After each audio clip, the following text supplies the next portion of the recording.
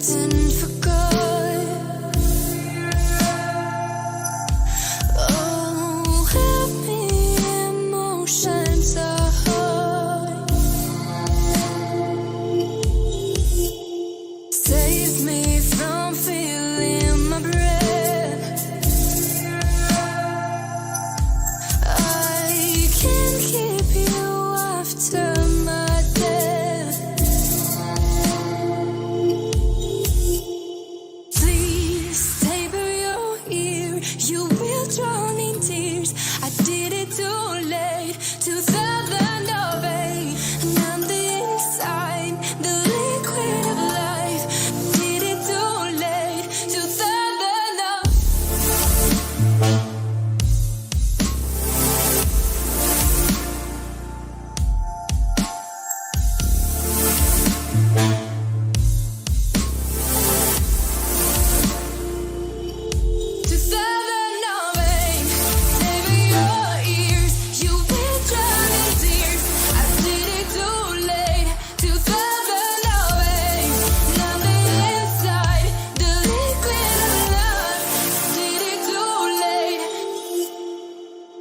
Laying here waiting for you. Oh, help me, I am rotten too. Please taper your ears, you will drown in tears. I did it too late, 2008. And on the inside, the liquid of love. I did it too late, 2008.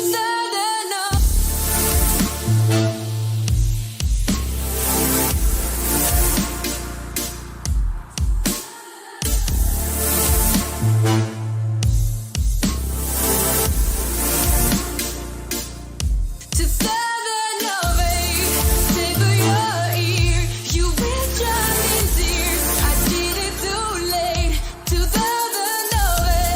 And on the inside, the liquid of love. I did it too late.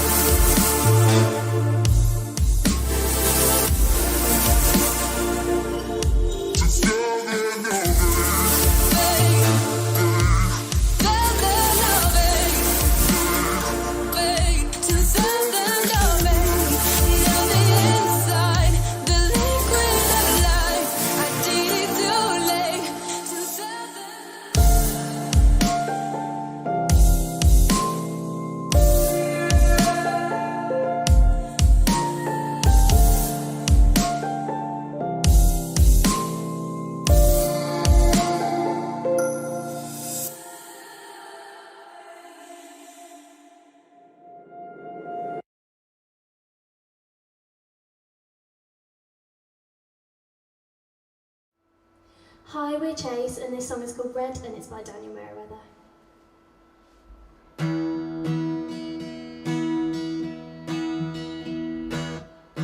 No more red, standing in the street light. This meant for me, 'cause my time on the outside is over. We don't know how you spend it, all the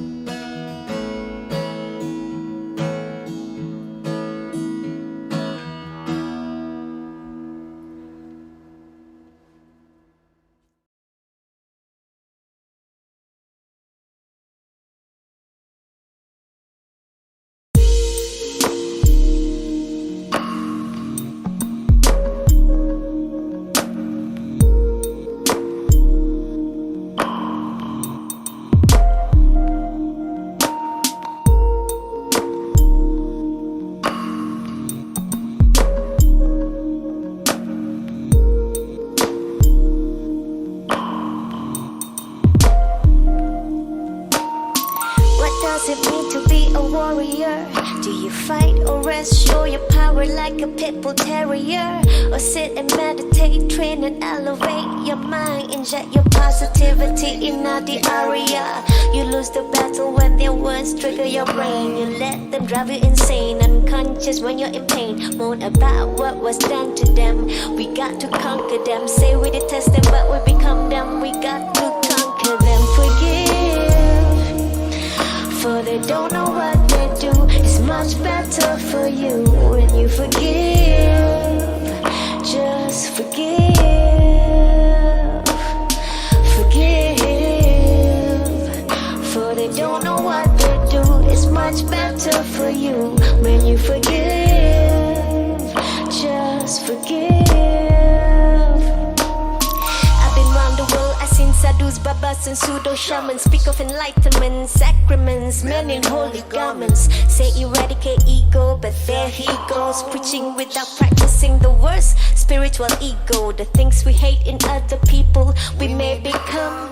Best we forgive, not just with words, but with our actions. Stuck in a loop, trapped in a zoo, going round the circles. Break the cycle, flip the script, jump over your hurdles. I try to push the limits of my mind. Raise the energy from the base all the way up my spine. Rewire the circuitry that keeps me blocked and in a bind. Cause everybody knows what you will seek is what you find. The mountain is high, you got to climb to change the view. The ones who make it to the top, only a few. And you never be a master of your mind. If you pointing fingers and blame the one who's blaming you. So forgive, for they don't know what they do. It's much better for you when you forgive.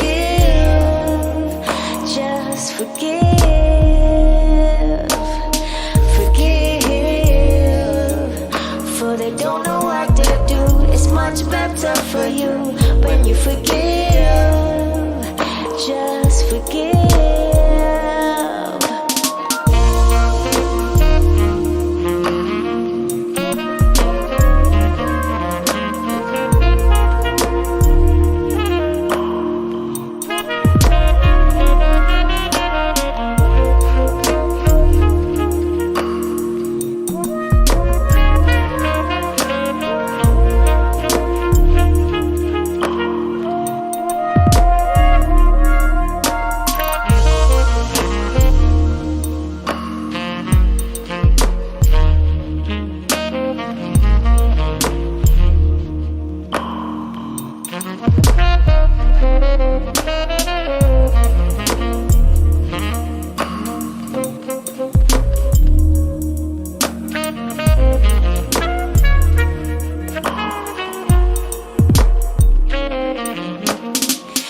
Around the world, I've seen sadhus, babas and pseudo shamans speak of enlightenment, sacraments, men in holy garments. They say eradicate ego, but there he goes, preaching without practicing the worst is spiritual ego. The things we hate in other people, we may become. Best we forgive, not just with words, but with our actions. Stuck in a loop, trapped in a zoo, going round in circles. Break the cycle, flip the script, jump over your hurdles. I try to push the limits of my mind. Raise the energy from the base all the way up my spine. Rewire the circuitry that keeps me blocked and in a bind. Cause everybody knows what you will seek is what you find. The mountain is high, you got to climb to change the view. The ones who make it to the top, only a few. And you never be a master of your mind. If you pointing fingers and blame the one who's blaming you. So forgive,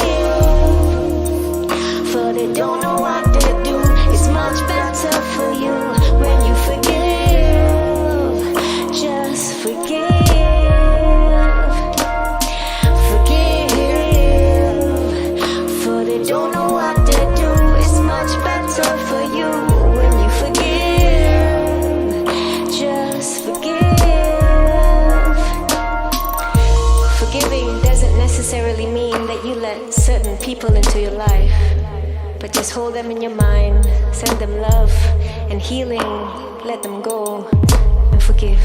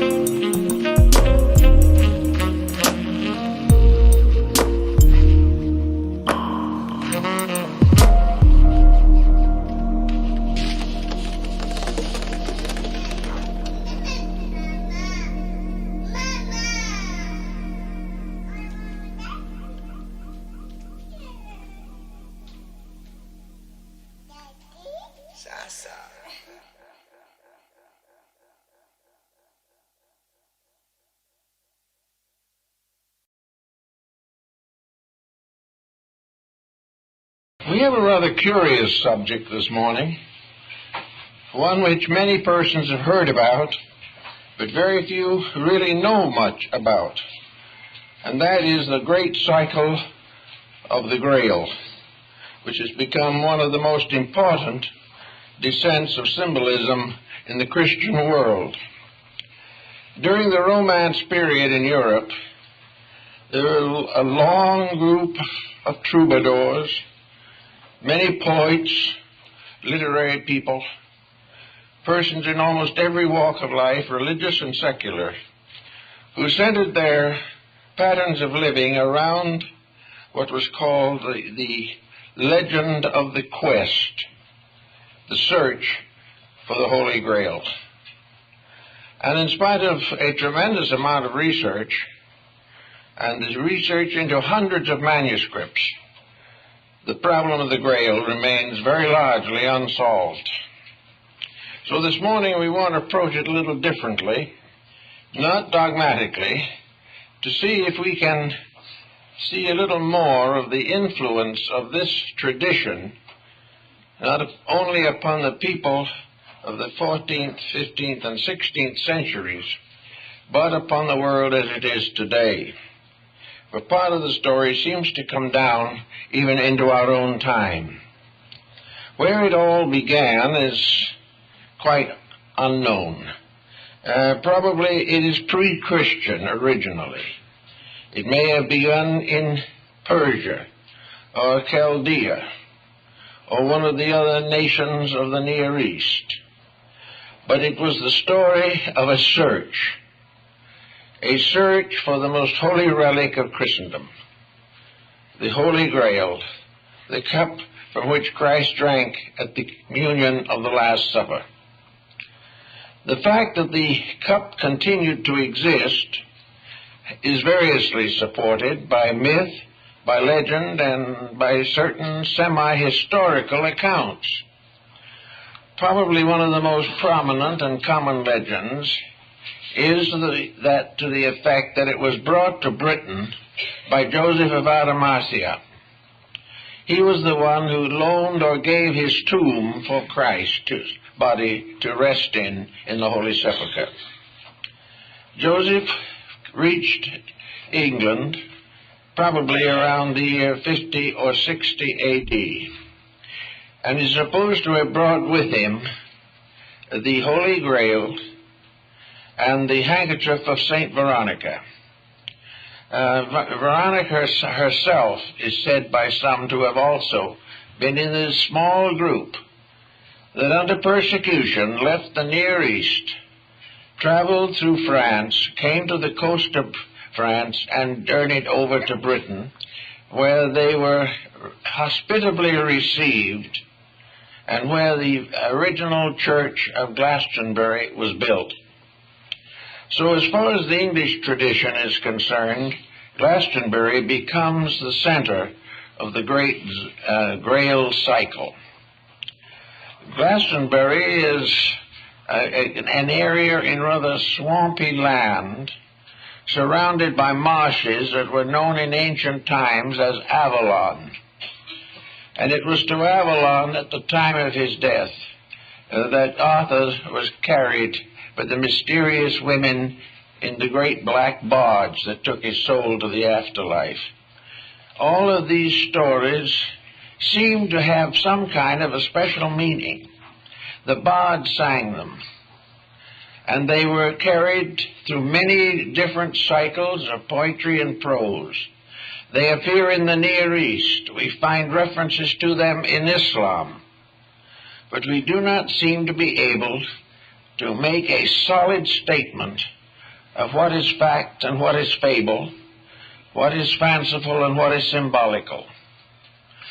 Perhaps the symbolical development of the story began in Alexandria, which was a mingling ground for practically all of the religions of the world in the period from the 2nd century BC to the 3rd century AD.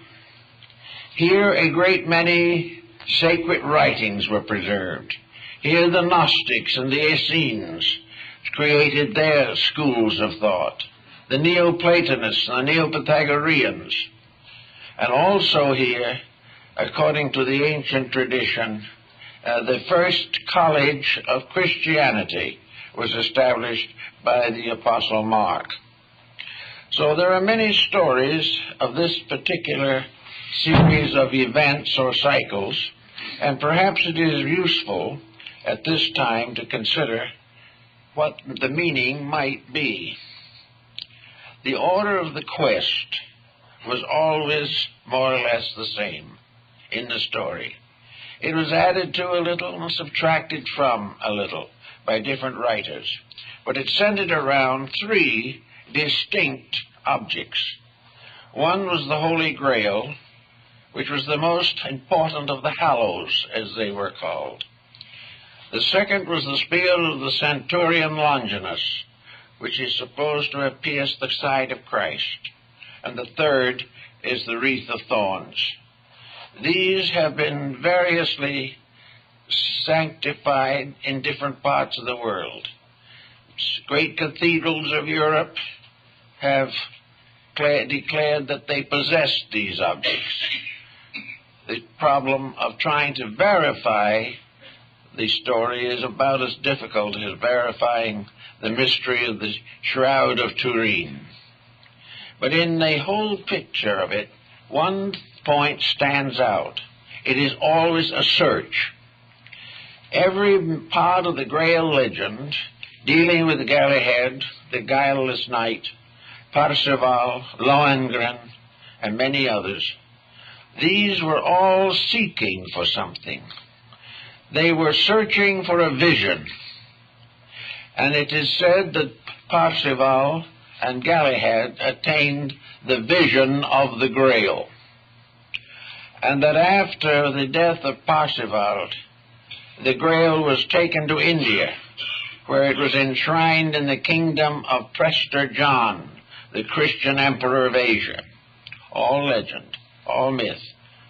But where in all of these stories is there something very important?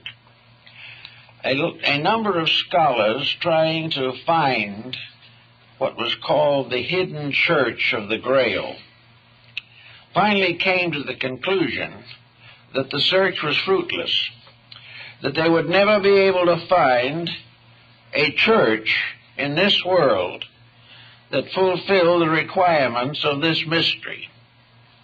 They finally decided, therefore, that the church of the Holy Grail was not in the material world, and yet it existed, and that it became part of a great descent of man's aspiration after enlightenment.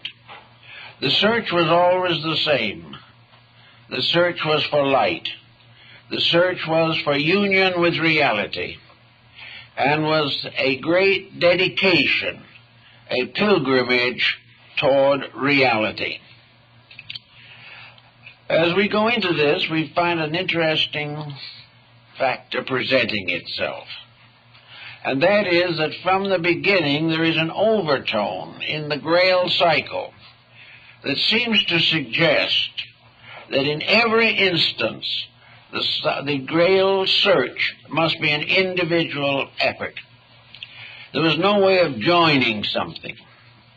There was no way of proclaiming a membership or depending upon a group support for the attainment of the quest. You could not become part of a congregation of the Church of the Holy Grail. Every part of it had to be individual. The individual himself was searching to become one with the communion of saints, with those of the other life who had attained the illumination of the soul. It was therefore the soul in man searching for the eternal soul in life. And this search had to be a personal dedication. Those who achieved the search and finally beheld the Grail became a company apart, but they were never organized as an organization.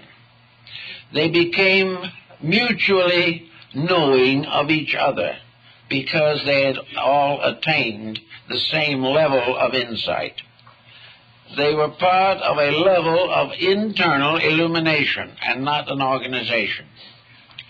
This seems to meet most of the requirements of the subject, but leads, of course, inevitably to the dedication for the search. A dedication which was part of the vow of knighthood back in the medieval period.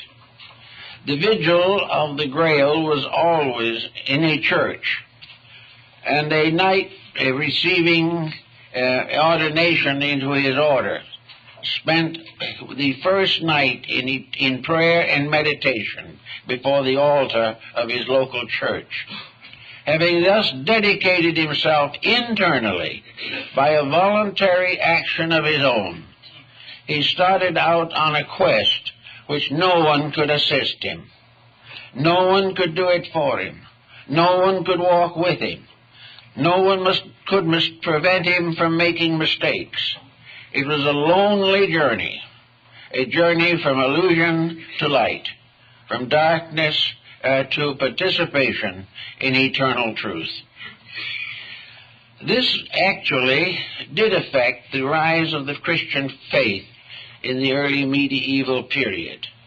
The Grail cycle, regardless of its origin, which may have been among the mystery schools of Egypt, Asia, North Africa, Greece, all of these countries. But wherever it began, it became a key to the religion that had no physical structure, a religion that was entirely subjective, a religion to which each individual made his own commitment, and having made this commitment, either succeeded or failed, in either case alone.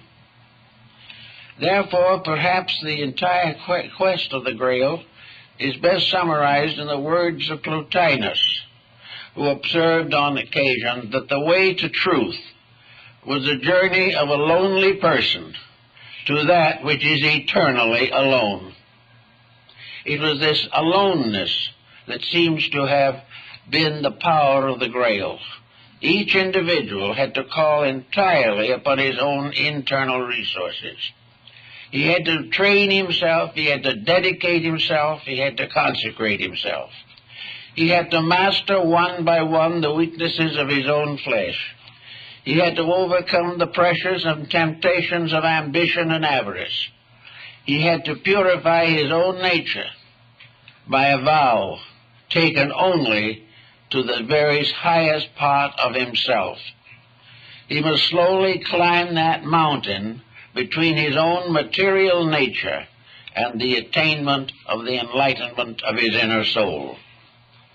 It's a very interesting concept, and probably has never been fully explored, except that there are records and indications that certain persons apparently achieved this tremendous dedication.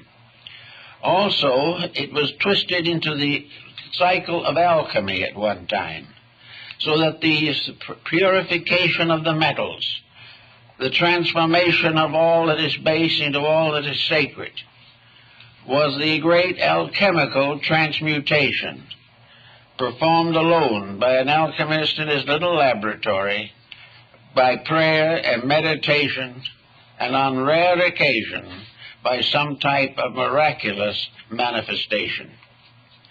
To the Grail cycle, the miraculous was an internal mystery. It did not deal with the commonplace of life. Miracles did not interfere with the workings of universal law. Miracles were inner experiences of attainment, a proof that the reality was nearer than it had been before. The problem of the origin of the Grail, again, has a great many legends associated with it. One legend says that it was carved from the crest jewel of the archangel Lucifer when he fell from heaven. Others say that it was part of the basin of consecration found in the ancient rites of the tabernacle in the wilderness. Some believe that it was the ecstatic cup of Bacchus or Dionysus in Greece. In most cases, it was a chalice in which the individual had to find ways and attain to the possibility of cleansing the inside of his own cup, which was the actual meaning of the term. Now, in doing this thought, or living this way, we find that there arose in North Africa and in early Christendom a teaching that was to become very important in the life of people. And this teaching was the cultivation of the power of internal visualization. In other words, the individual gradually transformed these ideals into inner pictures. These pictures, like the Oriental mandalas, were visualizations of a superior state of being, visualizations which impel the individual to fulfill them or to achieve the mysteries which they represented. And in some of the old English block books, and on the continent also, the city of the Grail, or the Church of the Grail, is placed at the top part of the great Ptolemaic system of the solar system. You climb the ladder of the 7 planets to reach the entrance of the secret house. This house was above the firmament, and there dwelt together the deity, the triangular Trinity, and the abode of the blessed. So the whole concept gradually became a series of self-disciplines by means of which the individual sought to remove from his nature all forms of defilement. Now, the beginning of the Grail journey was always the same. It was, first of all, the realization of a great need, and I think maybe that is where we have to begin our thinking. No matter who we are or how well equipped we are for life, there are always areas in which desperate need arises. No individual is completely sufficient to his own necessity. Those who think they are simply egotists, because there is no one who can be so protected either by his own mind or environment or by his worldly goods that he is free of crisis, free of danger, free of disappointment, free of disillusionment and despair. Therefore, the beginning of it all is the concept or realization that we are all imperfect, and also that by the kind of world we live in, the grace of a divine power has made it possible for us to overcome these imperfections in ourselves. The individual can live a good life, a life that is not temporalized by advantages or corruptions. The individual can be a true Christian. But to do this, he must make decisions, and very often he must turn his back on the very church he claims to belong to, because it is not possible for the individual who is dedicated to the search to accept a theology as the basis of his own enlightenment. He must realize that his journey to the Grail is one of dedication and personal victory over the weaknesses of nature, the possibility of living nearer and nearer to the love of God by direct personal unfoldment. Therefore, in the search for the Grail, there must first be rites of purification. The individual must gradually, to the best of his ability, put his life in order. He will not be able to do so perfectly, that is understood, but he must make a gradual effort to get over the problems by which he is bound to an inferior state by his own center of consciousness. He must get over all grievances. He must fulfill the commandments of Jesus. He must dedicate his goods to the need of those who are impoverished. He must give graciously of himself at all times. He must hold nothing and demand nothing. He must never conspire to gain anything for himself, including a conspiracy after truth. He must not have any of these motivations behind his action. There must be only true and simple acceptance and practice of the noblest form of life which he can experience. Now, if by this type of problem, or this type of living, he gradually overcomes the major weaknesses of his own nature, he gradually comes into a state of internal tranquility. And tranquility is the open door to the sanctuary of the Grail. Tranquility means peace with reality. It means that the individual accepts without question the true teachings of his religion, whatever it may be, and lives it without restriction or compromise. He must have, therefore, the ability to quiet all of the confusions which beset the average person. Now, confusions are very often things that cannot be overcome easily. Sometimes a life is harassed to the degree that it would not appear that the individual could make a new start in his own inner life. But he can if he will. There is never a time in the life of any living thing that has a consciousness in which that consciousness cannot be released constructively. It is a matter of willingness to be dedicated. Assuming that the person achieves this type of dedication, it might be regarded as an order of knighthood. He becomes the first grade of the search for the Grail. And all the knights dedicated their sword handles, which were the form of the cross, to the good fight, the battle to overcome the darkness in self, and to protect the light in others.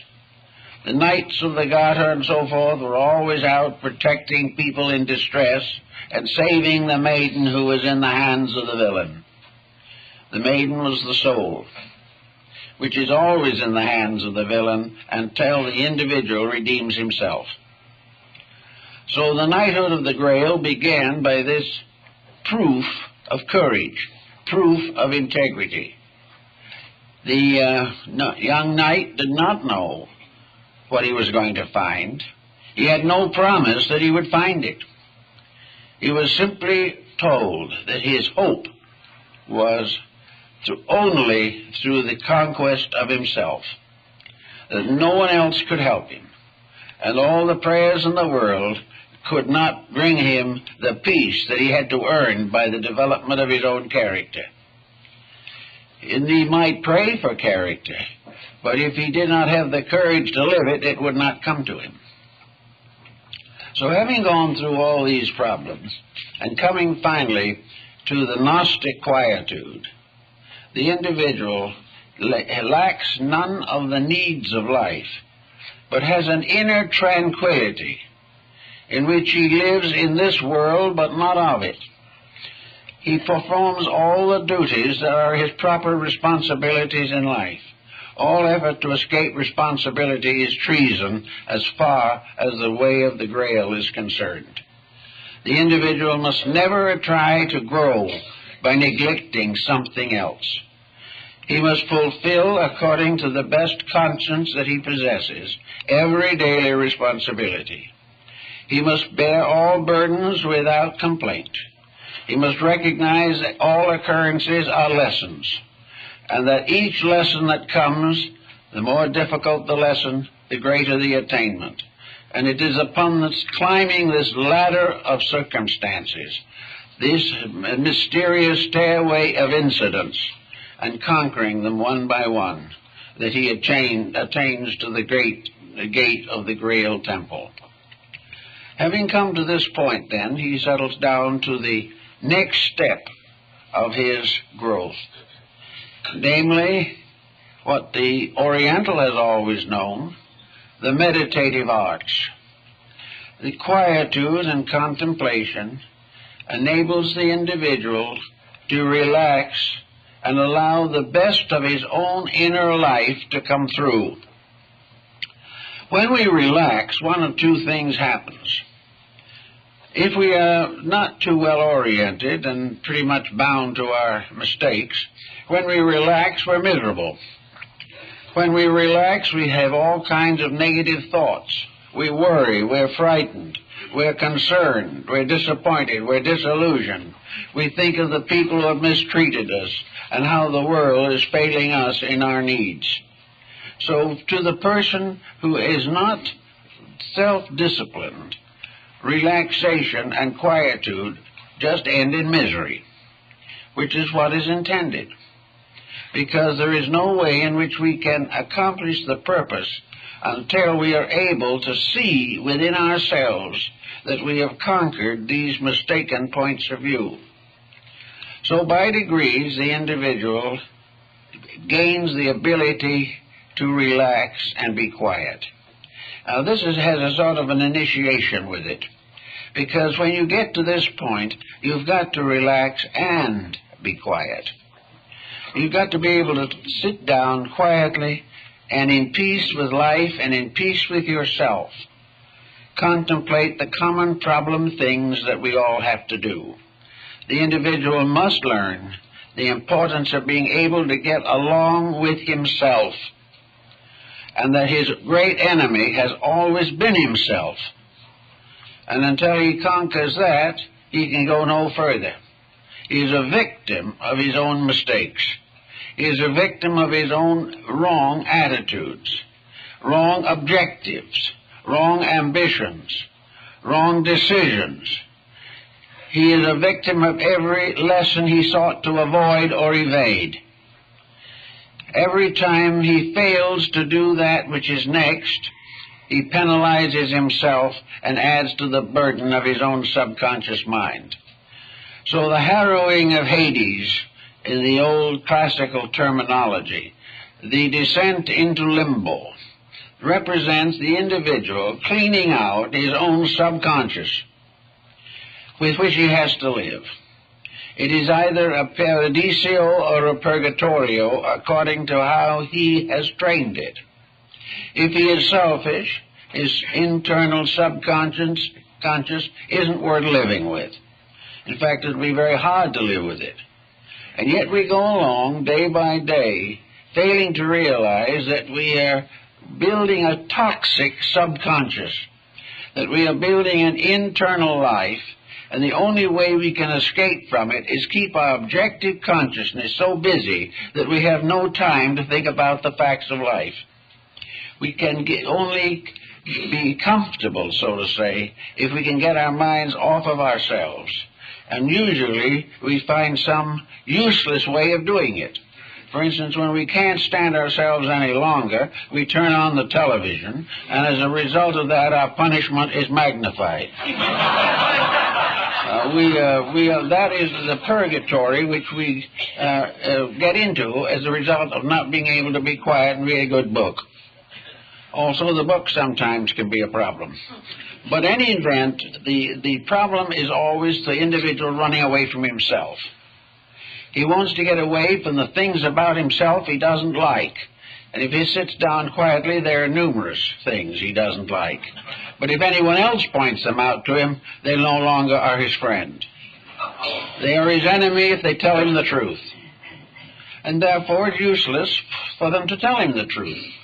He won't believe it, he will only hate them. He must find it for himself. He must live with his own mistakes until he can face them.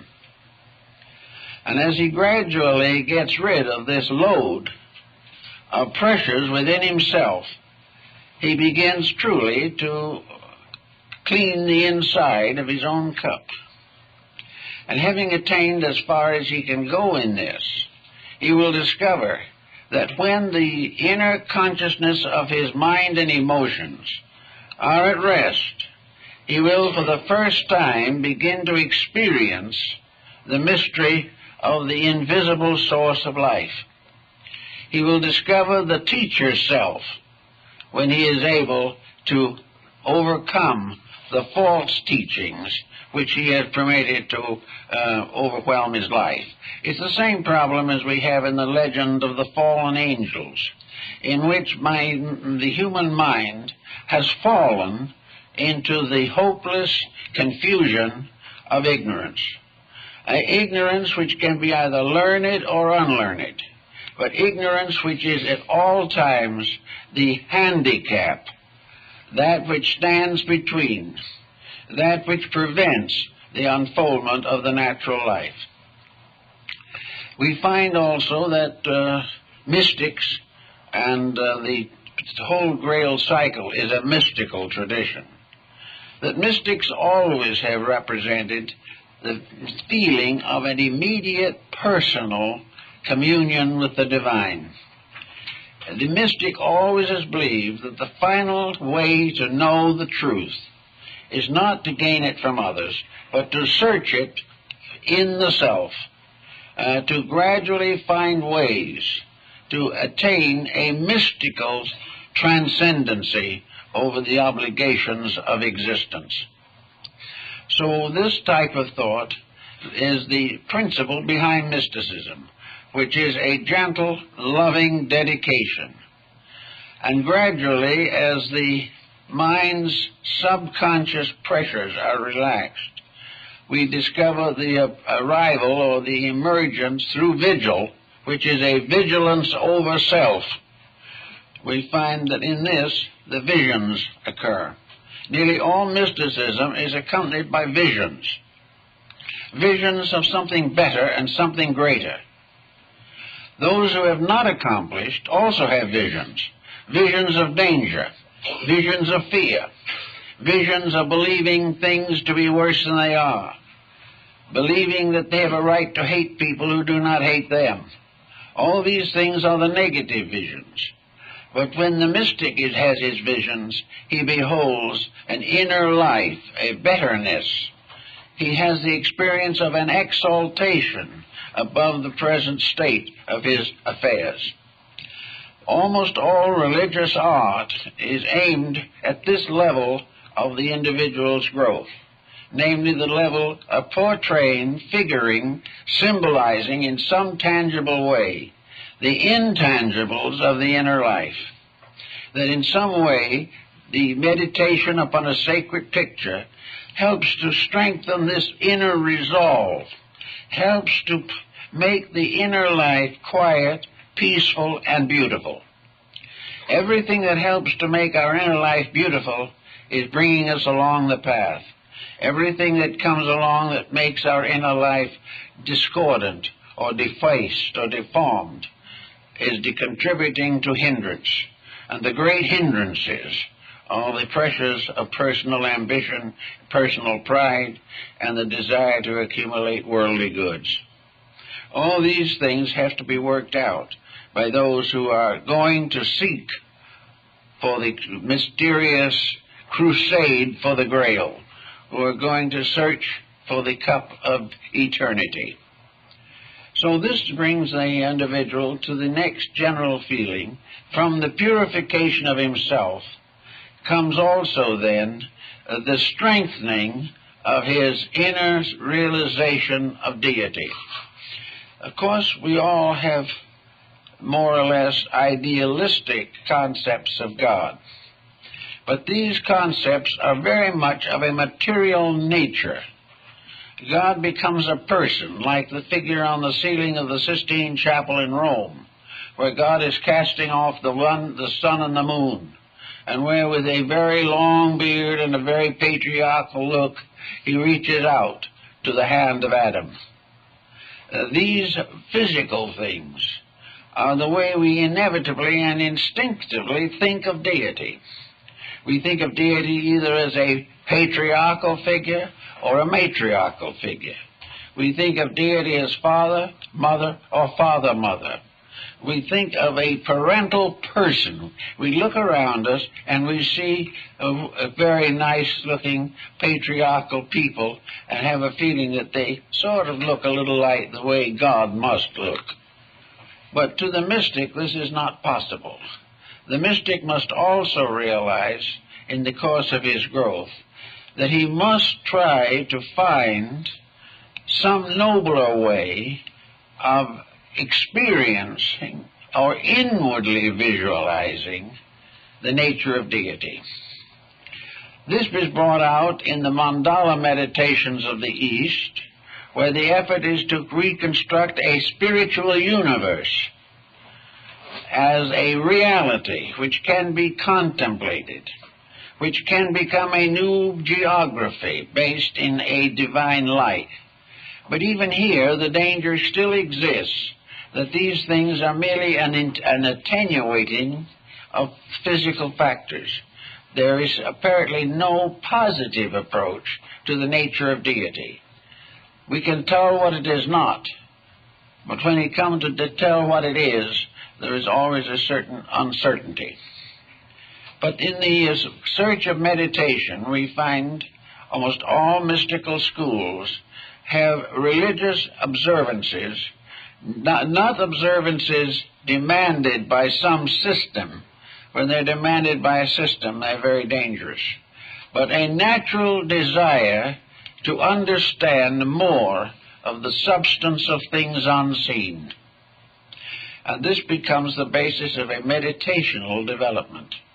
The individual may meditate in the presence of sacred objects which have a tendency to lift the mind, but are themselves transitory, but they are part of the growth process which must be gone through. The Eastern Christian monk gazing with meditative veneration at the icon of one of his saints or a beautiful picture of the Virgin Mary. These have a tendency to discriminate. They cause the individual to find joy in that which is truly the source of joy, rather than to find joy in little things, mortal preoccupations that have no essential meaning.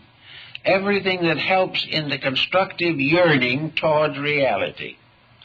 And then we come to another problem of hindrances which has to be considered, and that is, do people really want this? Does the individual really want to live this kind of a quest? Or is it going to gradually turn on him as a frustration in which he is miserable trying to be good? If such is the case, he has to stop immediately. Because unless the moods that grow in him fulfill him and make him happier than he ever was before, then something is basically wrong in the work he is attempting. He is never supposed to give up the world with a terrible sense of loss. If he does, he should stay where he is. He should give up the world only when in his heart and soul he is rejoicing at having discovered something greater than the world, something more important, something that he can love more fully, more completely, and more permanently. And if this does not appear, then this step of the quest is a failure. And many of the knights of the Round Table tried these different quests, which are very interesting, because only one or two of the whole group ever saw the Grail. Something always stopped them. The thing that stopped them was their own lack of worthiness. They got sidetracked. They got mixed up in something else, and gradually the vision of the quest faded away. They still believed in it, but the belief in it was not the quest itself. It never can be. We can believe in anything, but unless the believing transforms ourselves, it is of no basic value or permanence. But assuming that the individual has gotten this far in one piece and is going along fairly well, then we have these rungs of the ladder of meditation. We find the problem of growth involves not only the transformation of evil, but the glorification of good. The individual in order to really understand life, the great world of divine principles and causes, was placed in a garden where he was supposed to name all things according to their natures. He has rather named all things according to his own likes and dislikes, which is not the same thing. But in all of this problem, he has to recognize the importance of the experiences of growth. For instance, the mind must be developed. The various arts and sciences are rungs of a ladder. The individual is not wrong because he's a biologist. He's not wrong because he happens to be a grammarian. It is all a problem of what he is inwardly motivated by. If he is properly motivated, all sciences, arts, philosophies, crafts, and trades are equally sacred. If he is not so motivated, they are all equally profane. Therefore, it is not that the individual should walk away from experience or try to go off somewhere and live in a hermit cell for the rest of his life, or renounce humanity. A great many people just renounce humanity, and they try to get along without it. They try to leave behind every disagreeable task. They resent every social restriction. They dislike constantly the ineffectiveness of governments and religions and educations and everything, and come out very desperately against prevailing systems. This doesn't do much good. It constantly adds to a negative sense of criticism. It proves that the individual is still functioning without the gleam of eternal light that should be within himself.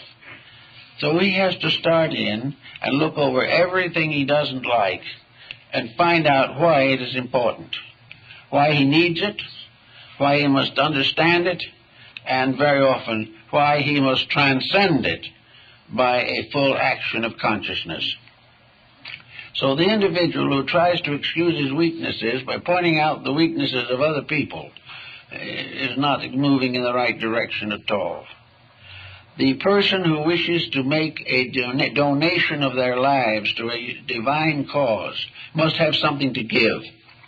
They must have an achievement, an accomplishment, a value that can be used in life. We must not bury the talent or the talents. We must use them if we would be called good and faithful servants. So by using the talents, we are able to gain not only a certain and additional ability to live well in this world, but at the same time, we are beginning to gain a better insight of the dimensions of that greater world we aspire to. We have to realize that all of the arts and sciences are like radiant stars suspended in a universal heaven. They bring light where darkness would otherwise be. We have to learn to recognize that knowledge is not bad. If it's true knowledge, it is very good. But to accept it as knowledge is not enough. We must find the spiritual soul behind knowledge. We must find the divine reality from which all forms of knowledge are suspended. If we do not accomplish this, we can go out and abuse knowledge and throw our world into war and disaster. Hurt and free from hurting others. He must not do anything by means of which the tragedies of life are magnified. He must have the very kindest and most gentle attitude towards everything.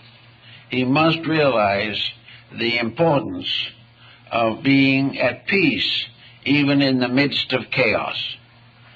This type of thing and this realization of what should be then helps the individual to gain this equilibrium, and he becomes a knight errant. He becomes one dedicated to the service of the system, the Grail system, the Garter system, the orders of the Quest, the orders of the Bath, and all the great orders of chivalry. The search for the golden fleece, which is the great order of chivalry in Europe, on the continent, is again the same thing. The golden fleece is the ray of light flowing from the Lamb of God. So all these things tie in, and little by little we begin to reverse the sources of our inspiration and influence. But we also have to have the courage and discrimination to know when we can even accept our own attitudes. And the only way we can do that is to be so selfless that there is no way in which we can be tempted to misuse any knowledge that comes to us. After this, we come to the truly meditational problem. Having cleansed the heart and mind from all traces of ulterior attitudes, the individual can, for the first time, come into the state of prayer. Prayer up to that time is just a conversation, usually with the lower part of yourself. But when that part is no longer there, prayer becomes a contact with the highest inspirational levels of consciousness. And because these inspirational levels have the power to perfect or rationalize or make whole all the disasters of the flesh, prayers are answered by the constant increasing of the divine consciousness within the person. Little by little, the divine takes over. And where the divine takes over, there is no longer any need for prayer, because the individual lives constantly in the light of God. So in the continuing of these thinkings, we come to the period of beginning to be useful. We must have some kind of a cause. The knight without a cause is in serious trouble. But the cause is dedication to whatever is necessary in life. Now this brings in a point that seems to be inconsistent.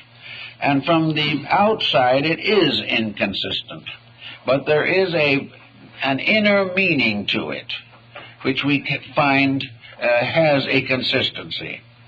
We are taught to purify ourselves and to free ourselves from worldliness, and yet we are also taught to turn back and serve those who are in worldliness. We have to go back to feed the hungry, cleanse the leper, heal the sick, and according to the teachings of Christ, finally to raise the dead. Therefore, we have a job here, even though we are outgrowing here. And the reason why we feel this need for this commitment is because the persons who are in trouble are usually not able at that time to sustain themselves.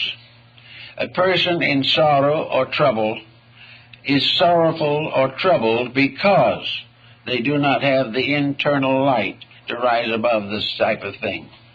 Therefore, comfort and consolation is important to them, but it must be given always in the sense of a reality. It can never be the individual being taught to do things he shouldn't do because they'll make him happy.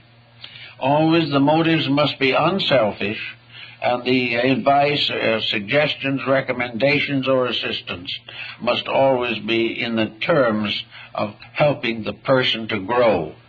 The growth must come before true freedom from pressure is possible.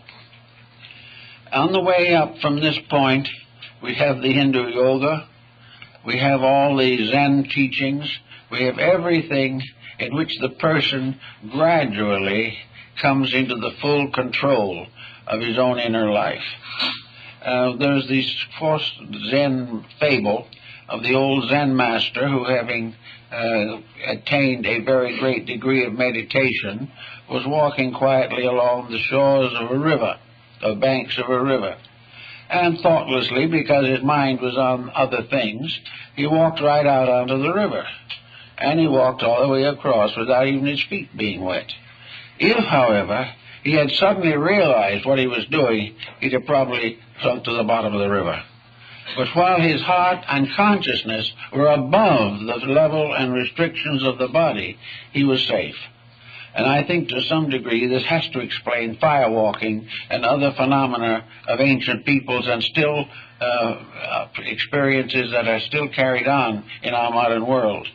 Namely, that if the individual can become completely unaware of fear, unaware of failure, unaware of any self-interest, or unaware of pride, which might be damaged by a failure, gradually what we might term the impossible becomes real, as Christ walking on the waters, which of course is a symbol of the Christ in you, walking upon the surface of the torrents and the tempests, unmoved by material circumstances.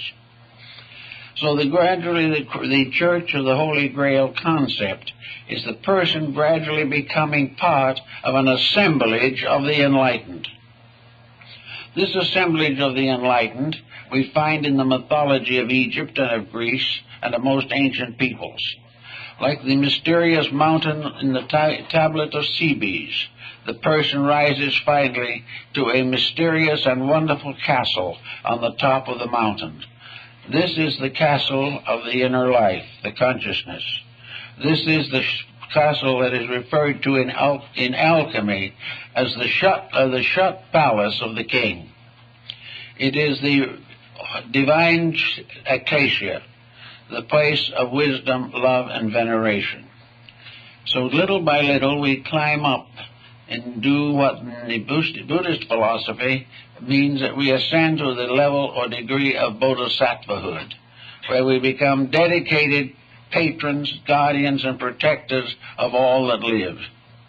We also become the agents and means of a tremendous dedication, a tremendous service. And it is a service that becomes all important, and nothing else is important at all. So little by little, the conquest of self brings with it the only true happiness that exists in this world. And this happiness does not exist completely in this world, because it comes to those who, while they live in this world, have attained an understanding and insight of something higher and more wonderful. Now, the story of the cup, of course, has a series of meanings. The cup is the Sangreal, or the Holy Cup, or the Sangre Real, which is the container of the blood of Christ. It also has been represented in various forms, and in a safe deposit box in New York, there is what is called the Great Chalice of Antioch, which is supposed to be a magnificent work of art containing, woven, and built into its substance the original Holy Grail. But the Church of the Holy Grail, as the mystics understood it, cannot accept this, because the cup simply never existed as a cup. If it was a pewter cup or clay cup which Christ drank from, it was probably long forgotten and broken. But the symbol of it is eternal. Here is the cup which contains the ever-flowing blood of consciousness. Here is the life of the human being, a life sustained forever, a life flowing into everything that lives and creating the great sacrament of the Eucharist. The sacrament of the Eucharist had to be experienced in the search for the Grail. It was the last of the hallows, the last of the great dedications. And in this, the symbol of the Eucharist, we have the representation of the ever-flowing life and light of redemption, flowing into everything that lives. Further than that, that life itself, by which we all live, and without which none of us can live, the very energy within our bodies, the very power to be or to exist, is due to the continuing source of strength, of vitality, and of life, which flows from the eternal.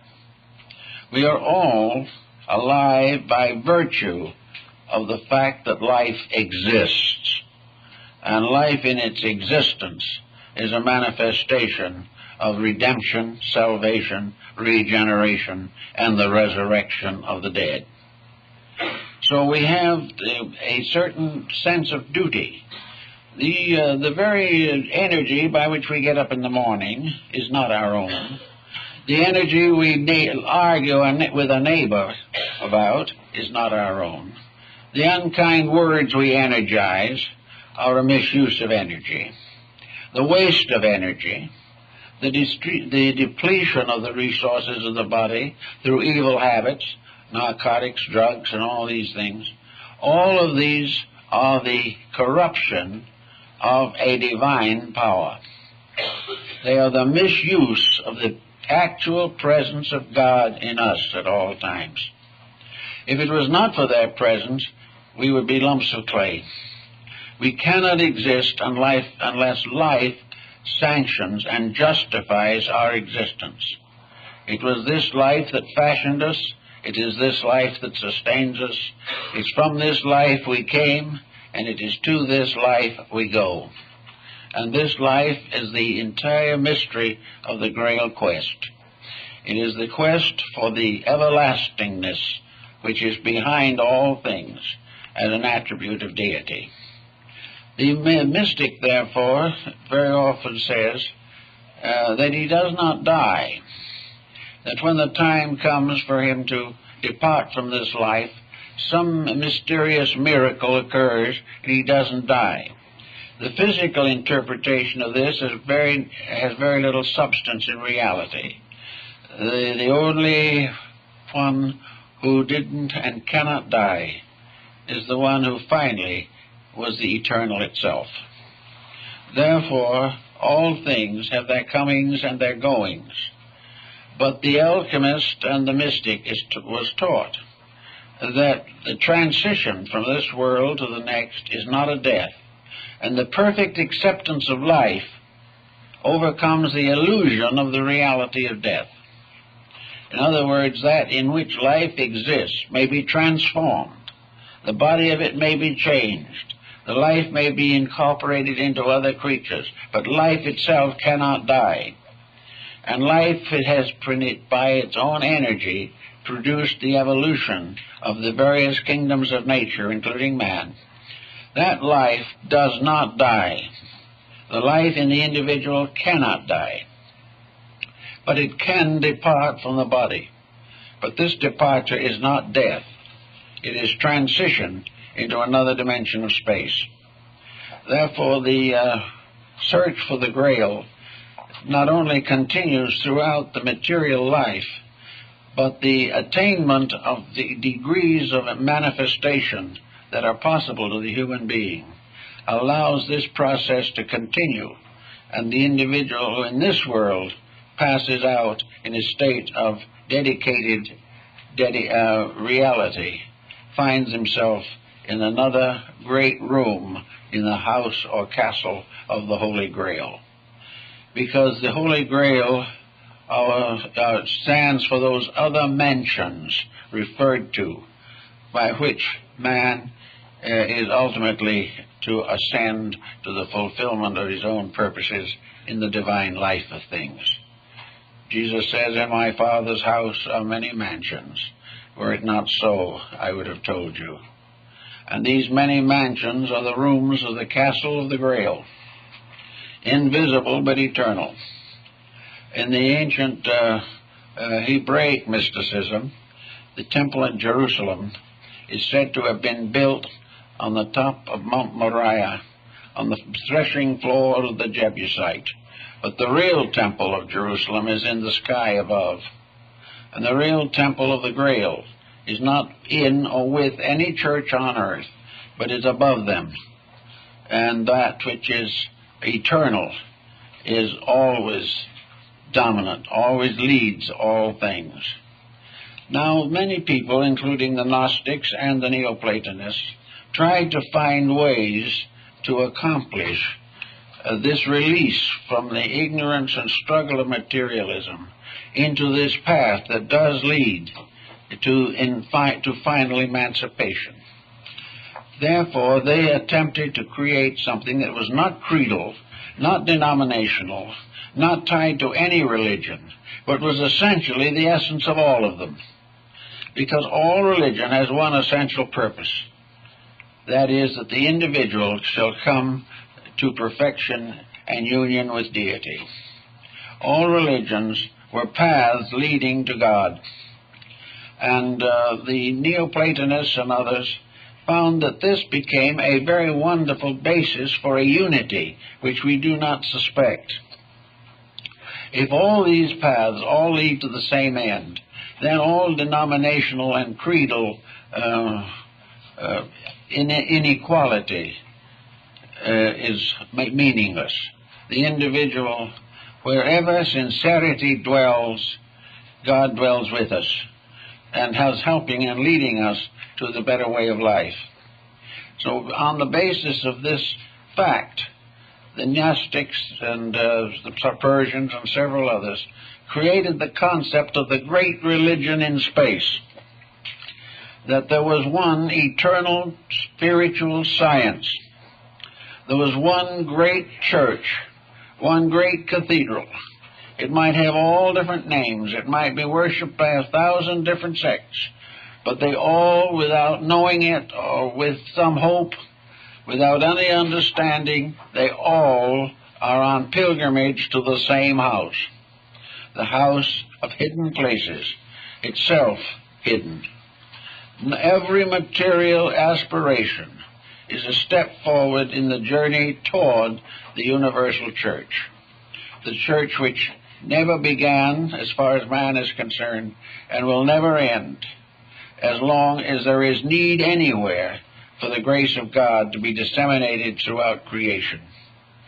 So this idea was developed gradually until it became this over-faith.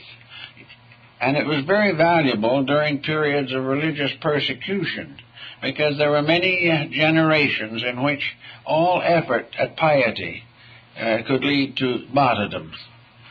All dedications to outside sects led to frightful wars, terrible abuses, religious persecutions, and fanaticisms. And all of these terrible incidents faced the individual whenever he tried to express any functional or organized religious belief. Therefore, the true religion was held in secret. All of these outward forms of it were symbols of its own inner mystery. The symbols were obvious to those who understood, and those who did not understand could gradually enlighten their inner life until the understanding came to them. But it was better for the realization that in this world there has never been but one religion, and that religion is set forth in the great spiritual and moral codes of humanity. And it has been disseminated throughout the world by religious teachers, by messiahs, by saviors, by martyrs, who have given everything to bring the code to earth, to bring the reality to earth. But the religion itself remains undivided, and all who seek to find the sacred altar of the Grail, the Parsifals and the Galahads, all have to come in the end to the same altar. But even if they do, they may not know it. They may not realize at all that it's the same. But the point is that in their inner lives they are doing the same things, and they're doing them essentially in the same ways, but perhaps have different names for them. Thus every virtue is a universal quality which cannot be divided. It spreads itself through everything that lives and exists, whereas every vice is a local situation. It is something that exists for a little time in certain places due to misunderstandings. But the more you put vices together, the more they battle each other, until one vice destroys another, as two wars will destroy each other. But virtues, wherever they are, feed each other. For in virtues there is always peace and harmony. Therefore, virtues are eternal and immortal. Vices are temporal and mortal.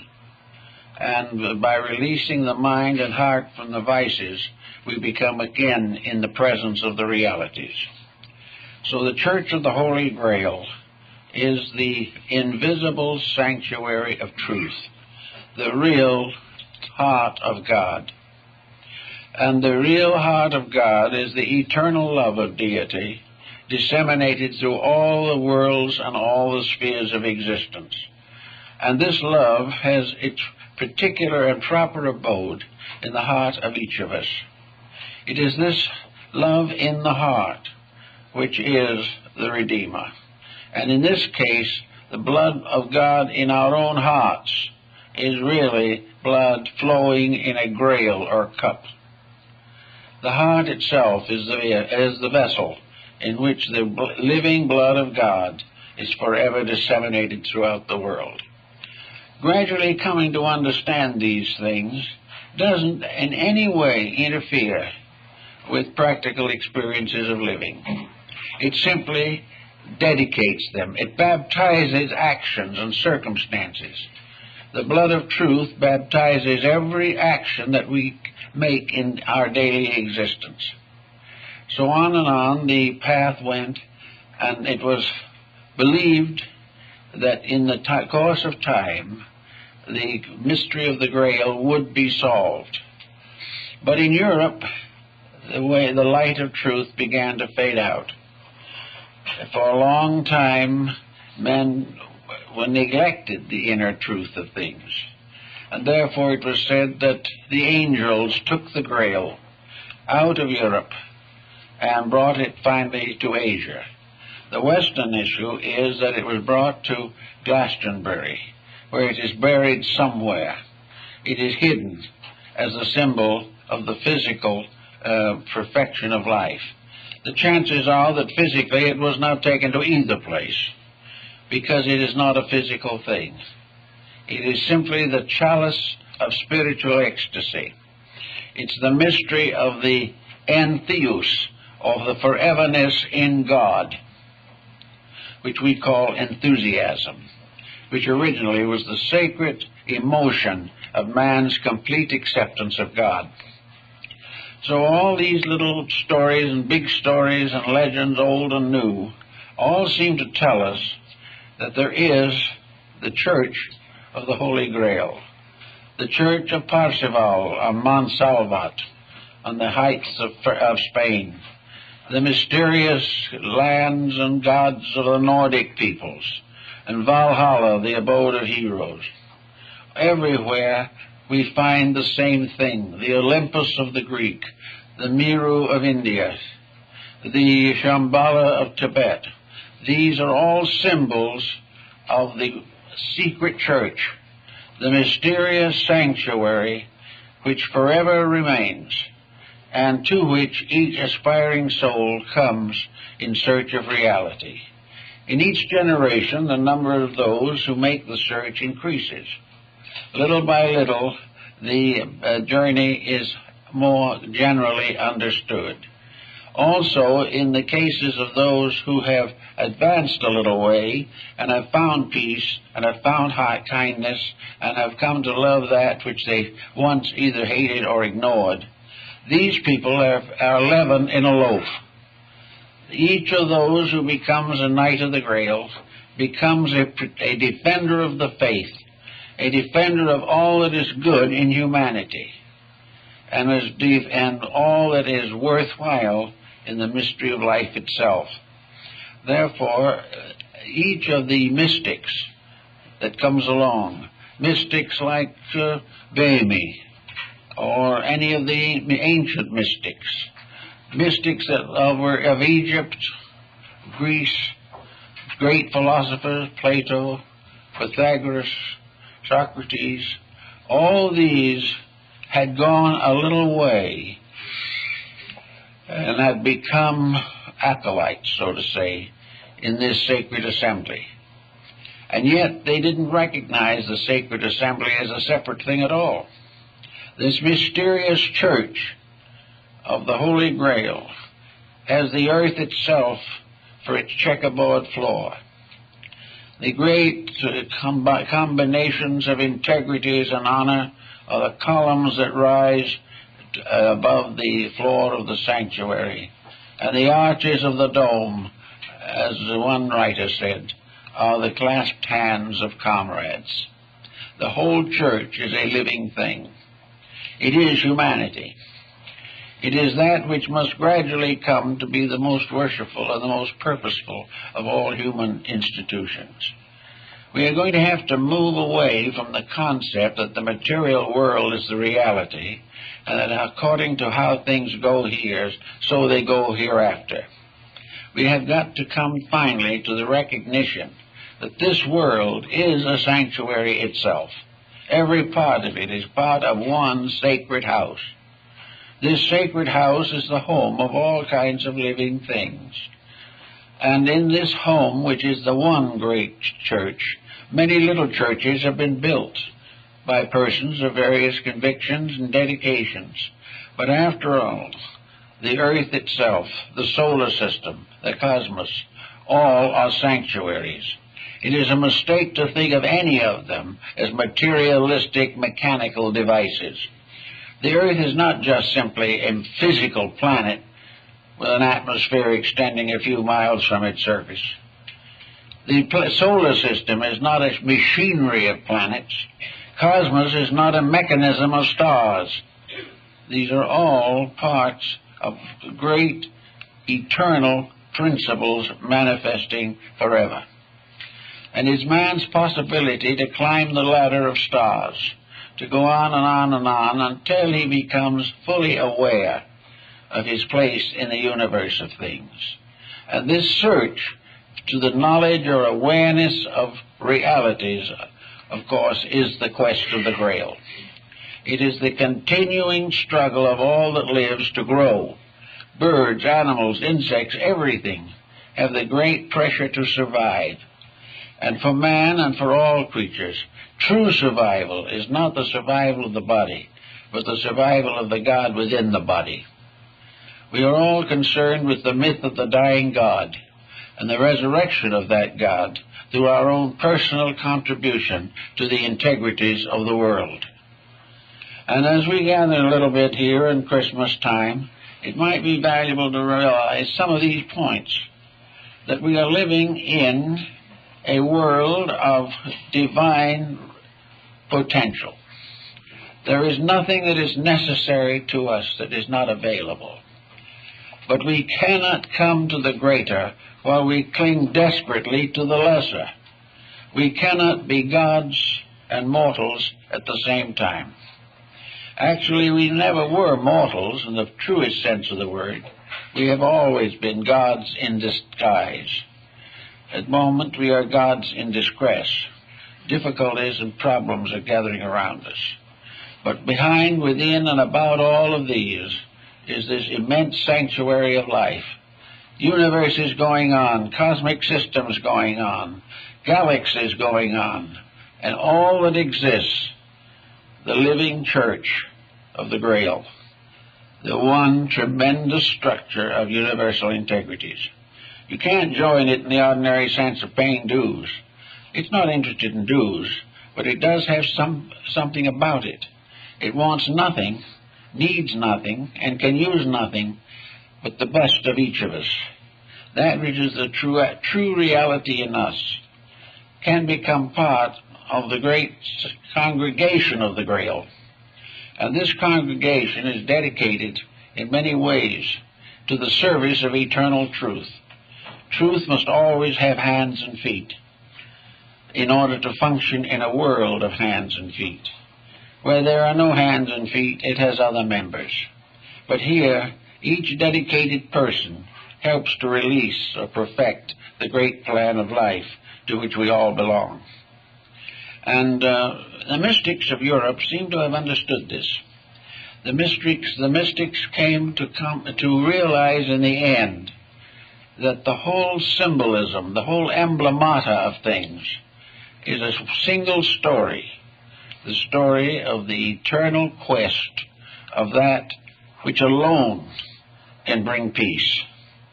the peace of nations, the peace of families, the peace of individuals, all must come from ennobling of human character. Now, we don't all feel very much like ennobling things here and there, at least. And the problem of a world dedicated to ennobling character seems a long way away. But after all, the gods move quietly, and like the millstones of the gods, universal nature grinds slowly, but actually very fine in the last analysis. And all this problem that we face is just part of the individual finding the way he has to go. We say these are very bad times, but perhaps they are the best times that we have ever had, because for the first time we are facing problems that must be solved. We can no longer run them under the edge of a rug somewhere. We can no longer migrate to another continent to get away from persecution or the pressures of life. We have to face them now. And with the proper enlightenment, each one will become worthy of knighthood in this story of human progress. We all must now begin to think, as we never have before, of what constitutes integrities. We will have to decide whether we want to go on making mistakes and suffering, or whether it would be more comfortable to change our own ways and let the light of truth lead us in the direction we should go. So stressful times are good times. And in the story of the Grail, the knights were not only sworn to this service, but they had a knight errantry, for they had the sword of quick detachment. They had not only love and wisdom, but the courage to defend the right. And this courage to defend the right, however, is always in need of a definition of what is right. To defend the right means to always stand for the truth. To defend the right means to come to the aid of truth where it is endangered, if it is in our power to do so. To defend the right does not mean to keep things going the way we want them to in a material sense, but to defend the right is to prove to ourselves and others that eternal principles rule forever, and that those who are the true honored Christian soldiers are the ones who will defend the integrities of life, regardless of the cost to themselves in material concerns. Christ gave one great commandment to his followers, a new commandment: love one another. Now this is the voice of heaven speaking, and there will be no peace on earth until that divine emotion is firmly established in the hearts of human beings. No great miracle is going to bring it. The great miracle will come in each individual life when suddenly comes the realization of the meaning of it all. All study, all matters of personal improvement, all religious and philosophical research, all these things are to help us to get into a condition of consciousness in which it is possible for this mystery of enlightenment to occur. The mystics, with their illuminations, were brought into an emotional, spiritual contact with the integrities of life. They suddenly saw the air and the land beneath their feet, the waters, all these things as living testimonies of an eternal reality. They heard the cry of the bird. They heard all of the signs and symbols. They watched the mother watch her young. They watched all the beauties of life and realized that these are the great symbols of the divine purpose, and that it is up to us to live in the light of truth if we wish this purpose to finally lead the world into peace, security, and honor. The honor must come first in ourselves. And though we may say it is difficult, we can say that many can fall upon the right hand and many upon the left. But if we are just, we will stand. We will survive in the great pattern of things, because it is so ordained. And those who are faithful unto little things will be made masters over greater things. We must be faithful to the reformation of ourselves. And as this is accomplished, we will be given larger tasks and greater opportunities to be of value to our world and to the powers that created it.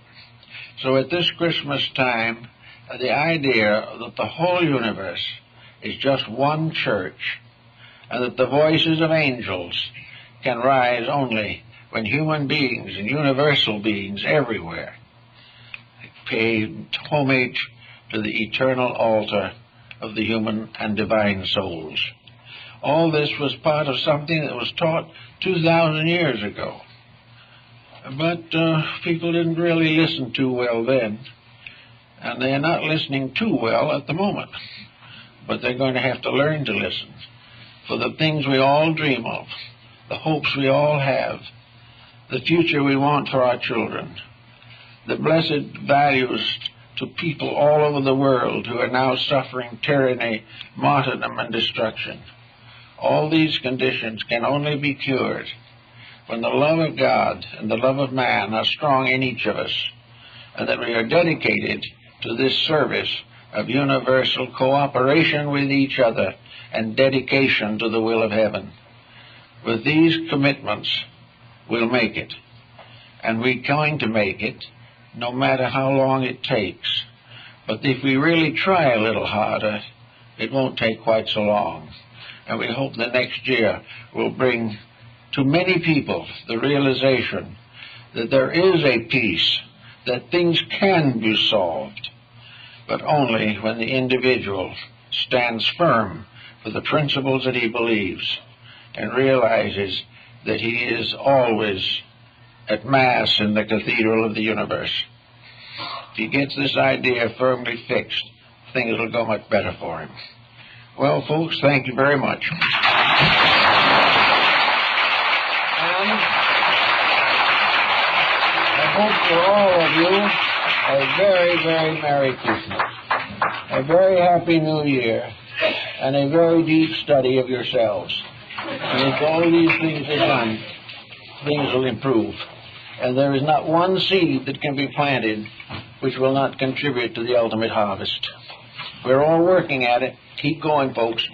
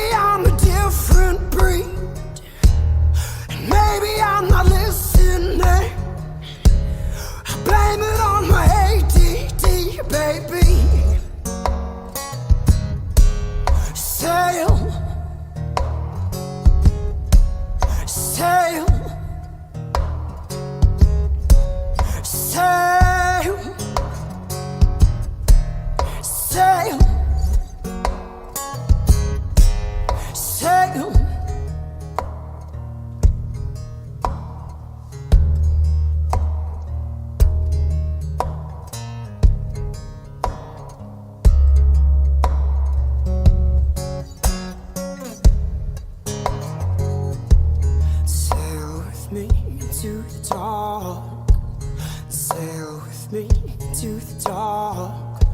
Sail with me into the dark.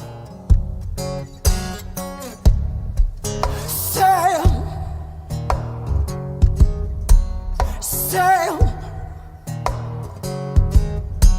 sail, sail, sail, sail, sail, sail, sail.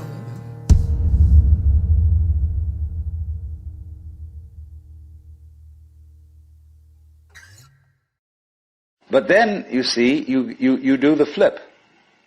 Bloop. In giving away the control, you got it. You got the kind of control you wanted. That's to say, where you had a loving relationship to the world, but you didn't have to make up your mind what it should do. You let it decide.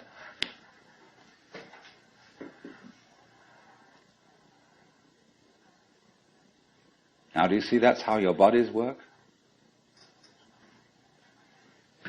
You don't have to make up your mind what your nerve cells are going to do. You've delegated all that authority. If the President of the United States has to lay awake at nights thinking what every official under his command is going to do, he can't be president. He's got to make an act of trust in all those subordinates to be responsible and carry on their things in just the same way as you make an act of trust to all your subordinate organs to carry on their functions without you having to tell them what to do. And this is the secret of what we will call organic power as distinct from political power.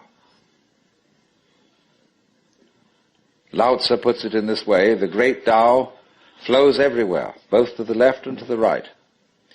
It loves and nourishes all things, but does not lord it over them. And when merits are accomplished, it lays no claim to them. The more, therefore, you relinquish power, trust others, the more powerful you become, but in such a way that instead of having to lie awake nights controlling everything, you do it beautifully by trusting the job to everyone else. And they carry it on for you.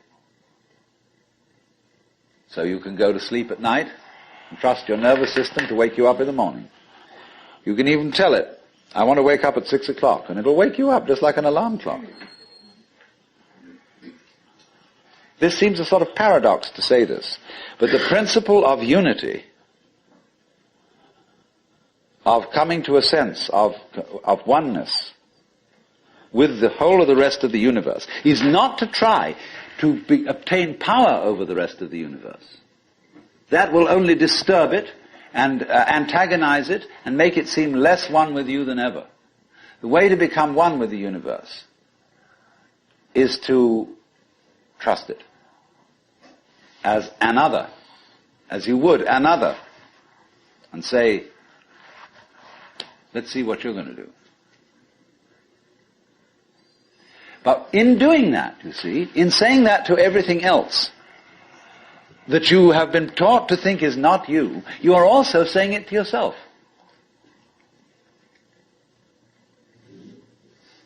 Because finally, as I pointed out, you do not know where your decisions come from. They pop up like hiccups.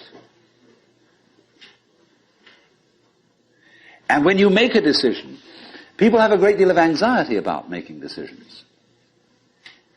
There's this guy farmer, who ordered a help man to come in, and found he was an extraordinarily efficient worker, because the first day he put him on sawing logs.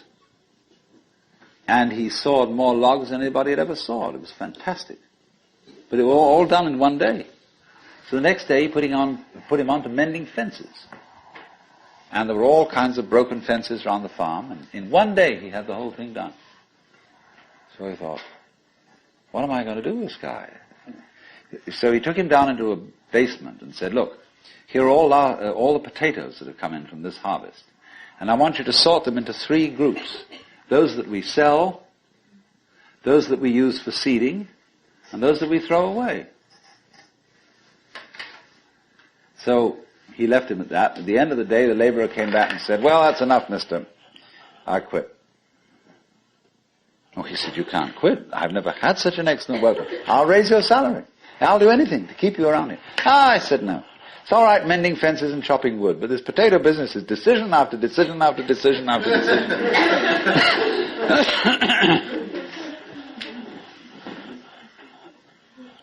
So when we decide, we're always worrying, did I think this over long enough? Did I take enough data into consideration? And if you think it through, you find you never could take enough data into consideration. The data for a decision in any given situation is infinite. So what you do is, you go through the motions of thinking out what you will do about this. And then when the time comes to act, you make a snap judgment.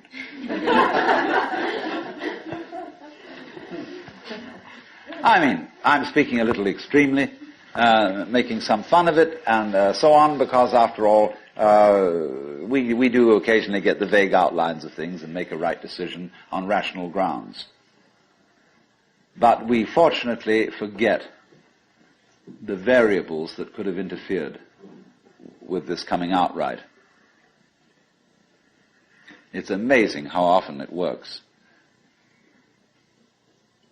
But warriors are people who think of all the variables beyond their control and what might happen. So then when you make a decision, and it works out all right, I think very little of it has much to do with your conscious intent and control. But somehow or other, you are able to decide and control things more harmoniously if you delegate authority. That's why very great businessmen are those who can delegate authority. Trust others to work for them. Because those are people developing businesses on the same basic structure that is fundamental to a living organism. Delegation of authority. It loves and nourishes all things, but does not lord it over them. And you see, then, what is happening is this. The more you let go of it and trust it, as if it were quite other than you,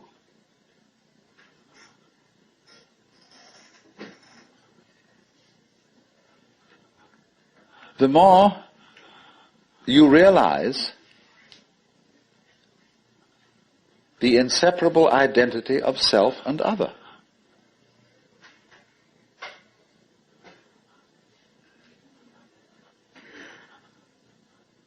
To go back, if you try to find the identity of self and other by subjecting other to self, no go. If, on the other hand, you find it through giving self, that is control, over to other, and trusting that, you may make a mistake. You may make a bad gamble. But in the long run, you're acting on a principle which has the backing of evolution. This is the way biological evolution goes on. Constant delegation of authority. That's why, obviously, the democracy is superior to the monarchy. it was de Tocqueville who said that democracy is always right, but for the wrong reasons. Because there is operating in a democracy the principle that Buckminster Fuller calls synergy. And synergy is the intelligence of a highly complex system, the nature of which is always unknown to the individual members. Because that goes back again to this point, that we're always entering a new environment. We don't ever know fully what the new environment is, because the only environments we know are the past ones. There is always then operating in the development of cellular life on any level a new way of organization, higher than any existing form, and we are not aware of it until after it's happened. If you ever saw, for example, the film Kon-Tiki,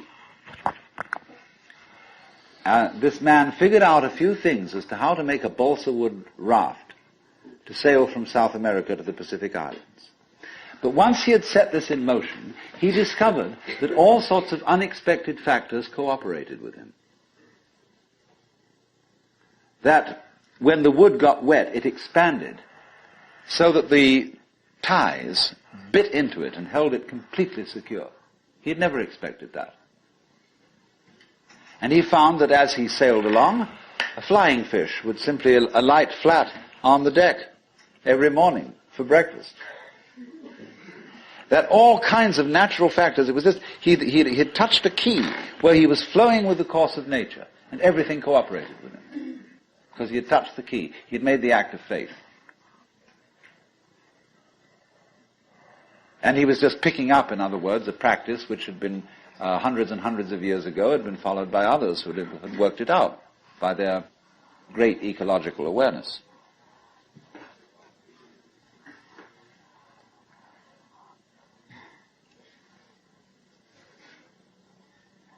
So we do come out of this way of thinking to something which has, I would say, the most enormously creative and revolutionary social consequences.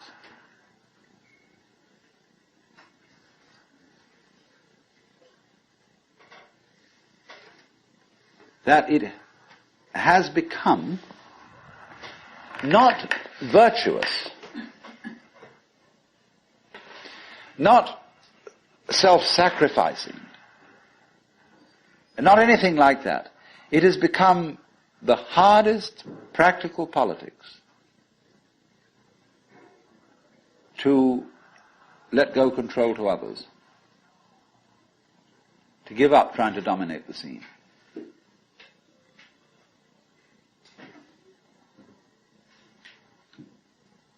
Also, in a parallel way, it has become at this time in our history very much hard practical politics.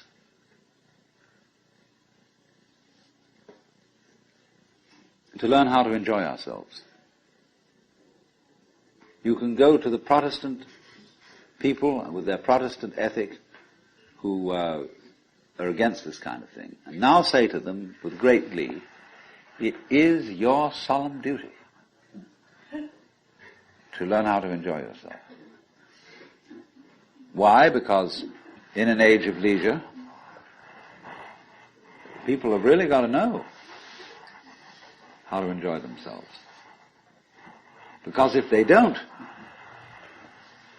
they'll smash the whole future of the human race.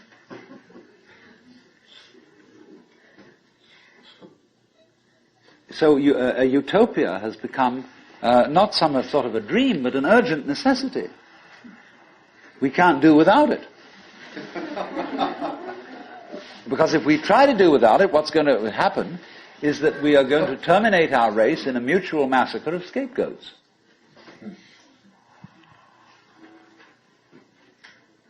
And so the present paranoia in the United States that is going on, where everybody is thinking up a new scapegoat and how great it will be to demolish them or get them out of power, all this kind of bickering and right and left politics has become irrelevant. because we now have the opportunity of trusting our own intelligence, our own technology.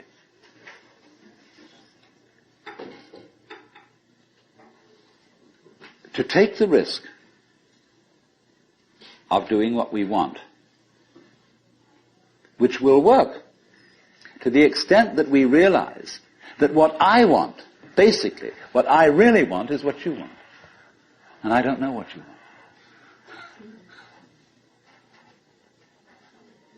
Surprised me. But then, you see, you do the flip. Bloop. In giving away the control, you got it.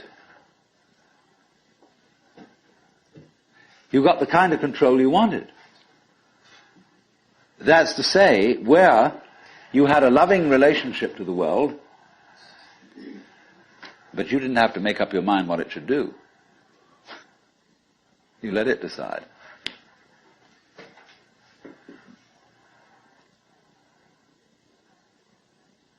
Now, do you see that's how your bodies work? You don't have to make up your mind what your nerve cells are going to do. You've delegated all that authority. If the President of the United States has to lay awake at nights thinking what every official under his command is going to do, he can't be president. He's got to make an act of trust in all those subordinates to be responsible and carry on their things in just the same way as you make an act of trust to all your subordinate organs to carry on their functions without you having to tell them what to do. And this is the secret of what we will call organic power as distinct from political power. Lao Tzu puts it in this way: the great Tao flows everywhere, both to the left and to the right. It loves and nourishes all things, but does not lord it over them. And when merits are accomplished, it lays no claim to them. The more, therefore, you relinquish power, trust others, the more powerful you become, but in such a way that instead of having to lie awake nights controlling everything, you do it beautifully by trusting the job to everyone else. And they carry it on for you. So you can go to sleep at night and trust your nervous system to wake you up in the morning. You can even tell it, I want to wake up at 6 o'clock, and it'll wake you up just like an alarm clock. This seems a sort of paradox to say this, but the principle of unity, of coming to a sense of oneness with the whole of the rest of the universe, is not to try to obtain power over the rest of the universe. That will only disturb it and antagonize it and make it seem less one with you than ever. The way to become one with the universe is to trust it as another, as you would another, and say, let's see what you're going to do. But in doing that, you see, in saying that to everything else that you have been taught to think is not you, you are also saying it to yourself.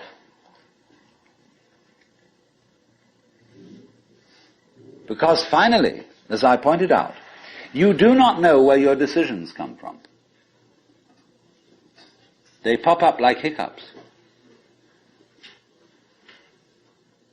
And when you make a decision, people have a great deal of anxiety about making decisions. There's this guy farmer, who ordered a help man to come in, and found he was an extraordinarily efficient worker, because the first day he put him on sawing logs. And he sawed more logs than anybody had ever sawed. It was fantastic. But it was all done in one day. So the next day he put him on to mending fences. And there were all kinds of broken fences around the farm, and in one day he had the whole thing done. So he thought, What am I going to do with this guy? So he took him down into a basement and said, look, here are all the potatoes that have come in from this harvest. And I want you to sort them into 3 groups. Those that we sell, those that we use for seeding, and those that we throw away. So he left him at that. At the end of the day, the laborer came back and said, well, that's enough, mister. I quit. Oh, he said, you can't quit. I've never had such an excellent worker. I'll raise your salary. I'll do anything to keep you around here. Ah, I said, no. It's all right mending fences and chopping wood, but this potato business is decision after decision after decision after decision.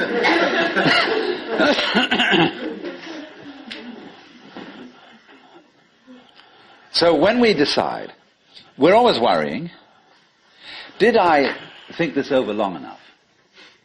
Did I take enough data into consideration? And if you think it through, you find you never could take enough data into consideration. The data for a decision in any given situation is infinite. So what you do is, you go through the motions of thinking out what you will do about this. And then when the time comes to act, you make a snap judgment.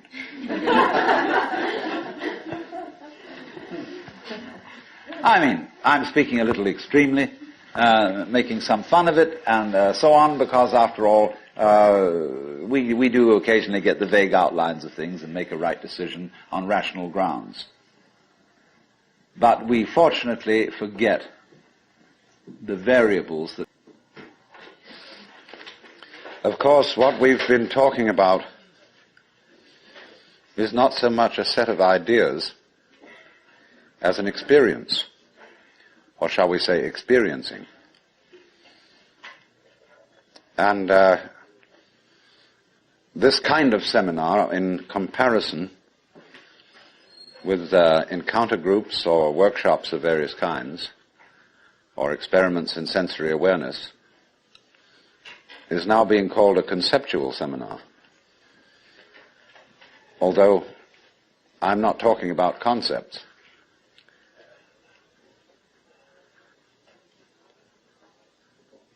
But the crucial question arises that an understanding, a real feeling understanding, of the polar relationship between the individual and the world is something that operates, as we say, in your bones, and isn't just a view that you hold or a belief that you hold. It's so curious that the emphasis of the Western tradition in religion is primarily upon right belief. Do you believe in the right dogmas and the right doctrines? And only secondarily upon right action. Because what you believe is, in Christianity at any rate, far more important than what you do. Because one is saved through faith, not by works. And early in its history, the Christian church rejected the movement in the church which had been known as Gnosticism, from the Greek gnosis, which means knowledge. And in a way, there were some sound reasons for doing so. Because the Gnostics were what I would call anti-materialists. They divided human beings into 3 classes that were called, respectively, pneumatic, psychic, and hylic. The last one being H-Y-L-I-C, from the Greek hyli, or they would call it now ile, meaning wood. So the people were spiritual, psychological, and wooden. And that is to say, the wooden people were those most absorbed in materiality and most closely identified with their bodies. And Orthodox Christianity rejected this sort of distinction because of the perfectly correct idea that material existence is not inconsistent with spirituality. This is something which most Christians have forgotten. But they do believe as the central principle of Christianity in what's called the incarnation. That in the Jesus of Nazareth, Almighty God did in fact become material, become human. And by this process initiated a transformation of the cosmos. In the words of St. Athanasius, God became man that man might become God. And you don't hear that from the pulpit very often. The Christian Church therefore emphasized pistis, or faith, as against gnosis, or knowledge. Because they said you can never know God. God could never become an object of knowledge. And in this funny roundabout way, the Christian theologians were saying exactly the same thing as the Hindus. Only the Hindus do call this knowledge of God through faith, they call it jnana, which is the same as the Greek word gnosis. But just to give you a little sidelight on how words get mixed up in their meanings, we now have a class of person called an agnostic. And an agnostic generally means a person who doesn't commit himself to any beliefs about the ultimate nature of things. He just says he doesn't know. But the original word, agnosia in Greek, meant a special kind of knowledge. It was called the dark knowledge of God. The knowledge of God in the cloud of unknowing, to use the title of a mystical treatise written by an anonymous 14th century English monk. This monk derived his ideas from a very mysterious figure who wrote under the name of Dionysius the Areopagite. Dionysius was a 5th or 6th century Syrian monk who had learned his mysticism from Porphyry, who got it from Plotinus, who was a Neoplatonist, and who probably got a great deal of stimulation from the intellectual world of Alexandria. And Alexandria, in the early years of the Christian era, was a tremendous exchange place between East and West. Buddhist monks visited Alexandria. It was one of the great centers of trade between Rome and India. And as you may know, all Rome's gold eventually went to India for the purchase of pepper.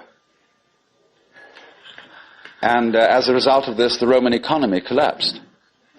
They bought too much luxury from India. India, in exchange, got Roman architecture. And you'll see a lot of Roman architecture in Indian temples. But Alexandria was the great center for the Gnostics and for Christian theology. And some of the greatest theologians, Clement, Origen, Athanasius, St. Cyril, all worked out of Alexandria. Well, now going back to this strange monk, Dionysius, it was he who first put around the idea in Christian circles that there was such a thing of the knowledge as the knowledge of God by faith, by agnosia, really, by unknowing. And he, in a book which he wrote, very short book called the Theologia Mystica, he wrote a treatise on the higher knowledge of God, which might be quoted directly from the Upanishads in certain parts of it. The last section of it reads like the Mandukya Upanishad, because it's a series of negations. It says what God is not. And he goes very far, because he says that God is not one. He says our idea of unity falls far short of what God is. So does our idea of Trinity. So does our idea of spirit, our idea of mind, of justice, of love. All these things are not really God. And he says in another place, if anybody, having seen God, understood what he had seen, what he would have seen would not have been God, but some creature of God, less than God, some sort of angel or something like that. It's perfectly amazing to consider the influence that this man had. For writing under the name of Dionysius the Areopagite, he became identified, you see, with St. Paul's first convert in Athens. And legend has it that he was the first bishop of Athens and was martyred in Gaul, where he's known as St. Denis. But St. Thomas Aquinas looked upon the writings of Dionysius the Areopagite as having the highest authority. And you could, if all the texts of Dionysius' work had been lost, you could restore most of it from quotations in St. Thomas. He wrote really two very important books. One was the one I said, the Theologia Mystica. The other was called The Divine Names. And these two books presented the two phases of his theology. The book called The Divine Names was a discussion on the nature of God in terms of what God is like, by analogy. And this kind of knowledge of God he called kataphatic, from the Greek themi, to speak or say, kata, meaning to say according to, that is to say, to speak by analogy. Where he used, though, entirely negative language about God, this sort of discourse was called apophatic. And the word apo meaning away from, to talk away from. Just as a sculptor, when he makes an image, reveals the image by removing stone. And so Dionysius explained that one attains the knowledge of God by discarding concepts, which is exactly what the Hindus mean when they say, of God one can only say neti, neti, not this, not this, not any conception. Thus, in Hindu philosophy, the highest state of consciousness in samadhi is called nirvikalpa samadhi, which means literally non-conceptual. Vikalpa means a concept. Nir is a negation. So the non-conceptual knowledge. Now, people have greatly misunderstood this. They have imagined that unknowing, the state of the highest contemplation, was the acquisition of a blank mind, from which you first discarded thought, you went on to discard perception, you went on to discard any kind of sensory content in awareness, until you were, so far as anyone could say, aware of nothing. And they supposed that this kind of catatonic state was mystical consciousness. This is often believed in India. If you go to the Vedanta Society and ask, what do you mean by nirvikalpa samadhi, they will tell you that the one in that state has no consciousness whatsoever of the sensory world. That he is completely absorbed, as you sometimes see Hindu holy men sitting in a state where they are blind and deaf to everything going on around them.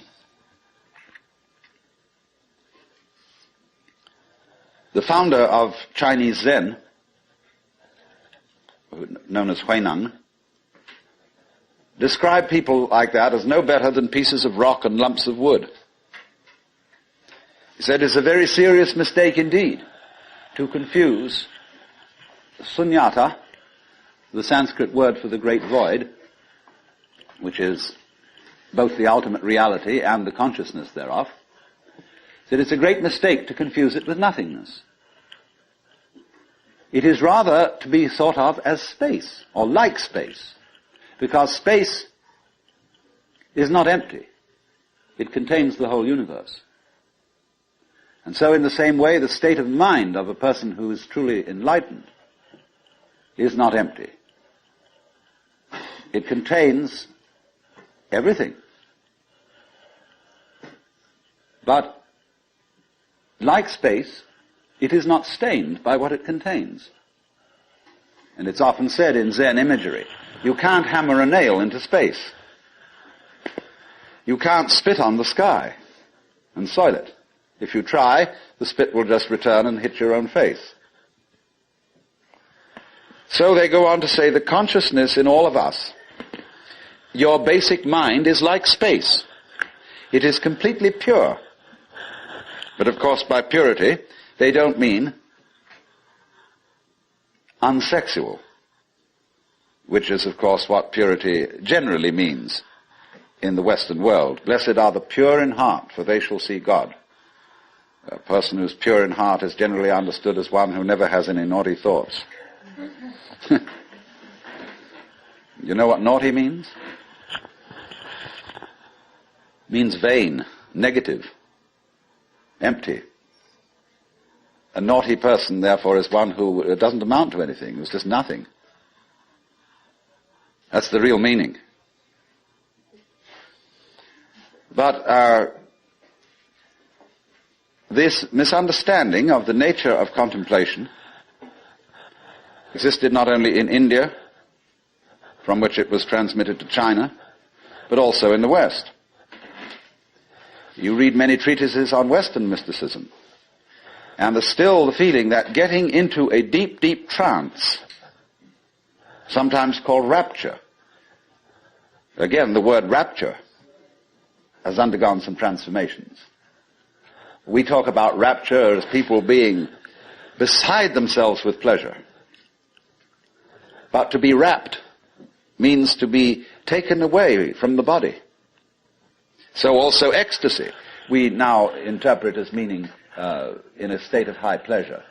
But it means to be outside yourself, to stand outside yourself. Your soul has left you, it is with God. As Arabs say of all crazy people, be kind to them. They're not here, their soul is with God. But actually, if it can be true, as Buddhists say, that nirvana and samsara are one, and if it can be true, as Christians say, that the spirit can be made flesh, the word can be made flesh, then obviously the highest form of man is not sitting in a trance like a lump on a log, with a perfectly blank mind. Because if that were the highest state of consciousness, it would be an exclusive state of mind. A state of mind that shuts out life. And in that sense it could not qualify for being what the Hindus call non-dualistic. They always speak of the highest reality as being not one, because one excludes many. Not nothing, because nothing excludes something. Not being, because being excludes non-being, and vice versa. And so they use this word non-dual to mean that which doesn't exclude anything, which, as it were, has no outside. As we say, space has no outside. You can only have outsides inside space. You can't have any outsides outside space. There is no outside space, even though space may be curved and finite.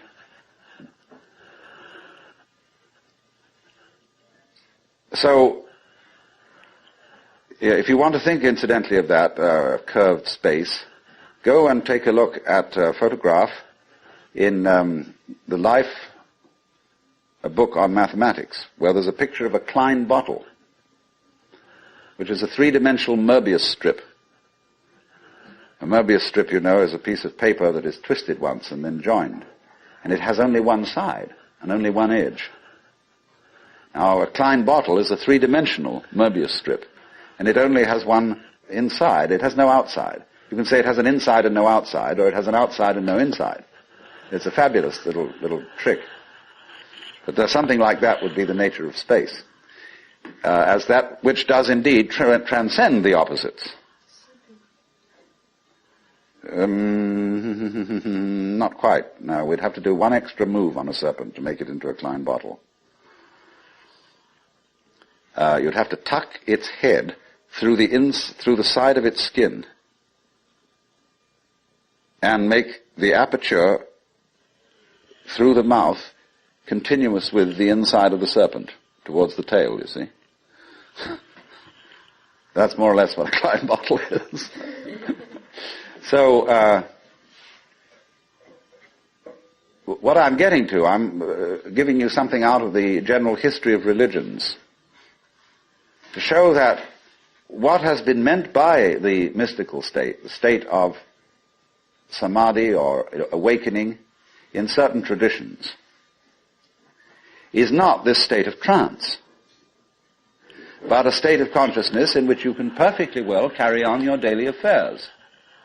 And of course, what is meant by a bodhisattva as the ideal type of Buddhist person is that he is not rapt, that he is actively engaged in the life of the world, because he has gone beyond the illusion that nirvana is to be found away from everyday life.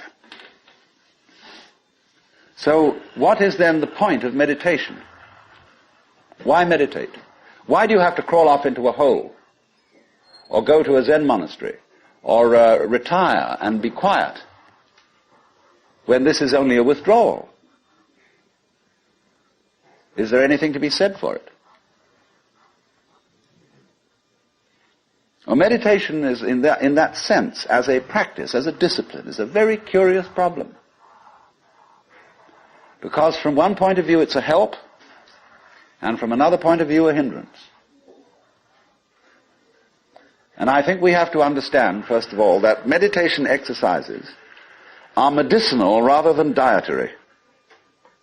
The same could be said of LSD. A medicine, not a diet. Something that is described in Zen as when you want to open a door, or summon someone to open the door for you, you pick up a brick and you knock on the door, but you don't carry the brick into the house. When you need a raft for crossing a stream, you cross the stream on the raft, but you leave the raft on the bank at the other side. You don't go carrying it around. But a lot of people, when they get into meditation, or they get into religion, or into any kind of exploration of this sort, turn the door into a revolving door and keep on going round and round and round and never get through. They say, what a gas it is to be in this revolving door. So I think a good definition of a parasite is the person who goes through a revolving door on someone else's push.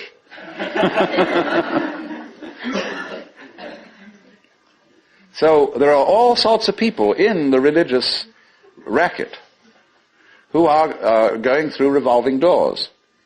And they're very bitter about people who walk right through and leave the door behind, because they say, well, you haven't paid enough respect. You must really understand religious one-upmanship. It's a tremendously important thing. And don't be caught out by this, because what happens is, there's a little game going on, which I'm going to initiate you into. And it's played in Zen, which is,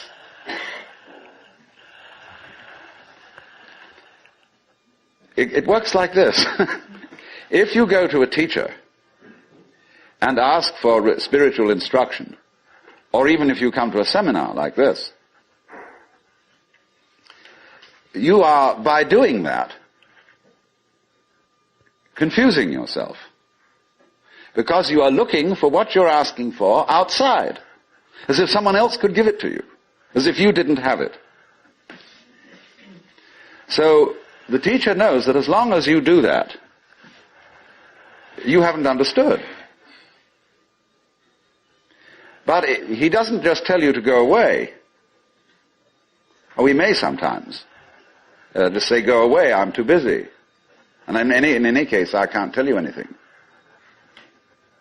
Well, people won't take that for an answer. They won't take no for an answer. And furthermore, if he just said, go away, they would just find some other teacher who would exploit them and maybe keep them as followers for years and acquire a great deal of money by so doing. But what he does is another thing. He tries to give them the put down, as if to say, you have a great long distance to go yet. Your attainment is not at all perfect. And they're always talking about other sects and other schools and saying, well, they haven't really got the point, you see? So that you keep losing faith in yourself and feeling, my goodness, I haven't yet attained this thing. And that keeps you working. But all the time, you're being talked out. It's like someone who's a pickpocket and he's stolen your own watch and is selling it to you.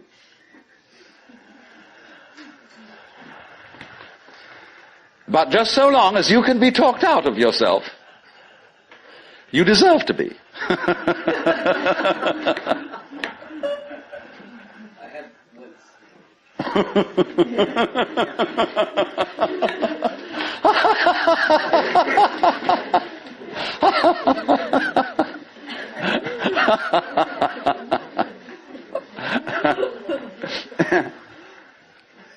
Now, you become very aware of this.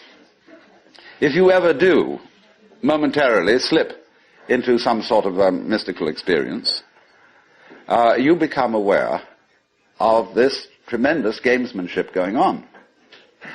And you see it as sort of continuous with all sorts of cosmic games that are going on, of creatures eating other creatures up, and the creatures that get eaten, of course, transform themselves into the creatures that eat them, and then in turn eat other creatures.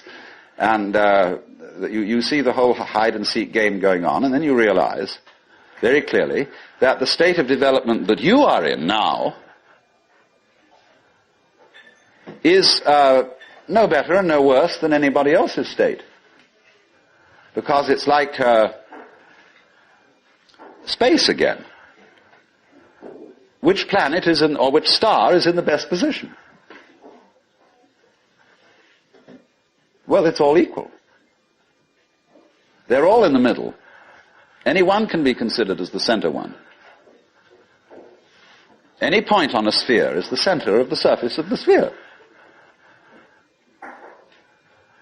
So, in the same way, everybody, in all his behavior, whatever he's doing, whether we call him from a certain point of view sick, or whether we call him healthy, whether we call him good or bad, neurotic, normal, psychotic, sane, all the manifestations are just like the leaves on the trees.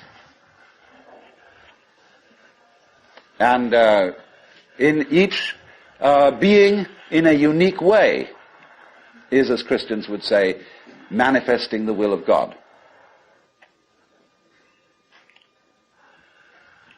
So, there really, from that point of view, you see, there is nothing to do to attain Buddhahood. Nothing at all. But you see, that's very difficult to understand, because a lot of people, when they hear that there's nothing to do, try to do nothing. And you can't. Because you are karma, and karma means action. You can't do nothing. But the thing you're looking for, or think you're looking for, is what you're doing. Is what's called you. Only, of course, as we all know, we've got ourselves into the idea that oneself is so difficult to see. Because it's like, as I've often said, trying to bite your own teeth or look into your own eyes, and you can't find it. It's always behind. It's like your head is, from the optical point of view, a blank space. Neither light nor dark. It's right in the middle of everything. And so, one of the great tricks of gurus is to set people looking for their heads. There's a famous story of a king in India in ancient times called Yajnadatta. And one morning he woke up and reached out for his mirror and brought it over. No head. He was looking in the wrong side of the mirror. And he was kind of bleary-eyed and had a hangover. So he summoned servants and said, "Ye gods, I've lost my head. Find it." And they said, "But Your Majesty, it's there on your shoulders." He said, "It is not. I can't see it in the mirror. Nobody can show me my head." So they were rushing all over the place, looking for the head. Now the trick to that is, of course, that you are perfectly well aware of your head, only not in a form in which you expect to be aware of it. You expect to be aware of your own head in the same way as you're aware of other people's heads. But that wouldn't be true of you, because you've got an inside view on your head. You have an outside view on other people's heads, because, of course, you're taking an inside point of view. But the way in which you are aware of your head is in terms of what you are seeing and hearing. Because all sights and all sounds are what the nerves inside your head are doing. That's how to be aware of one's head.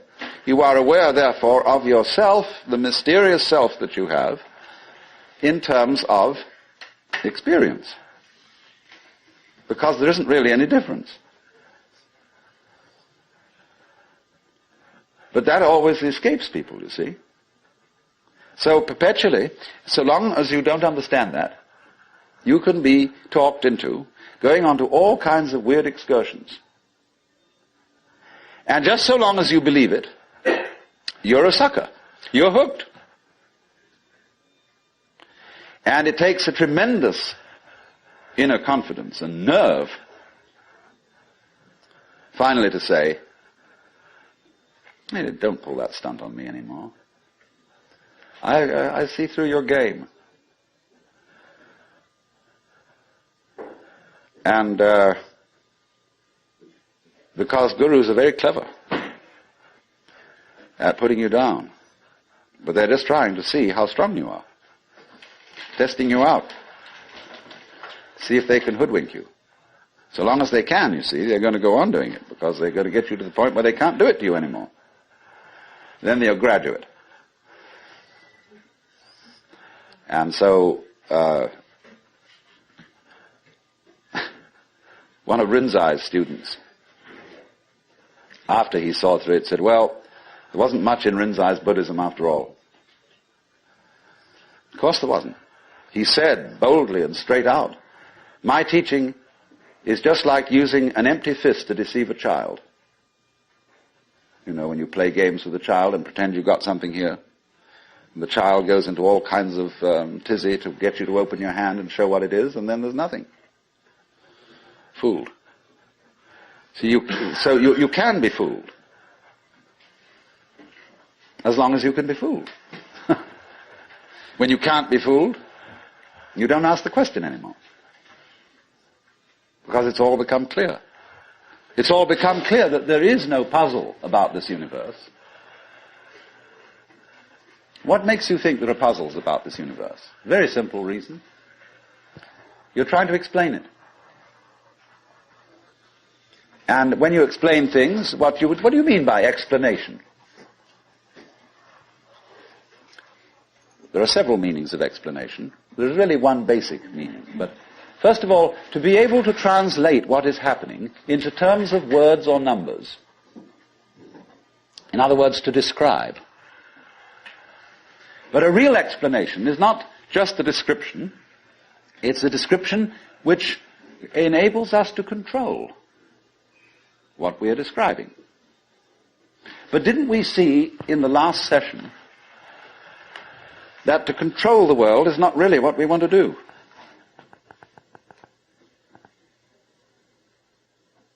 So that if all explanations have as their function enabling us to control things, then maybe an explanation isn't what we wanted.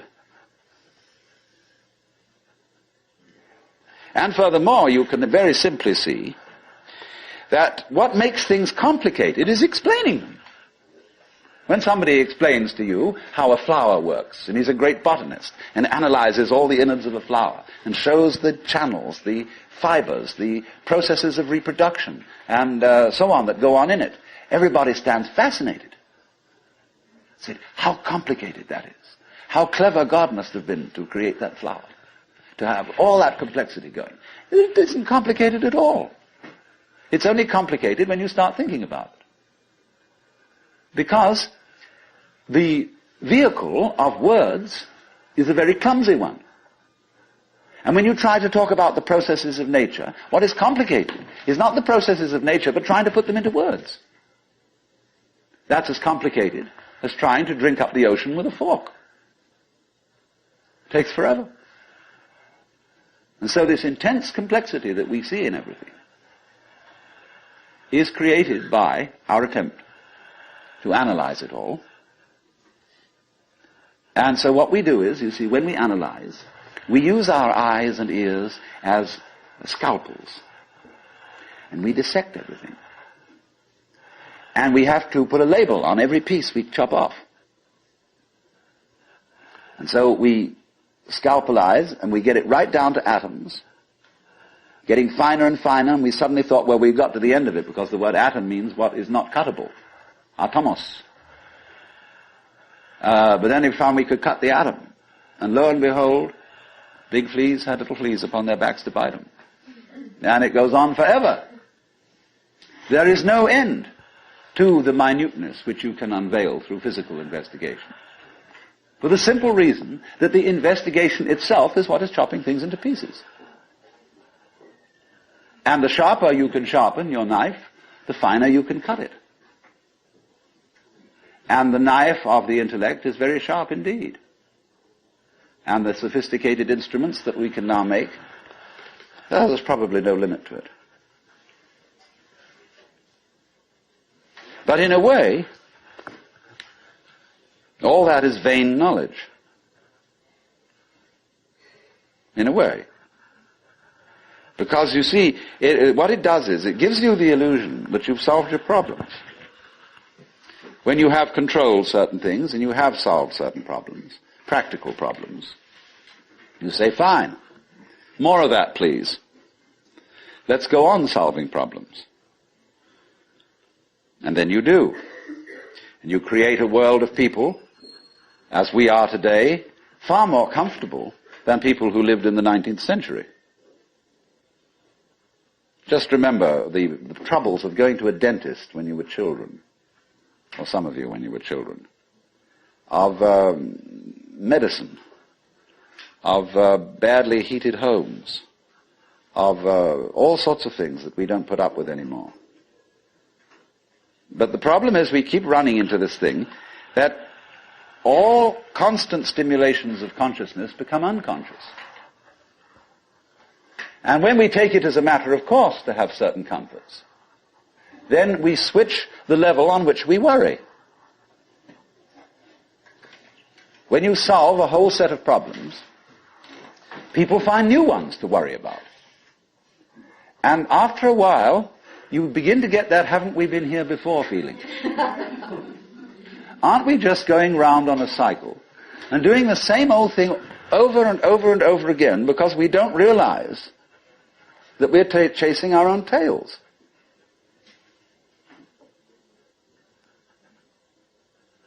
By an eternally recurrent process of not knowing who you are. That is the hide and seek. That is the nature of what the Hindus call the Manvantara and the Pralaya, the period of the Manvantara in which the worlds are manifested, and the period of the Pralaya in which the worlds are withdrawn from manifestation. In and out, in and out. evermore came out by the same door as in I went. And the thing is to get to the point where you can see that you are doing that in every moment of your existence, with every tiny little atom of your body. You now, at this minute, you see, are the whole system of inning and outing. In other words, you often think perhaps, maybe a long, long time ahead, I shall reach the point where I wake up from manifestation and overcome the world illusion and discover that I am the supreme reality behind all this diversification. My friends, there is no diversification.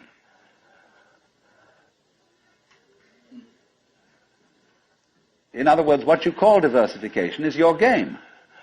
In the same way as you chop the thing and then you say it is made of pieces. Because you forget that you cut it. And so when you see the world as complicated and that there are life problems and that you might one day succeed. See, hundreds and hundreds of people are running like mad after something that they call that is success, and they have no idea what it is. So in exactly the same way, the guru is keeping you running and running after spiritual attainment. You don't know what you want. This is where Krishnamurti is so clever.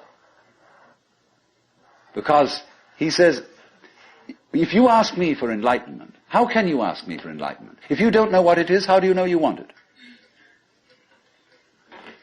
Is that any concept you have of it will be simply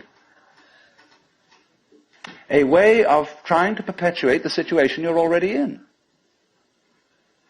If you think you know what you're going out for, all you're doing is you're seeking the past. What you already know, what you've already experienced. Therefore, that's not it, is it? Because you say you're looking for something quite new. But what do you mean new? What's your conception of something new? Well, you figure I can only think about it in terms of something old. Something I once had. So he doesn't say anything. He doesn't indicate anything positively. Everybody says, why are you so negative? Why don't you give us something to hang on to? Well, the simple answer is it would be spurious. You don't need anything to hang on to. You're it. You don't need a religion. But then you say, well, what is all this religious stuff about then? Why don't we just forget it? You can try. By all means. Just go away. Don't go to gurus. Don't go to church. Don't enter philosophical discussions. Forget it. But then you'll realize that by having consented to forget it, you're still seeking. What a trap. What can you do? You see, if you stay here and listen to me or to anyone else who comes around here, you're fooling yourself. But if you go away, you're fooling yourself too. Because you still think that's going to improve your situation. It won't. And therefore, when you discover that it doesn't, you'll think, well, maybe it was a mistake to go away, and you come back to the guru. And he looks at you and says, you are very undisciplined, very inferior student. And you need to apply yourself. Well, as I explained what he's doing. But it comes down in a way to a sort of contest with the guru. You see? Will you call his bluff? You're afraid to. Because you might discover that if you do call his bluff, he's no better than you are. Well, that's what you're supposed to find out. But without being cynical about it. He's as divine as you are. But you've got to call the bluff. There's going to be a showdown. And it's a double bind. The whole situation's a double bind. Because it doesn't do any good to stay here, and it doesn't do you any good to go away. Either to do something about it or to do nothing about it. Now then, there's something else.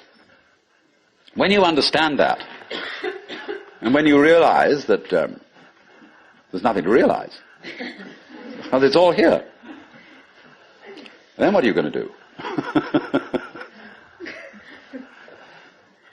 Well, of course, this is the sense of the Zen poem: supernatural activity and marvelous power,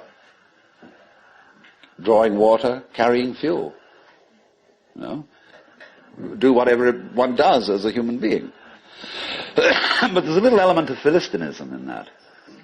It's like when a child is pestering father or mother with all sorts of questions. They finally get down to the deepest metaphysical problems. They say, "Oh, shut up and eat your donut." And I wouldn't say that, you see, at this point. Because life, as one looks at it, you see, is in fact a celebration of itself. When you look out at night at the stars and you really wonder, good God, what is all that about? Well, it's a firework display. And it's celebrating High Holy Day. It's whoopee.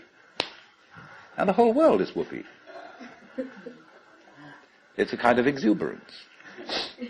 And therefore the proper function of religion is digging this. It's not seeking. It's not seeking anything, but is, in a way, thanksgiving. That's why, of course, the Christians were right in calling the Mass the Eucharist, the thanksgiving. Only they had such a complicated way of thinking about it that nobody could understand it. So there, in religion, all religious exercises, whether they are meditative or whether they are ritualistic, are whoopee. They are not something you do in order to attain anything. They are like art forms, like dancing. They are expressive of attainment, of the attainless attainment. So here's another hang-up for you. When you go to Mr. Suzuki, who runs the Zen Center, he's a good disciple of Dogen, who brought Zen, a certain school of Zen to Japan in the 13th century. Dogen said, you can't sit and meditate unless you're already a Buddha. In which case, why meditate? Well, meditation is just the way a Buddha sits. And he called this sitting just to sit, not to attain enlightenment. Because the minute you do that, you see, you're not meditating.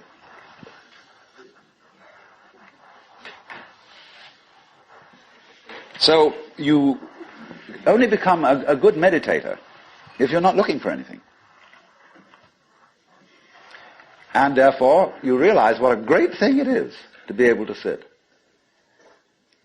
And what a great thing it is not to dissect the world with your analytical intellect. To be able to look out at the water or the trees or at the floor and the light on it in front of you without calling it light or floor or trees or thinking that it has parts or thinking that it's complicated. It isn't. So when you can sit without thinking, not with an empty mind, mind you, I'm going back to that point, not with an empty mind, but just a non-analytic mind, a non-probing mind, where you're not creating problems all the time by trying to control it, by trying to control your mind, by trying to control your experience, what you see and hear. You then just simply discover that there is no way of controlling what you're experiencing, because what you're experiencing is you.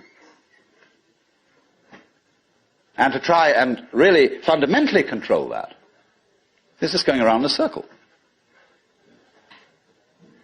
So if I would say to you now, what you have to learn is to let it happen, that's wrong too. There's no one to let it happen.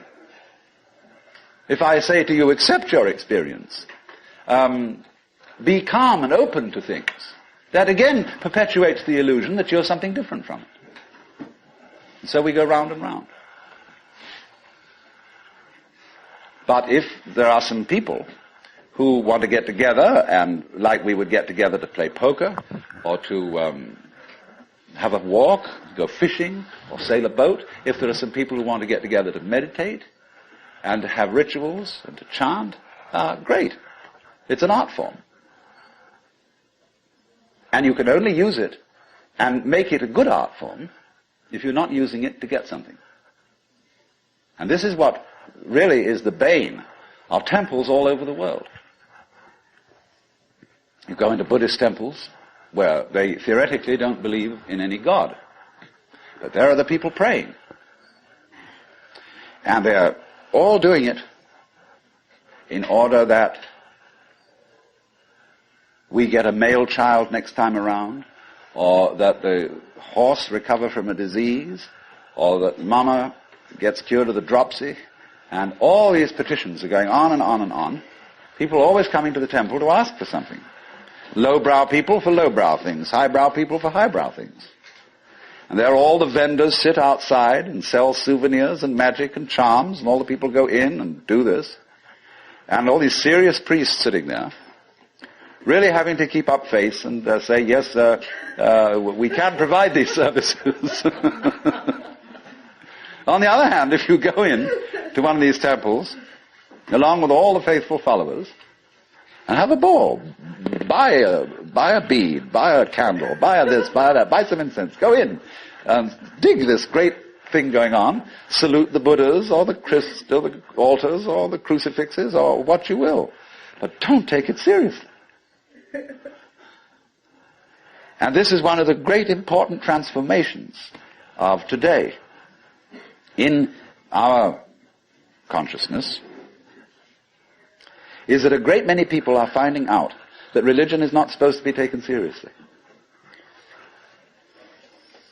This is a shocking thing to many people.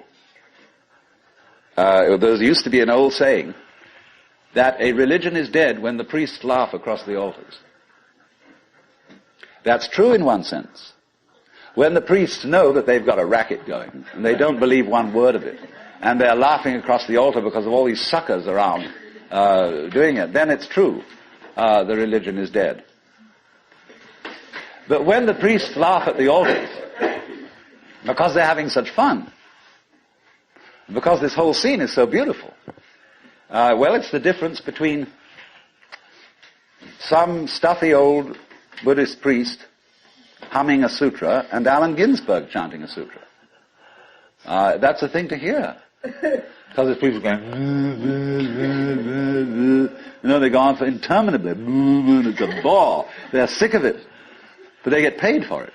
This is magical. But when Allen Ginsberg chants the sutra, everybody gets in a circle and he gets these little bells, and they get going. It's just like a jam session, where everybody is absolutely delighted. Well, that's the way to do it. And if you can't do it that way, forget it.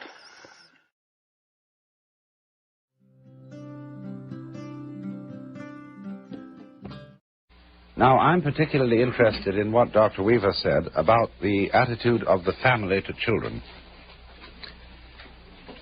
Because we have an absolutely extraordinary attitude in our culture and in various other cultures, high civilizations, to the new member of human society. Instead of saying frankly to children, how do you do, welcome to the human race, we are playing a game. And we are playing by the following rules. We want to tell you what the rules are so that you'll know your way around. And when you've understood what rules we're playing by, when you get older, you may be able to invent better ones. But instead of that, we still retain an attitude to the child that he is on probation. He's not really a human being. He's a candidate for humanity. And therefore, to preserve the role of parent or to preserve the role of teacher, you have to do what they do in the Arthur Murray School of Dancing, which is that they string you out. They don't tell you all the story about dancing, because if they tell you, you'll learn in a few weeks and go away. And you'll know it. But instead, they want to keep you on. And in just this way, we have a whole system of preparation of the child for life, which always is preparation and never actually gets there. In other words, we have a system of schooling which starts with grades. And we get this little creature into the thing with a kind of, come on, kitty, kitty, kitty, and we get it always preparing for something that's going to happen. So you go into nursery school as preparation for kindergarten. You go to kindergarten as preparation for first grade. And then you see you go up the grades till you get to high school. And then comes a time when maybe if we can get you fascinated enough with this system, you go to college. And then when you go to college, if you're smart, you get into graduate school and stay a perpetual student. And go back to be a professor and just go round and round in the system. But in the ordinary way, they don't encourage quite that. They want you after graduate school, or after graduation, commencement as it's called, beginning, to get out into the world with a capital W. And so you know, you've been trained for this and now you've arrived. But when you get out into the world at your first sales meeting, they've got the same thing going again, because they want you to make that quota. And if you do make it, they give you a higher quota. And come along about 45 years of age, maybe you're vice president. And you suddenly it dawns on you that you've arrived. With a certain sense of having been cheated, because it is just the same as things. Life feels the same as it always felt. And you are conditioned to be in desperate need of a future. So the final goal that this culture prepares for us is called retirement. When you will be a senior citizen, and you will have the wealth and the leisure to do what you've always wanted, but you will at the same time have impotence, a rotten prostate, and false teeth, and no energy. So the whole thing, from beginning to end, is a hoax. And furthermore, some other aspects of the hoax, just for kicks. You are involved, by and large, in a very strange business system which divides your day into work and play. Work is something that everybody does, and you get paid to do it because nobody could care less about doing it. In other words, it is so abominable and boring that you can get paid for doing it. And the object of doing this is to make money. And the object of making money is to go home and enjoy the money that you've made. When you've got it, you see, you can buy pleasure.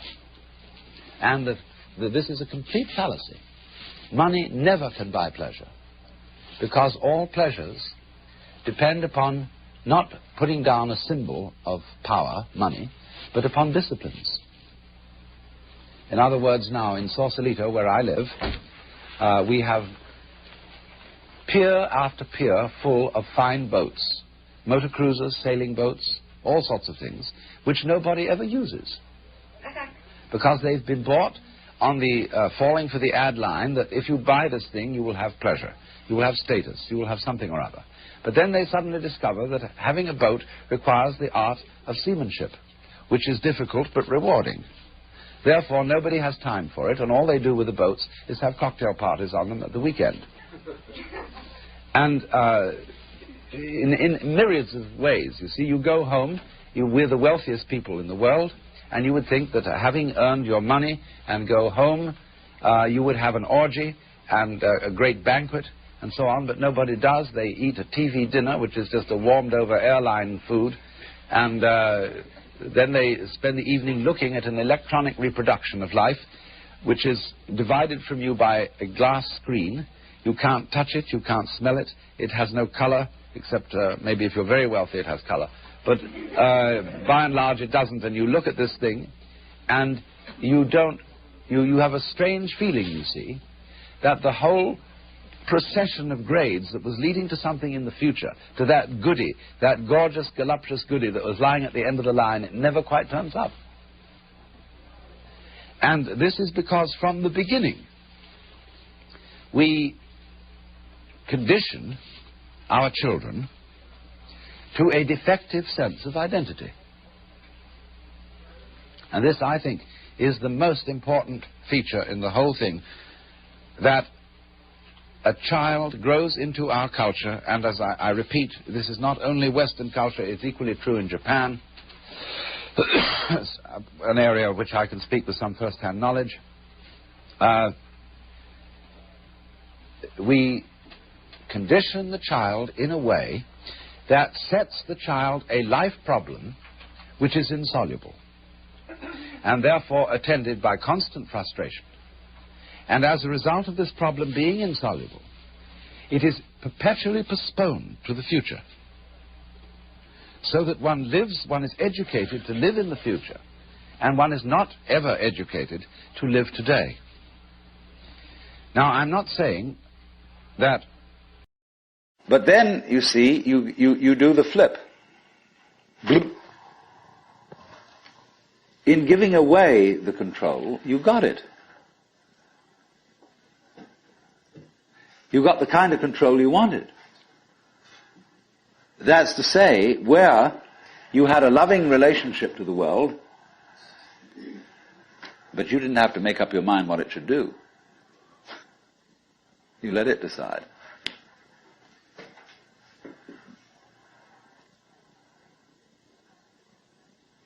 Now, do you see that's how your bodies work? You don't have to make up your mind what your nerve cells are going to do. You've delegated all that authority. If the President of the United States has to lay awake at nights thinking what every official under his command is going to do, he can't be president. He's got to make an act of trust in all those subordinates to be responsible and carry on their things in just the same way as you make an act of trust to all your subordinate organs to carry on their functions without you having to tell them what to do. And this is the secret of what we will call organic power as distinct from political power. Lao Tzu puts it in this way: the great Tao flows everywhere, both to the left and to the right.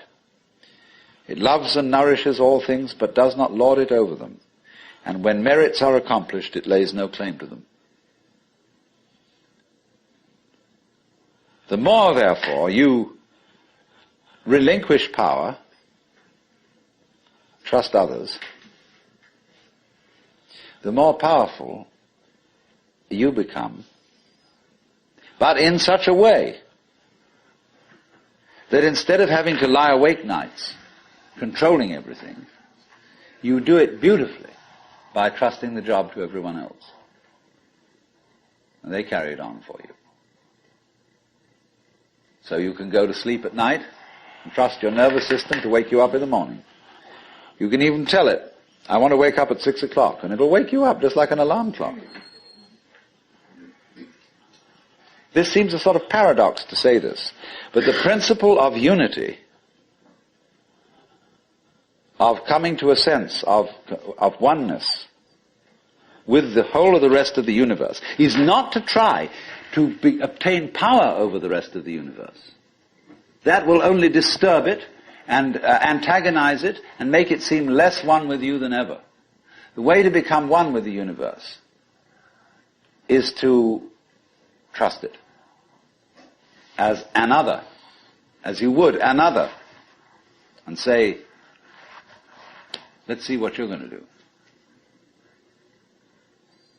But in doing that, you see, in saying that to everything else that you have been taught to think is not you, you are also saying it to yourself.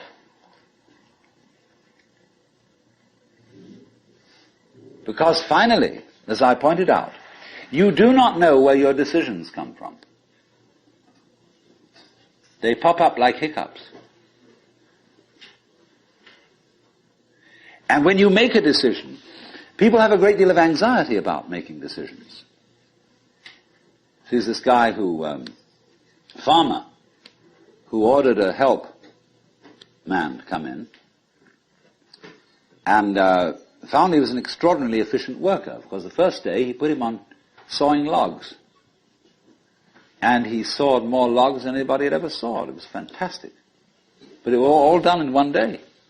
So the next day he put him on to mending fences. And there were all kinds of broken fences around the farm, and in one day he had the whole thing done. So he thought, what am I going to do with this guy? So he took him down into a basement and said, look, here are all the potatoes that have come in from this harvest. And I want you to sort them into 3 groups. Those that we sell, those that we use for seeding, and those that we throw away. So he left him at that. At the end of the day, the laborer came back and said, well, that's enough, mister. I quit. Oh, he said, you can't quit. I've never had such an excellent worker. I'll raise your salary. I'll do anything to keep you around here. Ah, I said, no. It's all right mending fences and chopping wood, but this potato business is decision after decision after decision after decision.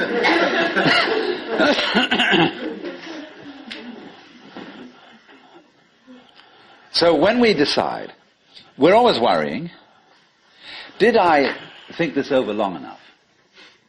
Did I take enough data into consideration? And if you think it through, you find you never could take enough data into consideration. The data for a decision in any given situation is infinite. So what you do is, you go through the motions of thinking out what you will do about this. So in the whole sense of our personality, there is a contradiction. And that is why the sense of ego, of being oneself, is simultaneously a sense of frustration.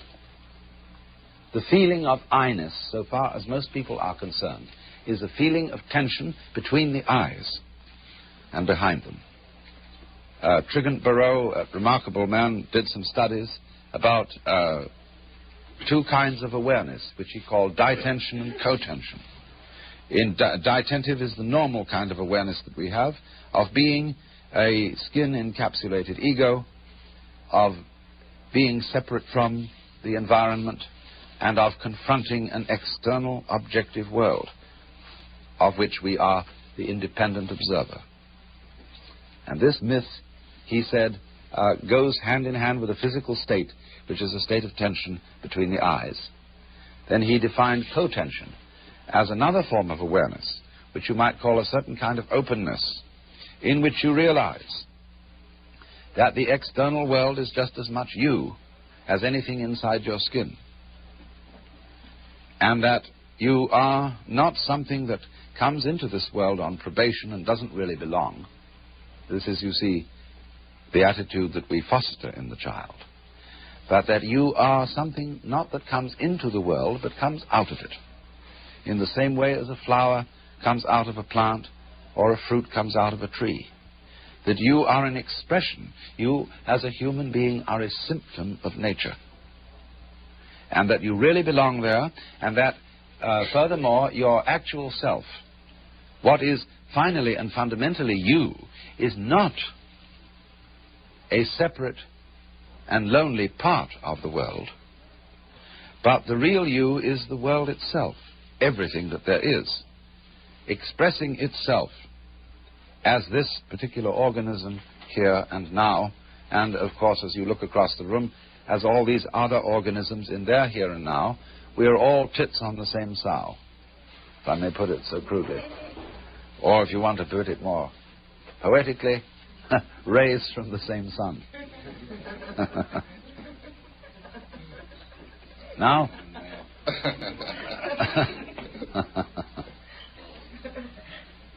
now, children very often ask their parents, you see, as a result of having been given this funny sense of identity, Mommy, who would I have been if my father had been someone else? This is a very common child's question, because the child gets the message from the parents using the English language, the French language, the German language, or whatever, that I am somewhat in my body. You gave me my body, but who am I to whom this was given, you see? You can say to a girl in our culture, darling, you're absolutely gorgeous, you're so beautiful. And she says, how like a man, all you think about is bodies. I may be beautiful, but that's my parents gave me my body. But I want to be admired for myself and not for my chassis. And this poor girl is a chauffeur. She's alienated from her body. And she doesn't take any credit, doesn't assume any responsibility for being what she is physically, and this is, of course, as much true of men as of women. It is a common cultural attitude. We say, I have a body. We don't say, I am a body. We feel a very sharp distinction, in other words, between our consciousness, which is a kind of focused attention, together with all those actions that we are able to perform voluntarily, on the one hand, and on the other hand, everything both within us and outside us that seems merely to happen to us. Consider for a moment breathing.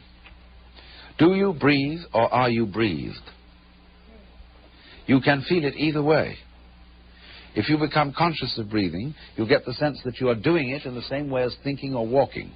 But if you forget about it, it goes on. And you don't have to do it at all. That is why breathing exercises are fundamental in all meditation practices in the Orient. Because you can understand through breathing and through the experience of breathing that there really is no differentiation between the involuntary experience and the voluntary experience.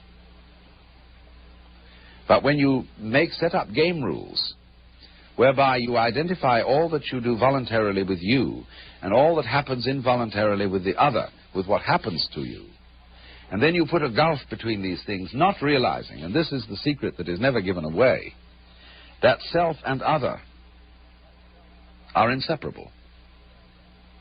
Just in the same way that the front and the back of a coin are different but identical. There's all one coin. So in exactly the same way, the experience of self and the experience of other are mutually necessary. You wouldn't know what you meant by self unless you knew other. You wouldn't know other unless you knew what you meant by self. They are therefore polarities, like north and south pole of a magnet. They're inseparable.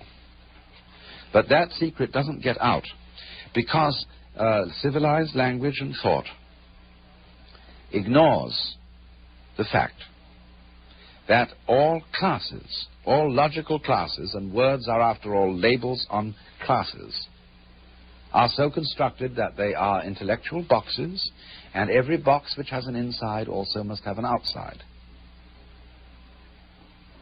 And we think that insides exist apart from outsides, and outsides apart from insides. We don't realize that although they are opposed, they go together. And you see, that is the secret of the whole thing. That is what the child is not let onto. And so instead, the child is defined as a stranger in the earth, and not as a symptom of the earth. And as a result of that, we have the vast, terrifying social problem of alienation, of feeling that the world outside human skins is unfeeling, fully automatic stupidity, which we have to fight and dominate. Otherwise, it will swallow us up and condemn us to the imaginary terrors of everlasting nothingness. Now, I feel in a way that when we say, I wasn't responsible for being born. You know, one of the great problems of psychotherapy today is passing the buck. By a kind of superficial Freudian attitude, you, as a juvenile delinquent, are not responsible for what you do because it was your parents who fouled you up. And so they write articles in the press that instead of prosecuting the children, we ought to prosecute the parents. So they haul the parents in, but the parents say, I know we're mixed up, but that was the fault of our parents. And it all goes back to a guy called Adam, and he blamed it on Eve, and she blamed it on the serpent. And God said about the serpent, I'm not responsible for the serpent. He did it on his own, you see, because the serpent is the left hand of God. And what we call God, Jehovah, Jesus Christ, etc., that's the right hand For Jesus Christ sits on the right hand of the Father. Nobody ever says who sits on the left. Because let not your left hand know what your right hand doeth. See? My temper got the better of me. I didn't really mean it. My lusts got the better of me. I'm really not responsible for them. They were given to me. You see? Now, all this idea that you see, we're laboring under a definition of the self, which is extremely limited. So that we, for example, acknowledge thinking and walking and doing things with our hands and speaking, but we don't acknowledge that we are growing our hair and beating our hearts. That is defined as happening to us. Birth is defined as something that happens to us. And we feel that was my father's responsibility. He had a dirty gleam in his eye and went after my mother and so on, and he did it. Excuse me, you'll ask me to interrupt you. I'm taking that up. Yes, all right.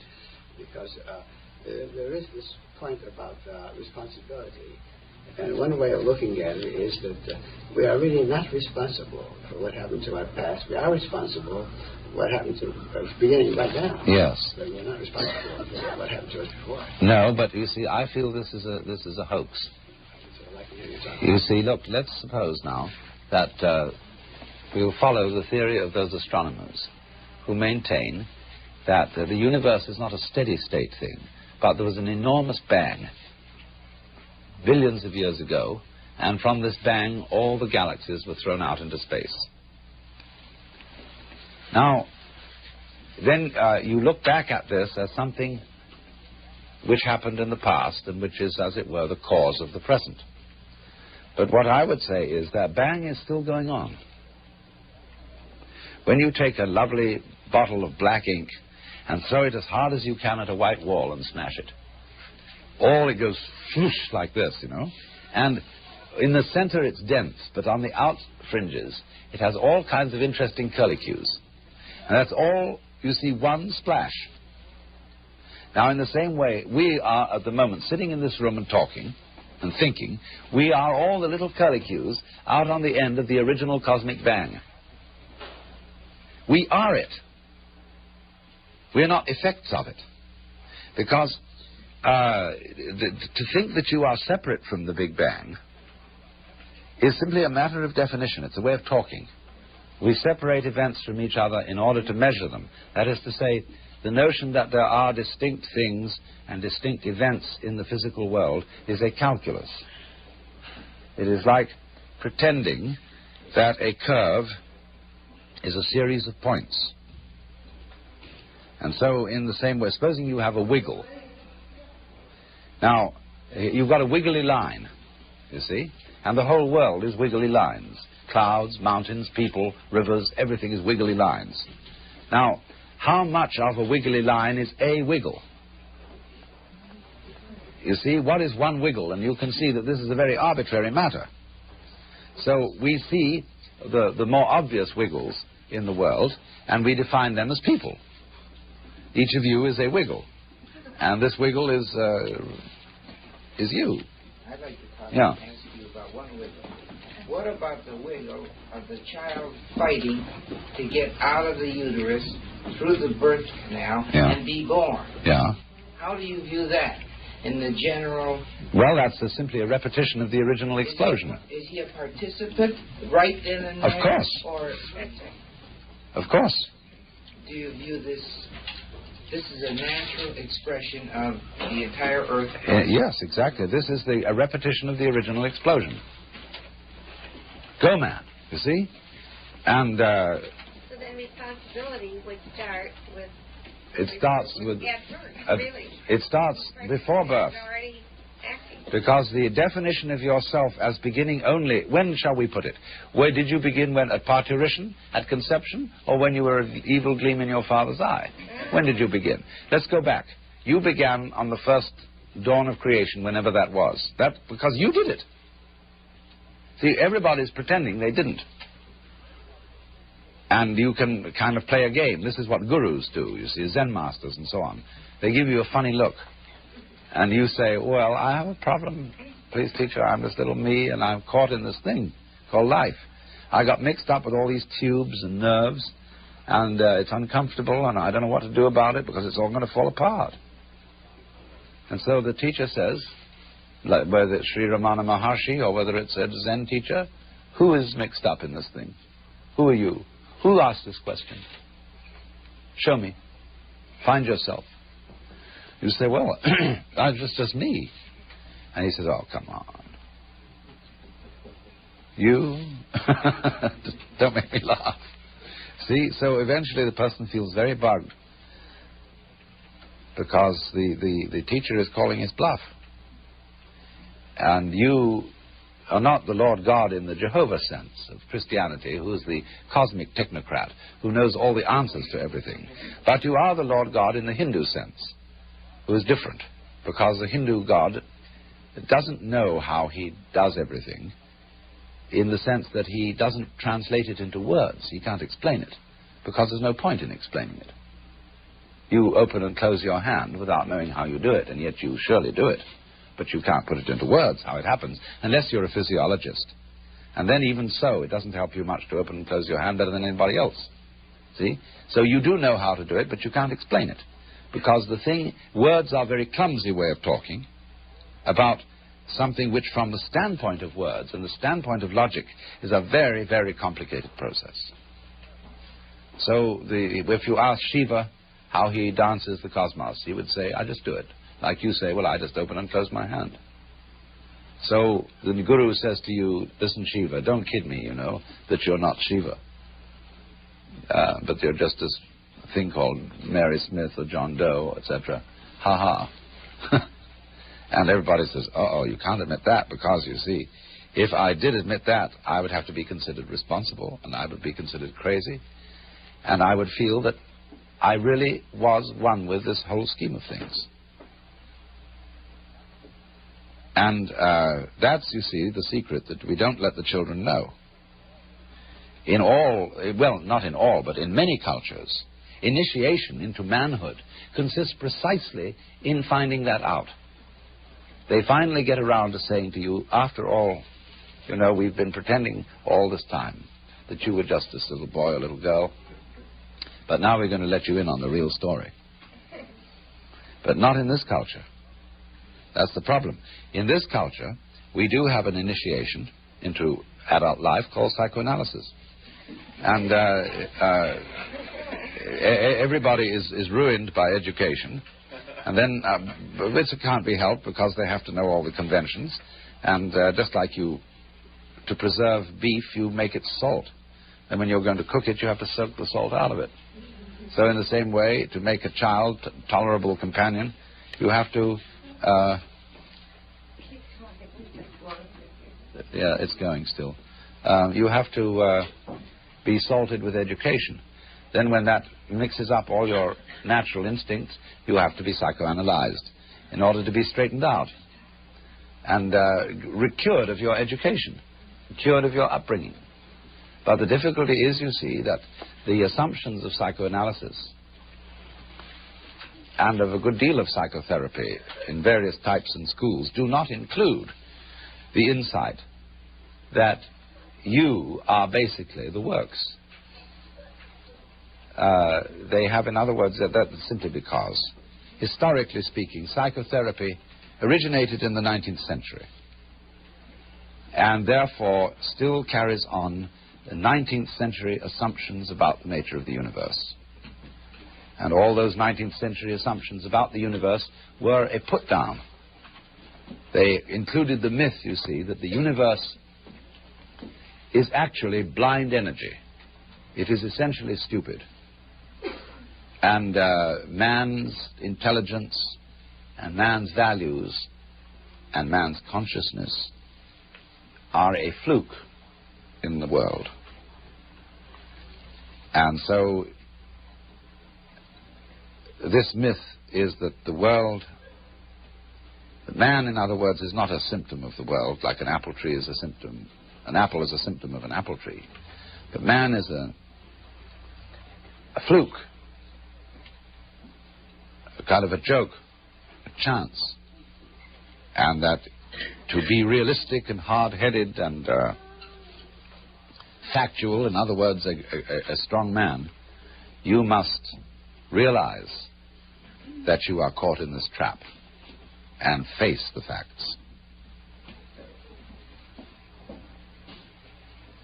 So then, this, for the West at any rate, this 19th century philosophy of man's place in the world and his identity has become the most plausible common sense. In other words, people say they are Christians, they say they are Jews, they say they are Theosophists, Vedantists, Buddhists, etc., but they are not. Because they know in their heart of hearts, whatever they choose to believe, that the world is as described in the 19th century myth, because that's become our common sense. If people were Christians, they'd be screaming in the streets. They're not screaming in the streets. They'd be taking full-page ads. They'd be sponsoring TV programs about the tremendous urgency of this Christian bit, and they're not doing anything of the kind. A few Jehovah's Witnesses are doing it, but even they are fairly polite when they come to your front door. They show no urgency, really. So they don't believe it, because the plausible myth of our age is the myth of the fully automatic model of the universe, in which man is a fluke, and which he doesn't really belong. He's a chance operation, and when you're dead, and that's all there is to it. And that's so plausible that really almost everyone believes in it, without realizing that it is made out of whole cloth. It's nothing but a myth. It's a way of looking at things, a way of striking an attitude. But this is the powerful, powerful idea that governs our children and that gives us our sense of basic identity, alienation, so that we live always in expectation of a future, which of course never happens. Well, it's enough for me for the moment. But you see then, once we are up against this possibility that the distinction between what we do and what happens to us is obliterated. And therefore we would say with Hindus and Buddhists that if I run into a catastrophe, it is my karma. You see, that means far more than that it is a punishment for something I did wrong in the past. That is a legalistic view of karma. But a naturalistic or organic view of karma is, in fact, that what happens to me is what I do. And that in a certain sense, I want what happens to me. We can use want, notice how we use this word. It means to desire and it means to lack or to need. We say to somebody, you're wanting. You're deficient in something that you need. So it's rather alarming, really, when you consider it, that you always get what you want. Invariably. Even though you may think that it's entirely opposed to your wishes. But if it's your karma, everything that happens to you, put it in another way, everything that comes to you is a return to you of what goes out of you. Yes, obviously, that's absurd. If you confine the definition of yourself to your voluntary, conscious behavior. That's a ridiculous definition of oneself. Oneself, by any stretch of the imagination, must involve far more than the conscious and voluntary aspects of our behavior.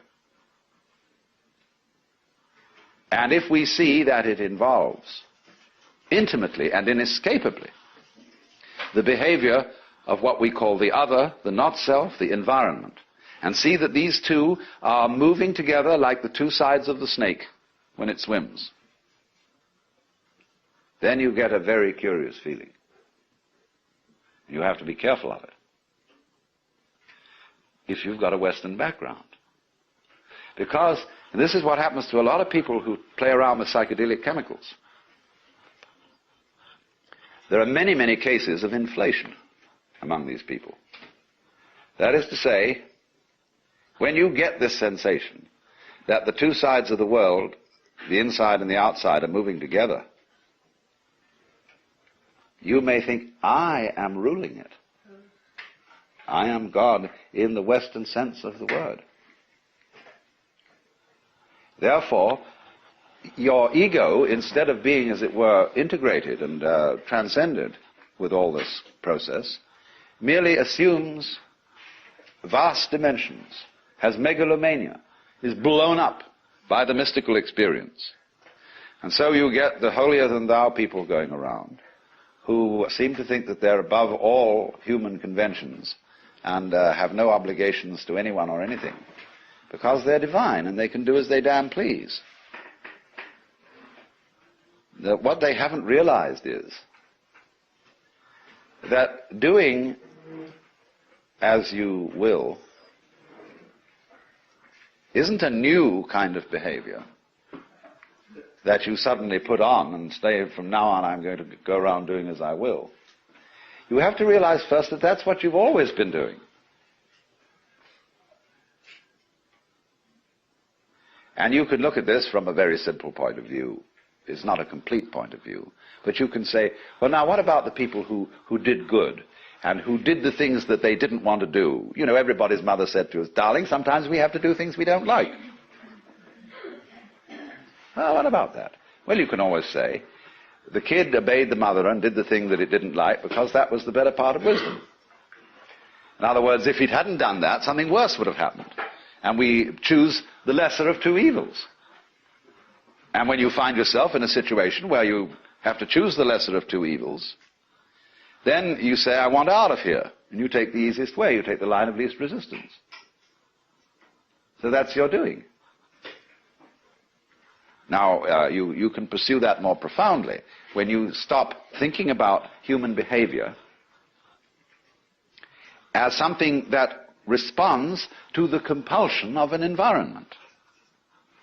And you can get out of that when you see the behavior of the environment as an essential aspect of you. So it isn't, as it were, the environment starting something, which you are therefore compelled to follow. It's the whole system moving together. So then, you get in the state of liberated or mystical consciousness, you very often feel that a hill is lifting you up as you walk up it. The ground seems to heave beneath your feet, and up you go. And you get this strange feeling of lightness, of effortlessness. Walking on air, never a care, you know. This wonderful sense that there are no obstructions anywhere. There's nothing, as it were, banging you and making you do that.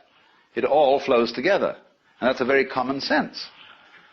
You are actually, in that state of consciousness, you are perceiving the goings-on, the Tao, the course of nature, in the way it's happening.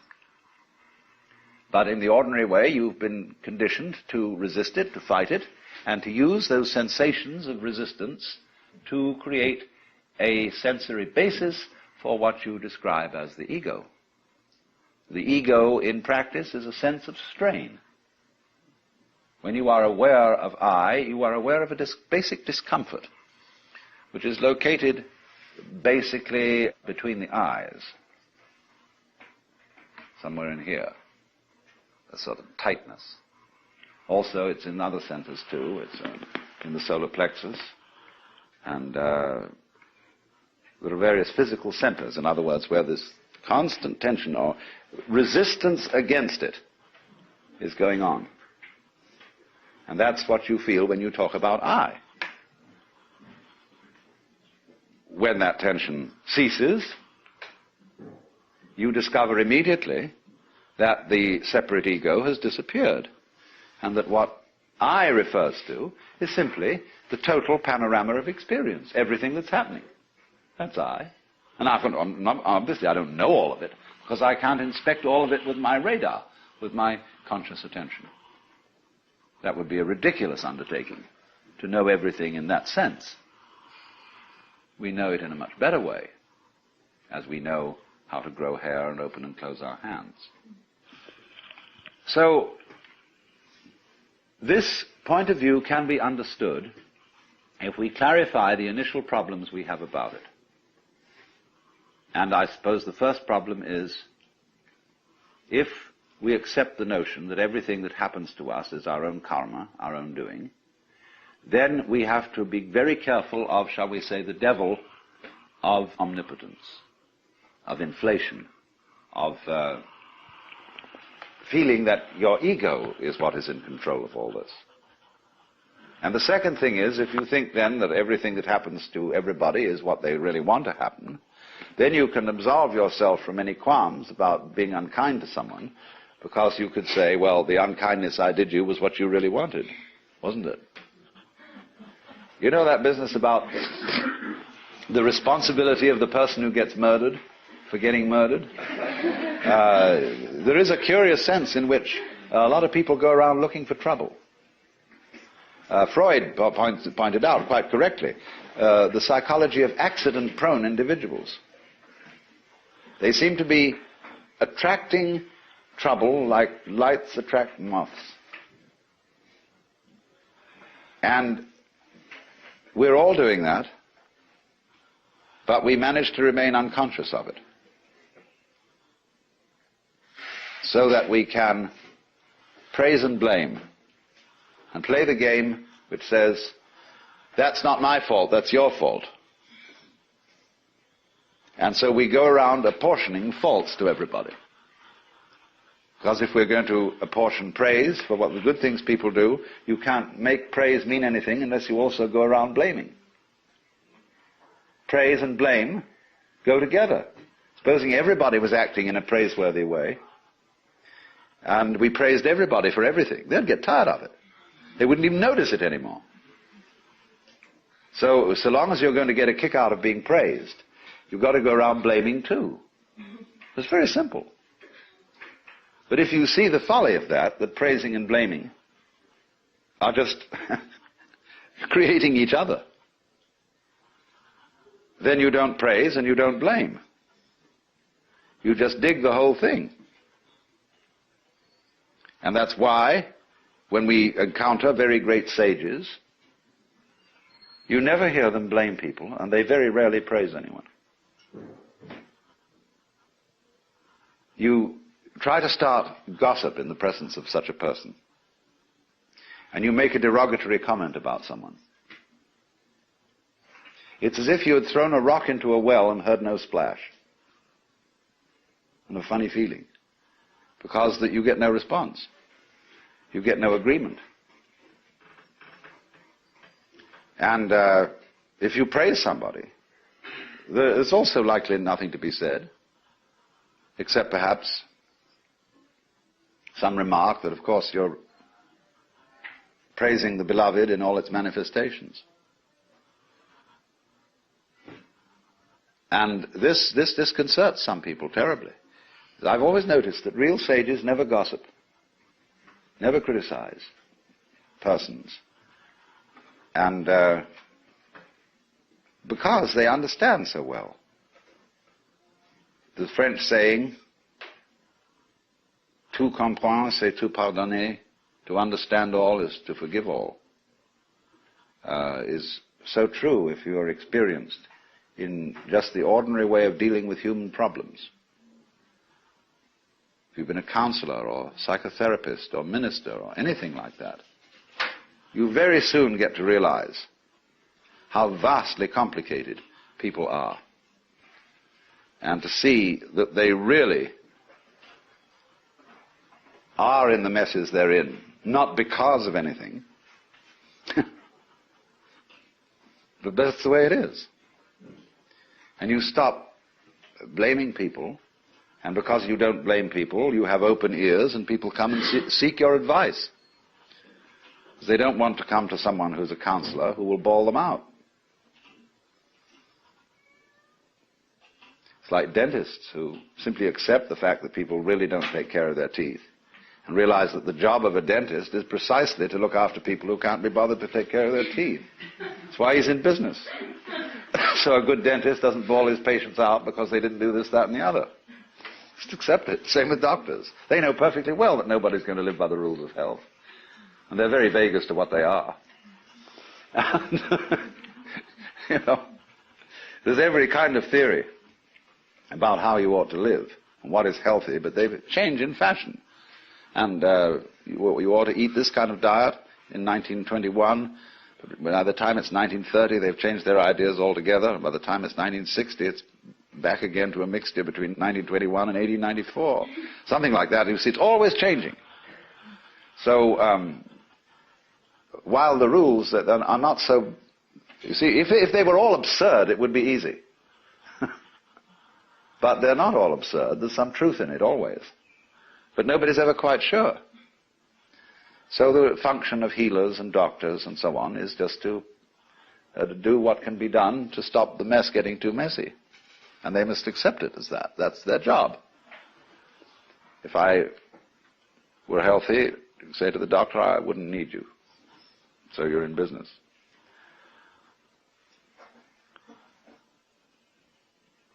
Now, what about it then? We have difficulty in seeing this mutuality of our relationship to the rest of the world because it's contrary to common sense, contrary to the way we've been brought up. And therefore we have what I would call an initial intellectual block to understanding it, quite apart from any emotional blocks or anything of that kind.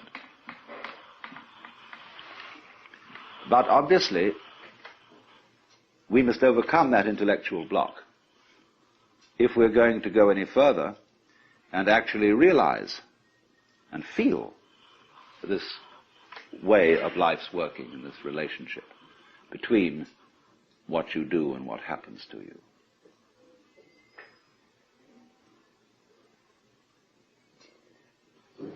Then the question arises, then what do I do? Do I go around saying to myself, all this that's happening to you is what I wanted? I am inside and outside. I am the subjective and I am the objective. I mean to go around thinking thoughts about this, so as it were to talk yourself into this way of feeling. Well, that's very superficial, because this new sense of relationship to nature is something much more than an idea. See, ecologists and physicists have the idea that this is so, but they mostly in their private life and in their ordinary human behavior are just like other people who don't feel it and who feel themselves in a Newtonian billiards game, even though they've gone on to quantum mechanics. So that there may be a transition from our ordinary way of feeling how things go on to the new way, we have to do something other than think. Because actually thinking is causing the trouble. It is by thinking that we divide the world into separate events and separate things. That is calculus. And Ananda Kumaraswamy once described the life of the liberated being as a perpetual, uncalculated life in the present. And you say, wow, I don't think I could do that. That saying of Jesus in the Sermon on the Mount, be not anxious for the morrow, the uncalculated life. If God so clothe the grass of the field, will he not much more clothe you, faithless ones? And I've never met a preacher yet who would really take that up. They all say, well, of course, that's too hard a saying for most of us. It's not practical. Everybody has to take thought for the morrow and calculate. Well, at this point,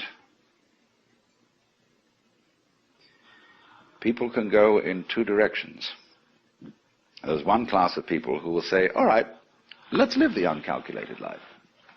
Let's not make any plans. And before you know where they are, they're living in a filthy pad and scrounging around and living on petty thievery and so on. This is the usual thing. This is got into it the wrong way. The first thing to do is, just as I said,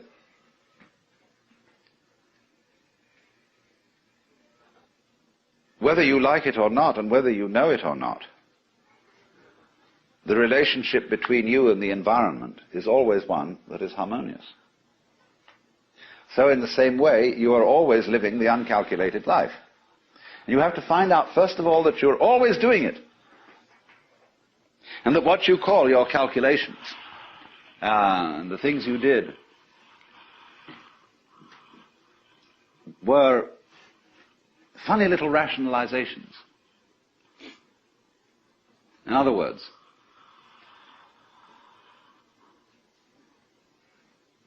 your ego has about as much control over what goes on as a child sitting next to its father in a car with a plastic steering wheel that is turning the car the way Daddy drives it. Because, as I pointed out, most of the functions, most of the goings-on in you, around you, the circumstances of life, have nothing to do with your ego at all.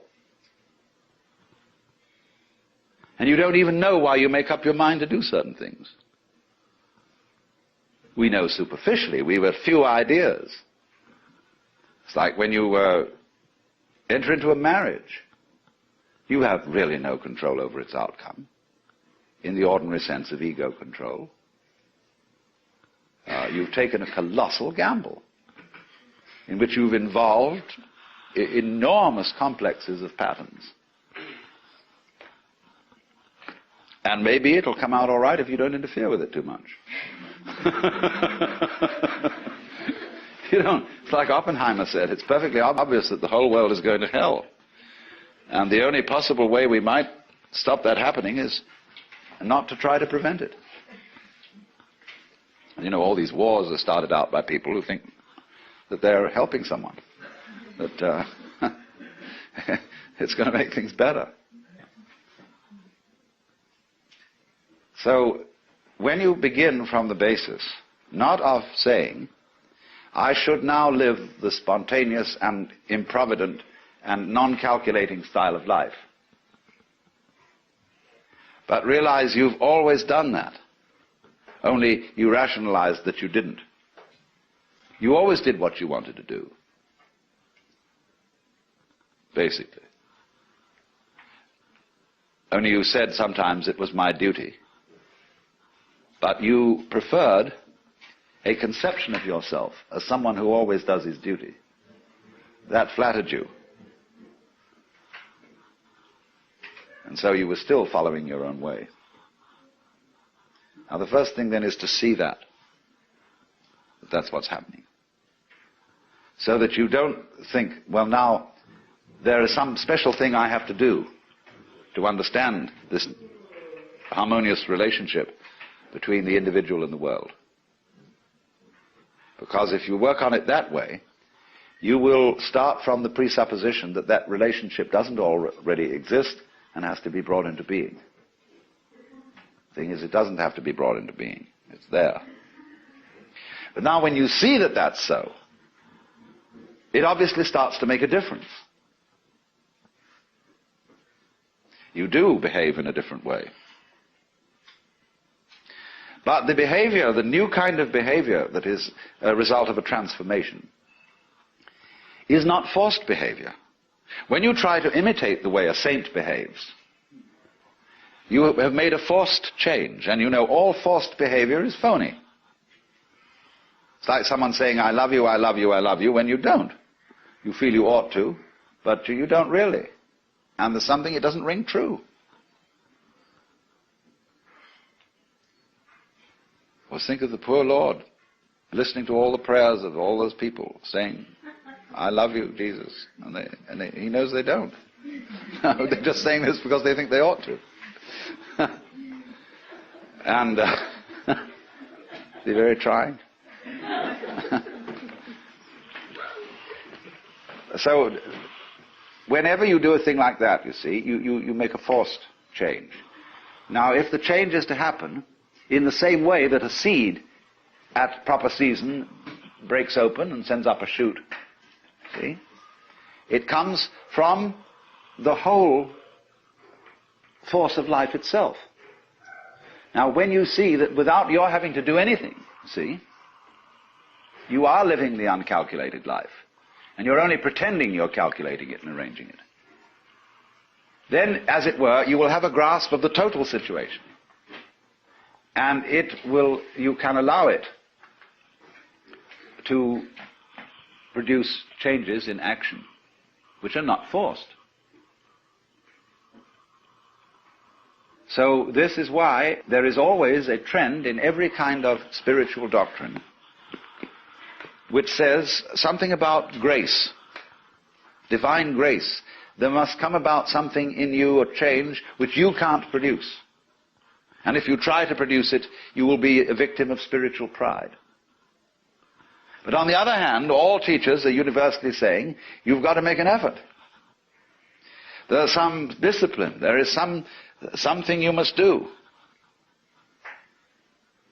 Well, that's the only way to get it across to people. That you, as a separate effort maker, are a myth, are a phantasm. Because if you really try to control your mind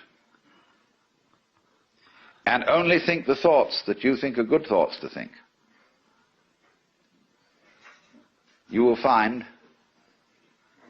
that you're going round in a circle. Krishnamurti is awfully good at pointing this out. When people ask him, how do you meditate? He says, why do you want to meditate? Why are you concentrating? Why are you saying prayers? Why do you think you should believe in God? And it always comes up because I'm just a son of a bitch. I mean, I'm out for my own good, and this seems to be the way. So he says, you see, you don't have any genuine love at all. It's all fake. And so you have to find, first of all, where the genuine love is.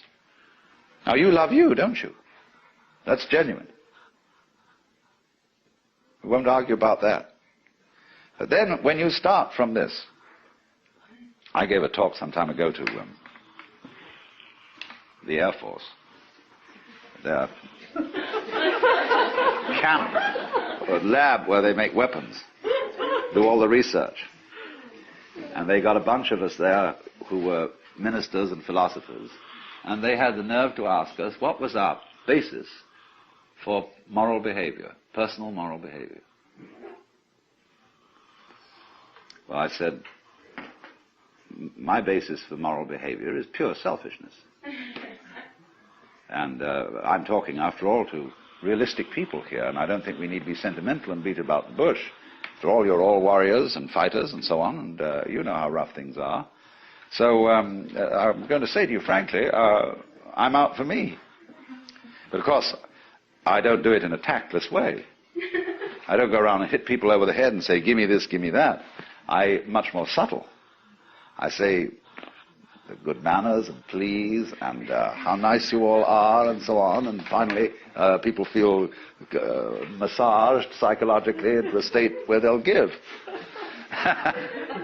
But then I said after that there's some things that bother me. The first one is, if I love me, what do I want? And furthermore, who am I? Because if I'm going to be realistic about getting what I want, I've got to be pretty sure what it is that's me and what is the state of desire in me. If I am desire, see, if I am a center of desire, what's it all for? Well, I think of all the things I want. Well, it so turns out that none of them are me. When I say I want dinner, that doesn't mean I'm going to eat me up.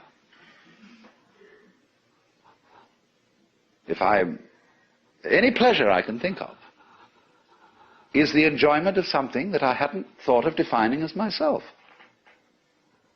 Because I like my sensations. I like what happens to my body when I take a fine wine and down it. But then what's the difference between my body and the wine? If I say I like the wine, I also mean I like me and the wine together, the mixture.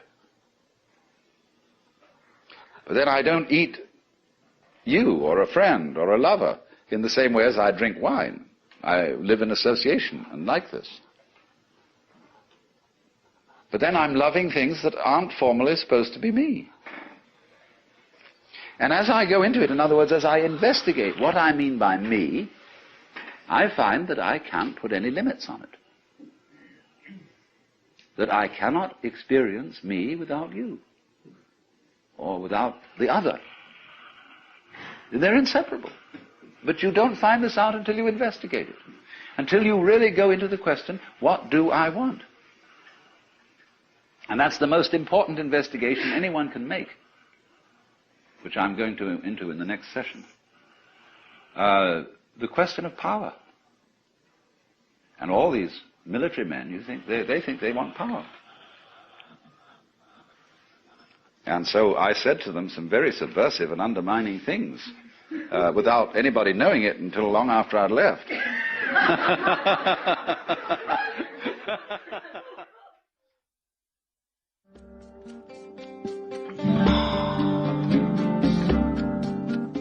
This concludes Session 1 of Do You Do It or Does It Do You with Alan Watts.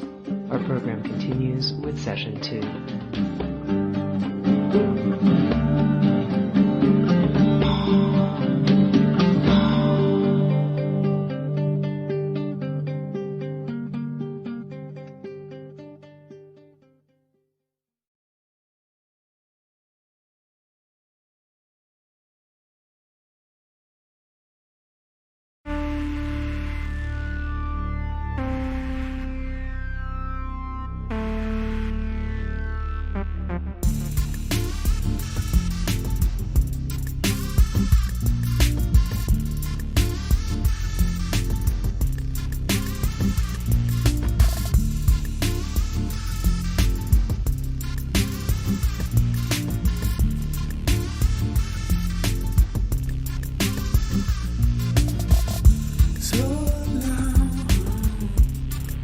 Take your leave, so long. Take your leave, so long. Take your leave, so long. Take your leave.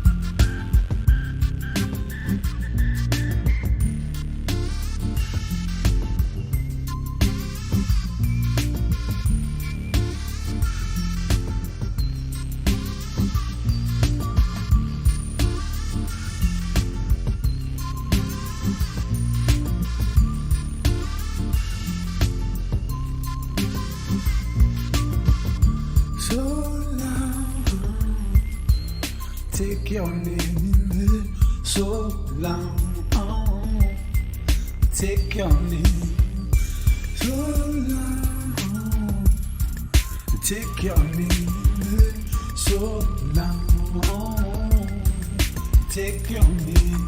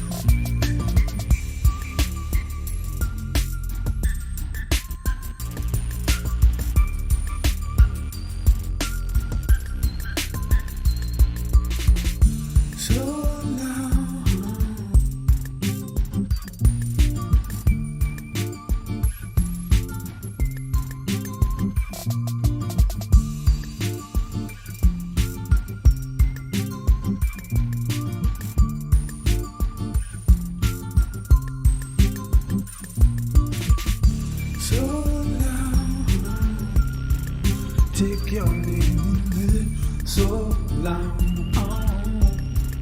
Take your name so long. Take your name so long. Take your name.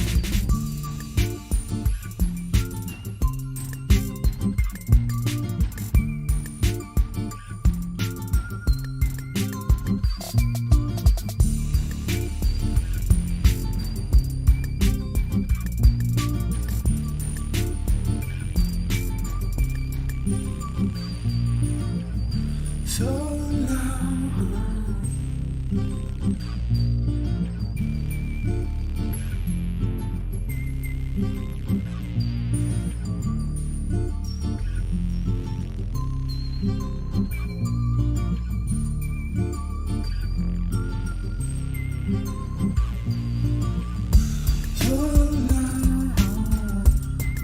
Take your name so long. Take your name.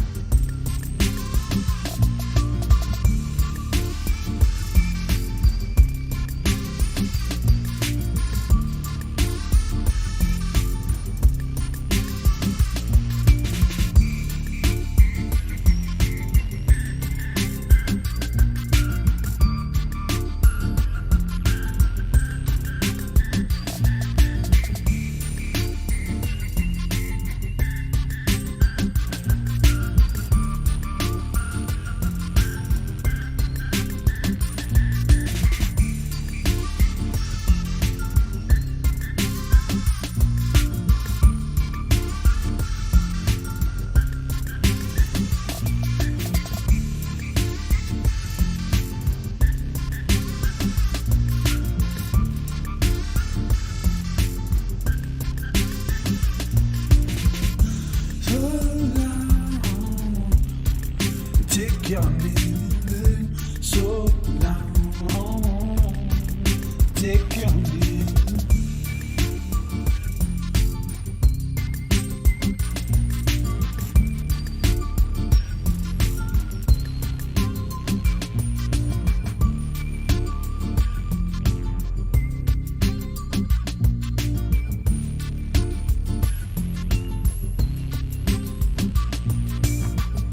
So long.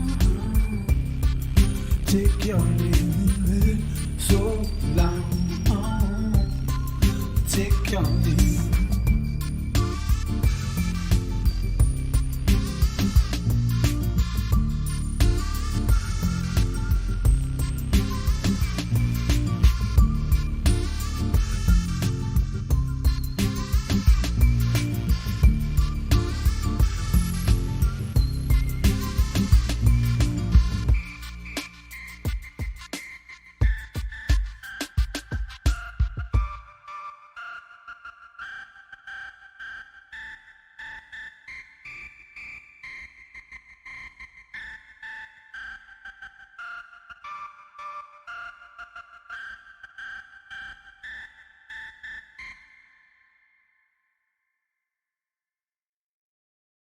I don't know what I want. Well, when you don't know what you want, you've reached the state of desirelessness.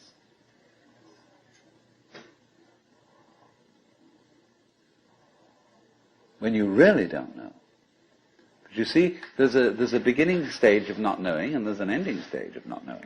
In the beginning stage, you don't know what you want because you haven't thought about it, or you've only thought superficially. And then when somebody forces you to think about it and go through and say, yeah, I think I'd like this, I think I'd like that, I think I'd like the other, there's the middle stage. Then you get beyond that. Say, is that what I really want? In the end you say, no, I don't think that's it. I might be satisfied with it for a while, and I wouldn't turn my nose up at it.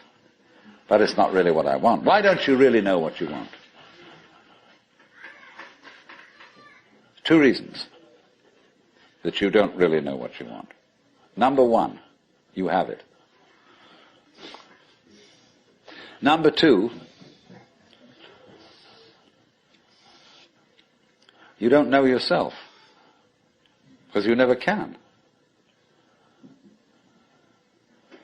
the Godhead is never an object of its own knowledge. Just as a knife doesn't cut itself, fire doesn't burn itself, light doesn't illumine itself. It's always an endless mystery to itself. I don't know. And this I don't know, uttered in the infinite interior of the spirit,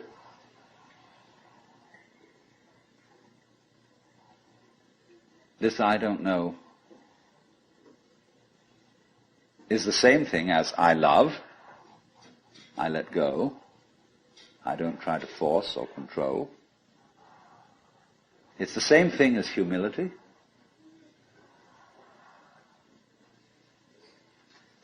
And so the Upanishads say, if you think that you understand Brahman, you do not understand. And you have yet to be instructed further. If you know that you do not understand, then you truly understand. For the Brahman is unknown to those who know it, and known to those who know it not.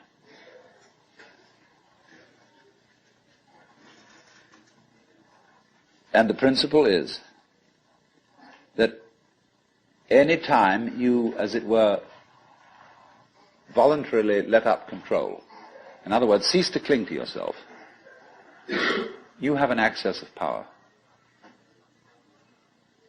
Because you're wasting energy all the time in self-defense,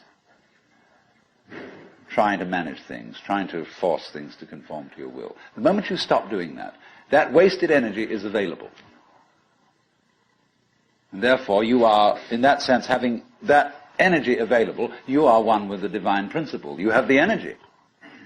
When you're trying, however, to act as if you were God, that is to say, you don't trust anybody and you're the dictator and you have to keep everybody in line, you lose the divine energy. Because what you're doing is simply defending yourself. So then, the principle is, the more you give it away, the more it comes back. Now you say, I don't have the courage to give it away. I'm afraid.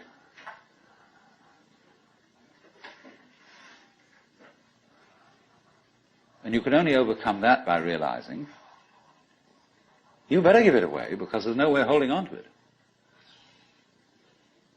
The meaning of the fact, you see, that everything is dissolving constantly, that we're all falling apart, we're all in a process of constant death, and that the world we hope men set their hearts upon turns ashes, or it prospers, and like snow upon the desert's dusty face, lighting a little hour or two is gone. You know, all that Omar Khayyam jazz.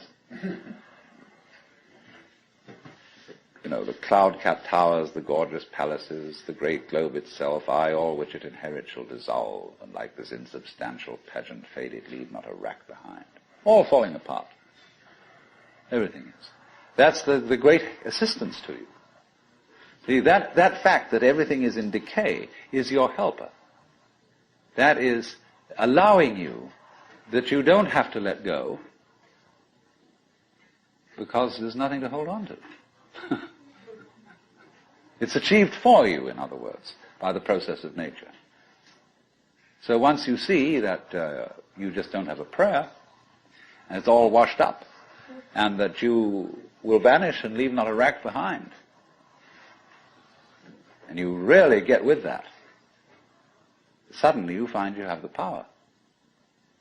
This enormous access of energy. But it's not power that came to you because you grabbed it. It came in entirely the opposite way.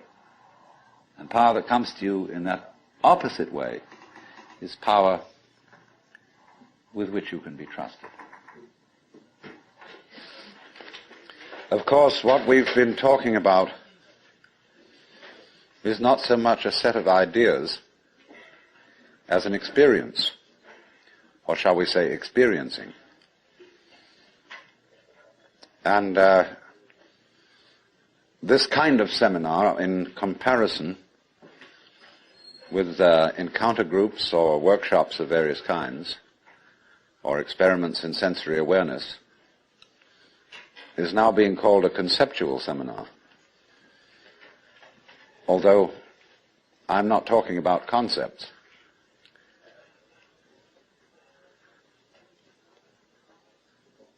But the crucial question arises that an understanding, a real feeling understanding, of the polar relationship between the individual and the world is something that operates, as we say, in your bones, and isn't just a view that you hold or a belief that you hold. It's so curious that the emphasis of the Western tradition in religion is primarily upon right belief. Do you believe in the right dogmas and the right doctrines? And only secondarily upon right action. Because what you believe is, in Christianity at any rate, far more important than what you do. Because one is saved through faith, not by works. And early in its history, the Christian church rejected the movement in the church which had been known as Gnosticism, from the Greek gnosis, which means knowledge. And in a way, there were some sound reasons for doing so.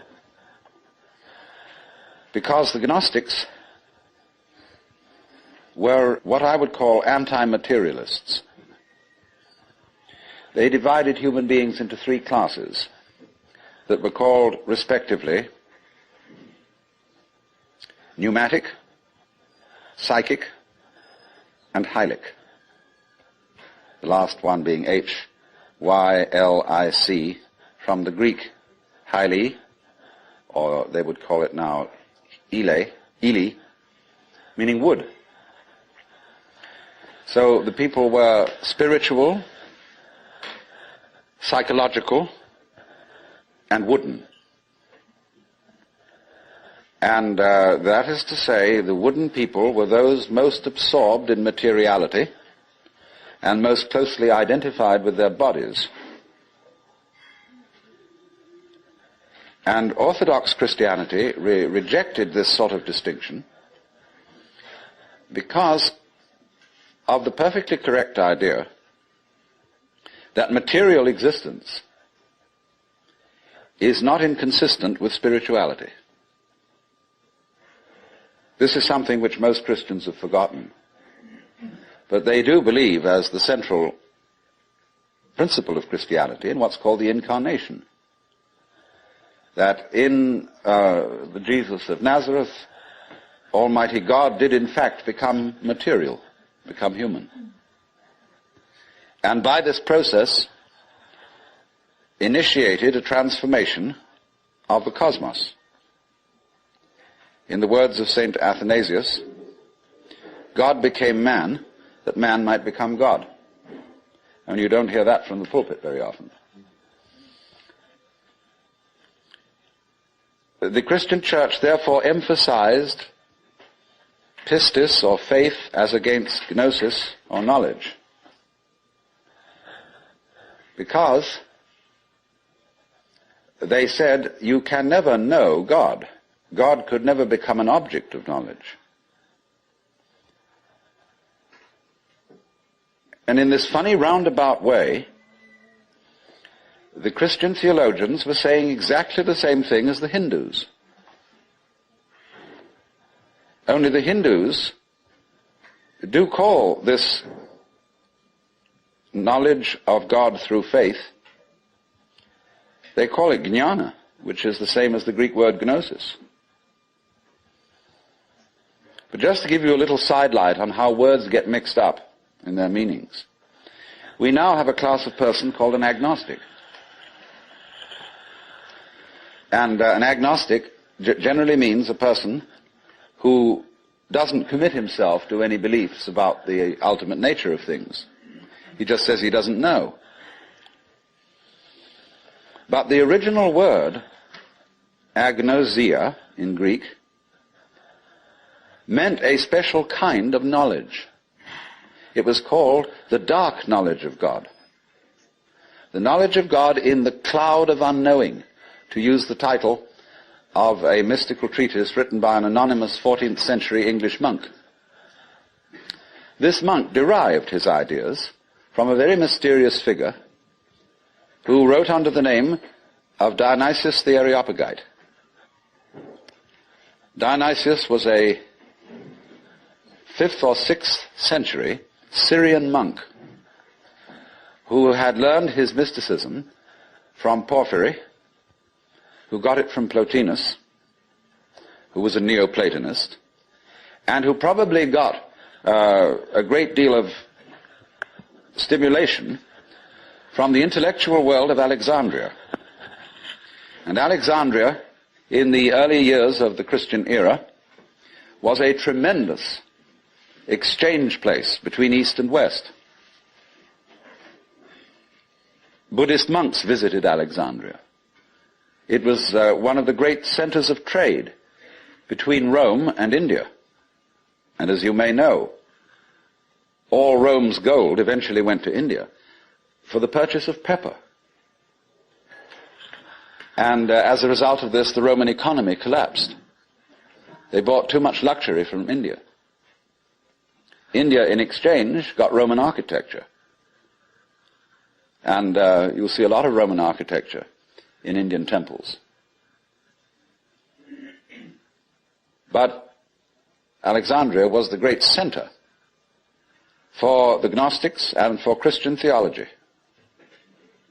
And some of the greatest theologians, Clement, Origen, Athanasius, St. Cyril, all worked out of Alexandria. Well, now going back to this strange monk, Dionysius, it was he who first put around the idea in Christian circles that there was such a thing of the knowledge as the knowledge of God by faith, by agnosia, really, by unknowing. And he, in a book which he wrote, very short book called the Theologia Mystica, he wrote a treatise on the higher knowledge of God, which might be quoted directly from the Upanishads, in certain parts of it. The last section of it reads like the Mandukya Upanishad, because it's a series of negations. It says what God is not. And he goes very far, because he says that God is not one. He says our idea of unity falls far short of what God is. So does our idea of Trinity. So does our idea of spirit, our idea of mind, of justice, of love. All these things are not really God. And he says in another place, if anybody, having seen God, understood what he had seen, what he would have seen would not have been God, but some creature of God, less than God, some sort of angel or something like that. It's perfectly amazing to consider the influence that this man had. For writing under the name of Dionysius the Areopagite, he became identified, you see, with St. Paul's first convert in Athens. And legend has it that he was the first bishop of Athens and was martyred in Gaul, where he's known as St. Denis. But St. Thomas Aquinas looked upon the writings of Dionysius the Areopagite as having the highest authority. And you could, if all the texts of Dionysius' work had been lost, you could restore most of it from quotations in St. Thomas. He wrote really two very important books. One was the one I said, the Theologia Mystica. The other was called the Divine Names. And these two books presented the two phases of his theology. The book called the Divine Names was a discussion on the nature of God in terms of what God is like, by analogy. And this kind of knowledge of God he called kataphatic, from the Greek pheme, to speak or say, kata, meaning to say according to, that is to say, to speak by analogy. Where he used, though, entirely negative language about God, this sort of discourse was called apophatic. And the word apo meaning away from, to talk away from. Just as a sculptor when he makes an image, reveals the image by removing stone. And so Dionysius explained that one attains the knowledge of God by discarding concepts, which is exactly what the Hindus mean when they say, of God one can only say neti, neti, not this, not this, not any conception. So thus in Hindu philosophy, the highest state of consciousness in samadhi is called nirvikalpa samadhi, which means literally non-conceptual. Vikalpa means a concept. Nir is a negation. So the non-conceptual knowledge. Now, people have greatly misunderstood this. They have imagined that unknowing the state of the highest contemplation was the acquisition of a blank mind, from which you first discarded thought, you went on to discard perception, you went on to discard any kind of sensory content in awareness, until you were, so far as anyone could say, aware of nothing. And they supposed that this kind of catatonic state was mystical consciousness. This is often believed in India. If you go to the Vedanta Society and ask, what do you mean by nirvikalpa samadhi, they will tell you that the one in that state has no consciousness whatsoever of the sensory world. That he is completely absorbed, as you sometimes see Hindu holy men sitting in a state where they are blind and deaf to everything going on around them. The founder of Chinese Zen, known as huina, described people like that as no better than pieces of rock and lumps of wood. He said it's a very serious mistake indeed to confuse sunyata, the Sanskrit word for the great void, which is both the ultimate reality and the consciousness thereof. He said it's a great mistake to confuse it with nothingness. It is rather to be thought of as space, or like space, because space is not empty. It contains the whole universe. And so in the same way, the state of mind of a person who is truly enlightened is not empty. It contains everything. But like space, it is not stained by what it contains. And it's often said in Zen imagery, you can't hammer a nail into space. You can't spit on the sky and soil it. If you try, the spit will just return and hit your own face. So they go on to say the consciousness in all of us, your basic mind is like space. It is completely pure. But of course by purity, they don't mean unsexual, which is of course what purity generally means in the Western world. Blessed are the pure in heart, for they shall see God. A person who's pure in heart is generally understood as one who never has any naughty thoughts. You know what naughty means? It means vain, negative, empty. A naughty person, therefore, is one who doesn't amount to anything, who's just nothing. That's the real meaning. But this misunderstanding of the nature of contemplation existed not only in India, from which it was transmitted to China, but also in the West. You read many treatises on Western mysticism, and there's still the feeling that getting into a deep, deep trance, sometimes called rapture. Again, the word rapture has undergone some transformations. We talk about rapture as people being beside themselves with pleasure.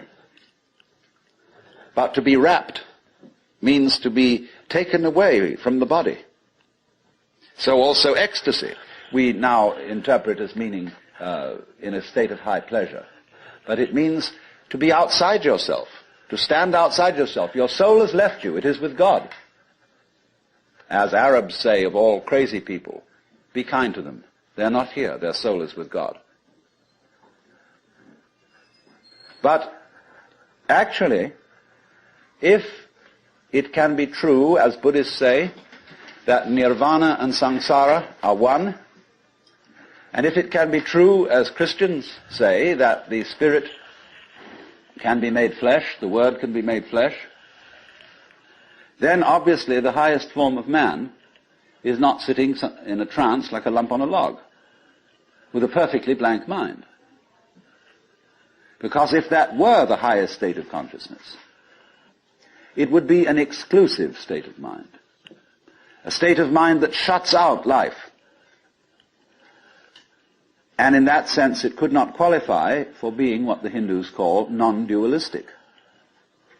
They always speak of the highest reality as being not one, because one excludes many. Not nothing, because nothing excludes something. Not being, because being excludes non-being, and vice versa. And so they use this word non-dual to mean that which doesn't exclude anything, which, as it were, has no outside. As we say, space has no outside. You can only have outsides inside space. You can't have any outsides outside space. There is no outside space, even though space may be curved and finite.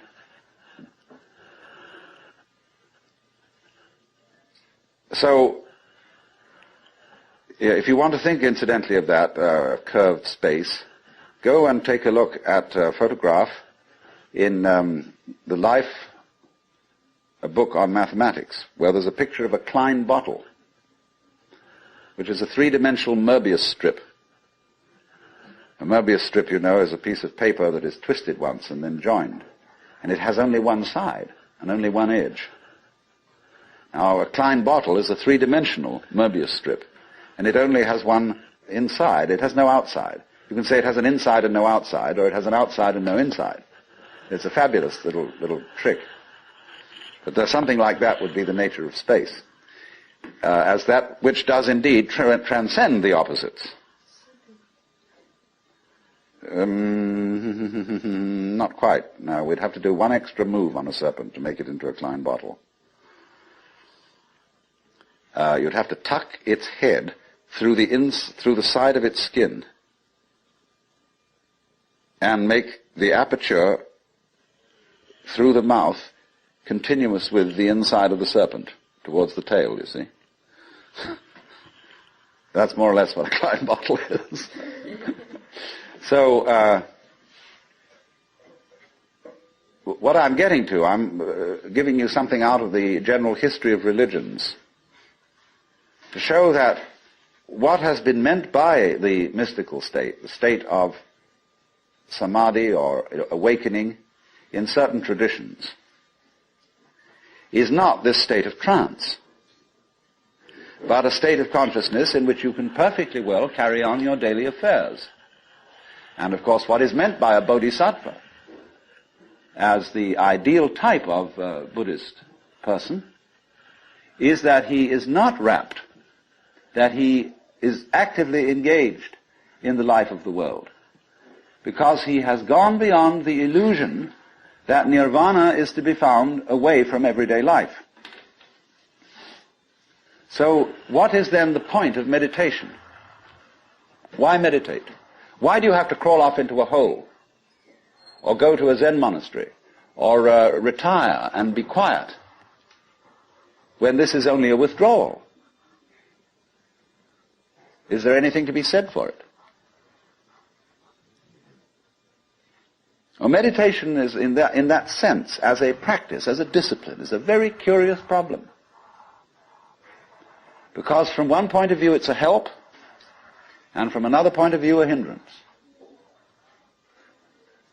And I think we have to understand, first of all, that meditation exercises are medicinal rather than dietary. The same could be said of LSD. a medicine, not a diet. Something that is described in Zen as when you want to open a door, or summon someone to open the door for you, you pick up a brick and you knock on the door, but you don't carry the brick into the house. When you need a raft for crossing a stream, you cross the stream on the raft, but you leave the raft on the bank at the other side. You don't go carrying it around. But a lot of people, when they get into meditation, or they get into religion, or into any kind of exploration of this sort, turn the door into a revolving door and keep on going round and round and round and never get through. They say what a gas it is to be in this revolving door. So I think a good definition of a parasite is the person who goes through a revolving door on someone else's push.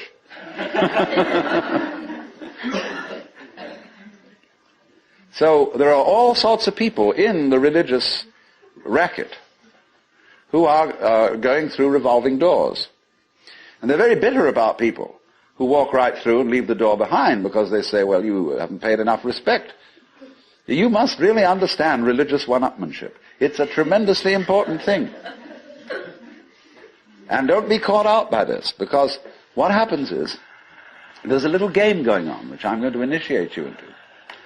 And it's played in Zen, which is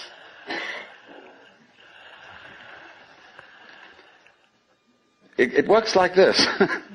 If you go to a teacher and ask for spiritual instruction, or even if you come to a seminar like this, you are, by doing that, confusing yourself. Because you are looking for what you're asking for outside, as if someone else could give it to you, as if you didn't have it. So the teacher knows that as long as you do that, you haven't understood. But he doesn't just tell you to go away. Or he may sometimes just say, go away, I'm too busy. And in any case, I can't tell you anything. Well, people won't take that for an answer. They won't take no for an answer. And furthermore, if he just said, go away, they would just find some other teacher who would exploit them and maybe keep them as followers for years and acquire a great deal of money by so doing. But what he does is another thing. He tries to give them the put down, as if to say, you have a great long distance to go yet. Your attainment is not at all perfect. And they're always talking about other sects and other schools and saying, well, they haven't really got the point, you see? So that you keep losing faith in yourself and feeling, my goodness, I haven't yet attained this thing. And that keeps you working. But all the time, you're being talked out. It's like someone who's a pickpocket and he's stolen your own watch and is selling it to you.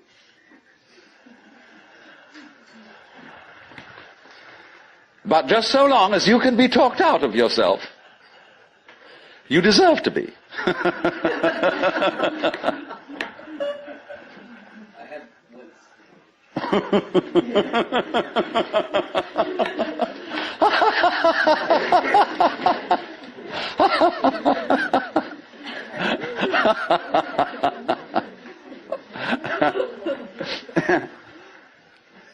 Now, you become very aware of this if you ever do momentarily slip into some sort of mystical experience. You become aware of this tremendous gamesmanship going on. And you see it as sort of continuous with all sorts of cosmic games that are going on, of creatures eating other creatures up, and the creatures that get eaten, of course, transform themselves into the creatures that eat them, and then in turn eat other creatures. And you see the whole hide-and-seek game going on, and then you realize very clearly that the state of development that you are in now is no better and no worse than anybody else's state. Because it's like space again. Which planet is in, or which star is in the best position? Well, it's all equal. They're all in the middle. Any one can be considered as the center one. Any point on a sphere is the center of the surface of the sphere. So, in the same way, everybody, in all his behavior, whatever he's doing, whether we call him from a certain point of view sick, or whether we call him healthy, whether we call him good or bad, neurotic, normal, psychotic, sane, all the manifestations are just like the leaves on the trees. And in each being in a unique way is, as Christians would say, manifesting the will of God. So, there really, from that point of view, you see, there is nothing to do to attain Buddhahood. Nothing at all. But you see, that's very difficult to understand, because a lot of people, when they hear that there's nothing to do, try to do nothing. And you can't. Because you are karma, and karma means action. You can't do nothing. But the thing you're looking for, or think you're looking for, is what you're doing. Is what's called you. Only, of course, as we all know, we've got ourselves into the idea that oneself is so difficult to see. Because it's like, as I've often said, trying to bite your own teeth or look into your own eyes, and you can't find it. It's always behind. It's like your head is, from the optical point of view, a blank space. Neither light nor dark. It's right in the middle of everything. And so, one of the great tricks of gurus is to set people looking for their heads. There's a famous story of a king in India in ancient times called Yajnadatta. And one morning he woke up and reached out for his mirror and brought it over. No head. He was looking in the wrong side of the mirror. And you know, he was kind of bleary-eyed and had a hangover. So he summoned servants and said, "Ye gods, I've lost my head. Find it." And they said, "But Your Majesty, it's there on your shoulders." He said, "It is not. I can't see it in the mirror. Nobody can show me my head." So they were rushing all over the place, looking for the head. Now the trick to that is, of course, that you are perfectly well aware of your head, only not in a form in which you expect to be aware of it. You expect to be aware of your own head in the same way as you're aware of other people's heads. But that wouldn't be true of you, because you've got an inside view on your head. You have an outside view of other people's heads, because, of course, you're taking an inside point of view. But the way in which you are aware of your head is in terms of what you are seeing and hearing. Because all sights and all sounds are what the nerves inside your head are doing. That's how to be aware of one's head. You are aware, therefore, of yourself, the mysterious self that you have, in terms of experience. Because there isn't really any difference. But that always escapes people, you see. So perpetually, so long as you don't understand that, you can be talked into going on to all kinds of weird excursions. And just so long as you believe it, you're a sucker. You're hooked. And it takes a tremendous inner confidence and nerve finally to say, hey, don't pull that stunt on me anymore. I see through your game. And because gurus are very clever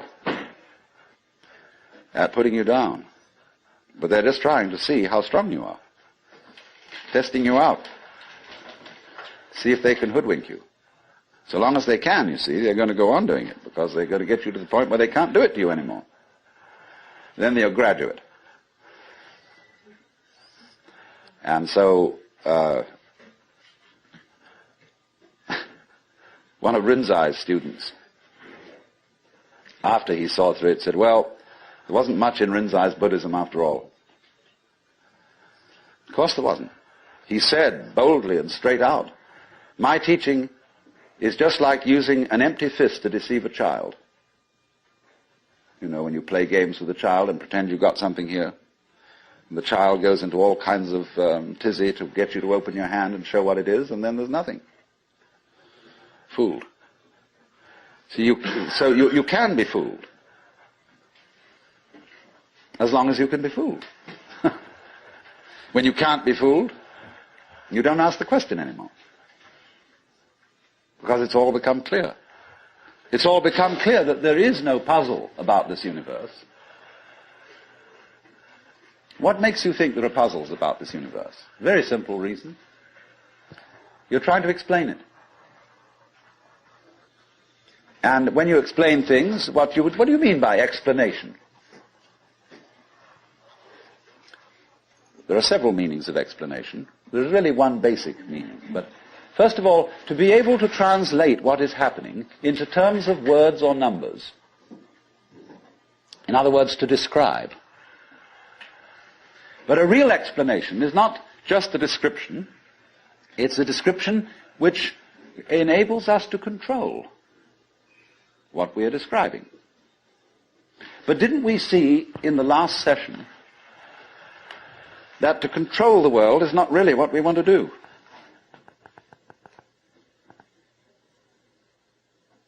So that if all explanations have as their function enabling us to control things, then maybe an explanation isn't what we wanted. And furthermore, you can very simply see that what makes things complicated is explaining them. When somebody explains to you how a flower works, and he's a great botanist, and analyzes all the innards of a flower, and shows the channels, the fibers, the processes of reproduction, and so on that go on in it, everybody stands fascinated. Say, how complicated that is. How clever God must have been to create that flower, to have all that complexity going. It isn't complicated at all. It's only complicated when you start thinking about it. Because the vehicle of words is a very clumsy one. And when you try to talk about the processes of nature, what is complicated is not the processes of nature, but trying to put them into words. That's as complicated as trying to drink up the ocean with a fork. It takes forever. And so this intense complexity that we see in everything is created by our attempt to analyze it all. And so what we do is, you see, when we analyze, we use our eyes and ears as scalpels. And we dissect everything. And we have to put a label on every piece we chop off. And so we scalpelize, and we get it right down to atoms, getting finer and finer, and we suddenly thought, well, we've got to the end of it, because the word atom means what is not cuttable. Atomos. But then we found we could cut the atom. And lo and behold, big fleas had little fleas upon their backs to bite them. And it goes on forever. There is no end to the minuteness which you can unveil through physical investigation. For the simple reason that the investigation itself is what is chopping things into pieces. And the sharper you can sharpen your knife, the finer you can cut it. And the knife of the intellect is very sharp indeed.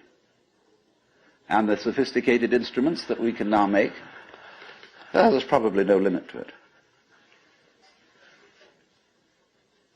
But in a way, all that is vain knowledge. In a way. Because you see, what it does is it gives you the illusion that you've solved your problems. When you have controlled certain things and you have solved certain problems, practical problems, you say, fine, more of that, please. Let's go on solving problems. And then you do. And you create a world of people, as we are today, far more comfortable than people who lived in the 19th century. Just remember the troubles of going to a dentist when you were children, or some of you when you were children, of medicine, of badly heated homes, of all sorts of things that we don't put up with anymore. But the problem is we keep running into this thing that all constant stimulations of consciousness become unconscious. And when we take it as a matter of course to have certain comforts, then we switch the level on which we worry. When you solve a whole set of problems, people find new ones to worry about. And after a while, you begin to get that haven't we been here before feeling. Aren't we just going round on a cycle and doing the same old thing over and over and over again because we don't realize that we're chasing our own tails?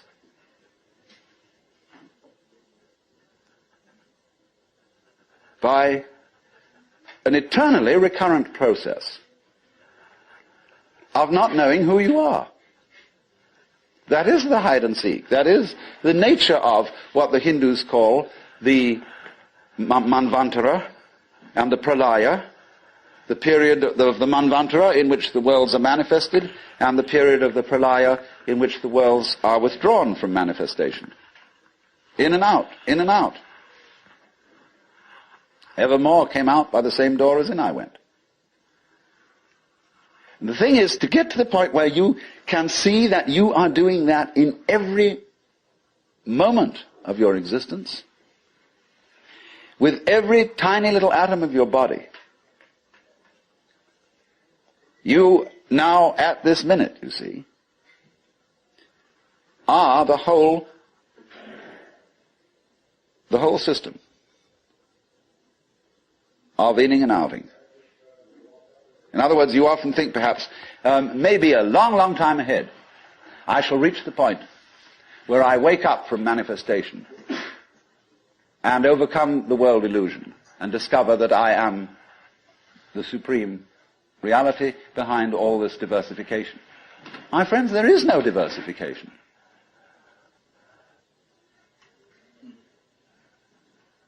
In other words, what you call diversification is your game. In the same way as you chop the thing and then you say it is made of pieces. Because you forget that you cut it. And so when you see the world as complicated and that there are life problems and that you might one day succeed. See, hundreds and hundreds of people are running like mad after something that they call that is success, and they have no idea what it is. So in exactly the same way, the guru is keeping you running and running after spiritual attainment. You don't know what you want. This is where Krishnamurti is so clever. Because he says, if you ask me for enlightenment, how can you ask me for enlightenment? If you don't know what it is, how do you know you want it? Is that any concept you have of it will be simply a way of trying to perpetuate the situation you're already in. If you think you know what you're going out for, all you're doing is you're seeking the past, what you already know, what you've already experienced. Therefore, that's not it, is it? Because you say you're looking for something quite new. But what do you mean new? What's your conception of something new? Well, you figure I can only think about it in terms of something old, something I once had. So he doesn't say anything. He doesn't indicate anything positively. Everybody says, why are you so negative? Why don't you give us something to hang on to? Well, the simple answer is it would be spurious. You don't need anything to hang on to. You're it. You don't need a religion. But then you say, well, what is all this religious stuff about then? Why don't we just forget it? You can try. By all means. Just go away. Don't go to gurus. Don't go to church. Don't enter philosophical discussions. Forget it.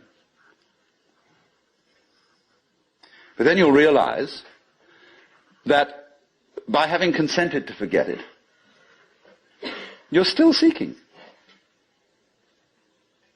What a trap. What can you do?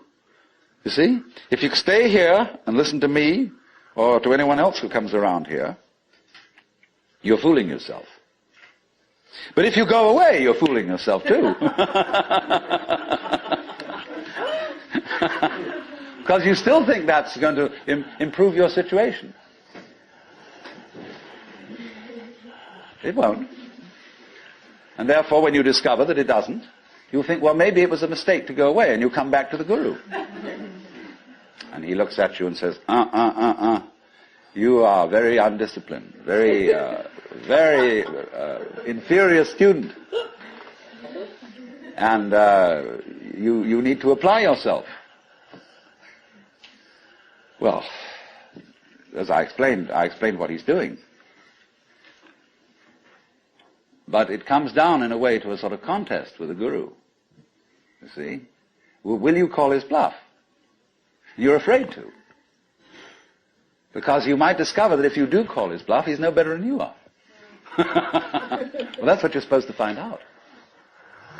But without being cynical about it. He's as divine as you are. But you've got to call the bluff. There's going to be a showdown. And it's a double bind. The whole situation's a double bind. Because it doesn't do any good to stay here, and it doesn't do you any good to go away. Either to do something about it or to do nothing about it. Now then, there's something else. When you understand that, and when you realize that there's nothing to realize, well, it's all here. Then what are you going to do? Well, of course, this is the sense of the Zen poem. Supernatural activity and marvelous power. Drawing water, carrying fuel. You know? Do whatever one does as a human being. But there's a little element of Philistinism in that. It's like when a child is pestering father or mother with all sorts of questions. They finally get down to the deepest metaphysical problems. They say, oh, shut up and eat your donut. And I wouldn't say that, you see, at this point. Because life, as one looks at it, you see, is in fact a celebration of itself. When you look out at night at the stars and you really wonder, good God, what is all that about? Well, it's a firework display. And it's celebrating High Holy Day. It's whoopee. And the whole world is whoopee. It's a kind of exuberance. And therefore the proper function of religion is digging this. It's not seeking. It's not seeking anything, but is, in a way, thanksgiving. That's why, of course, the Christians were right in calling the Mass the Eucharist, the thanksgiving. Only they had such a complicated way of thinking about it that nobody could understand it. So there, in religion, all religious exercises, whether they are meditative or whether they are ritualistic, are whoopee. They are not something you do in order to attain anything.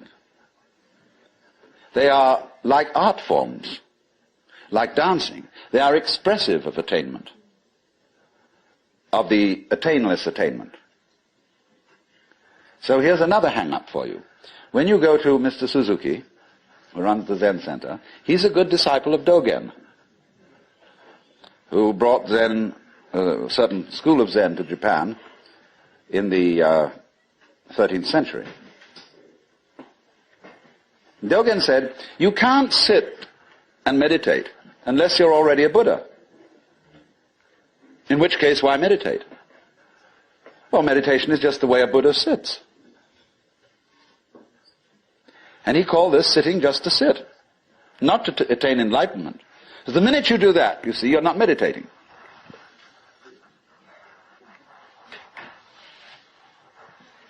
So you only become a good meditator if you're not looking for anything.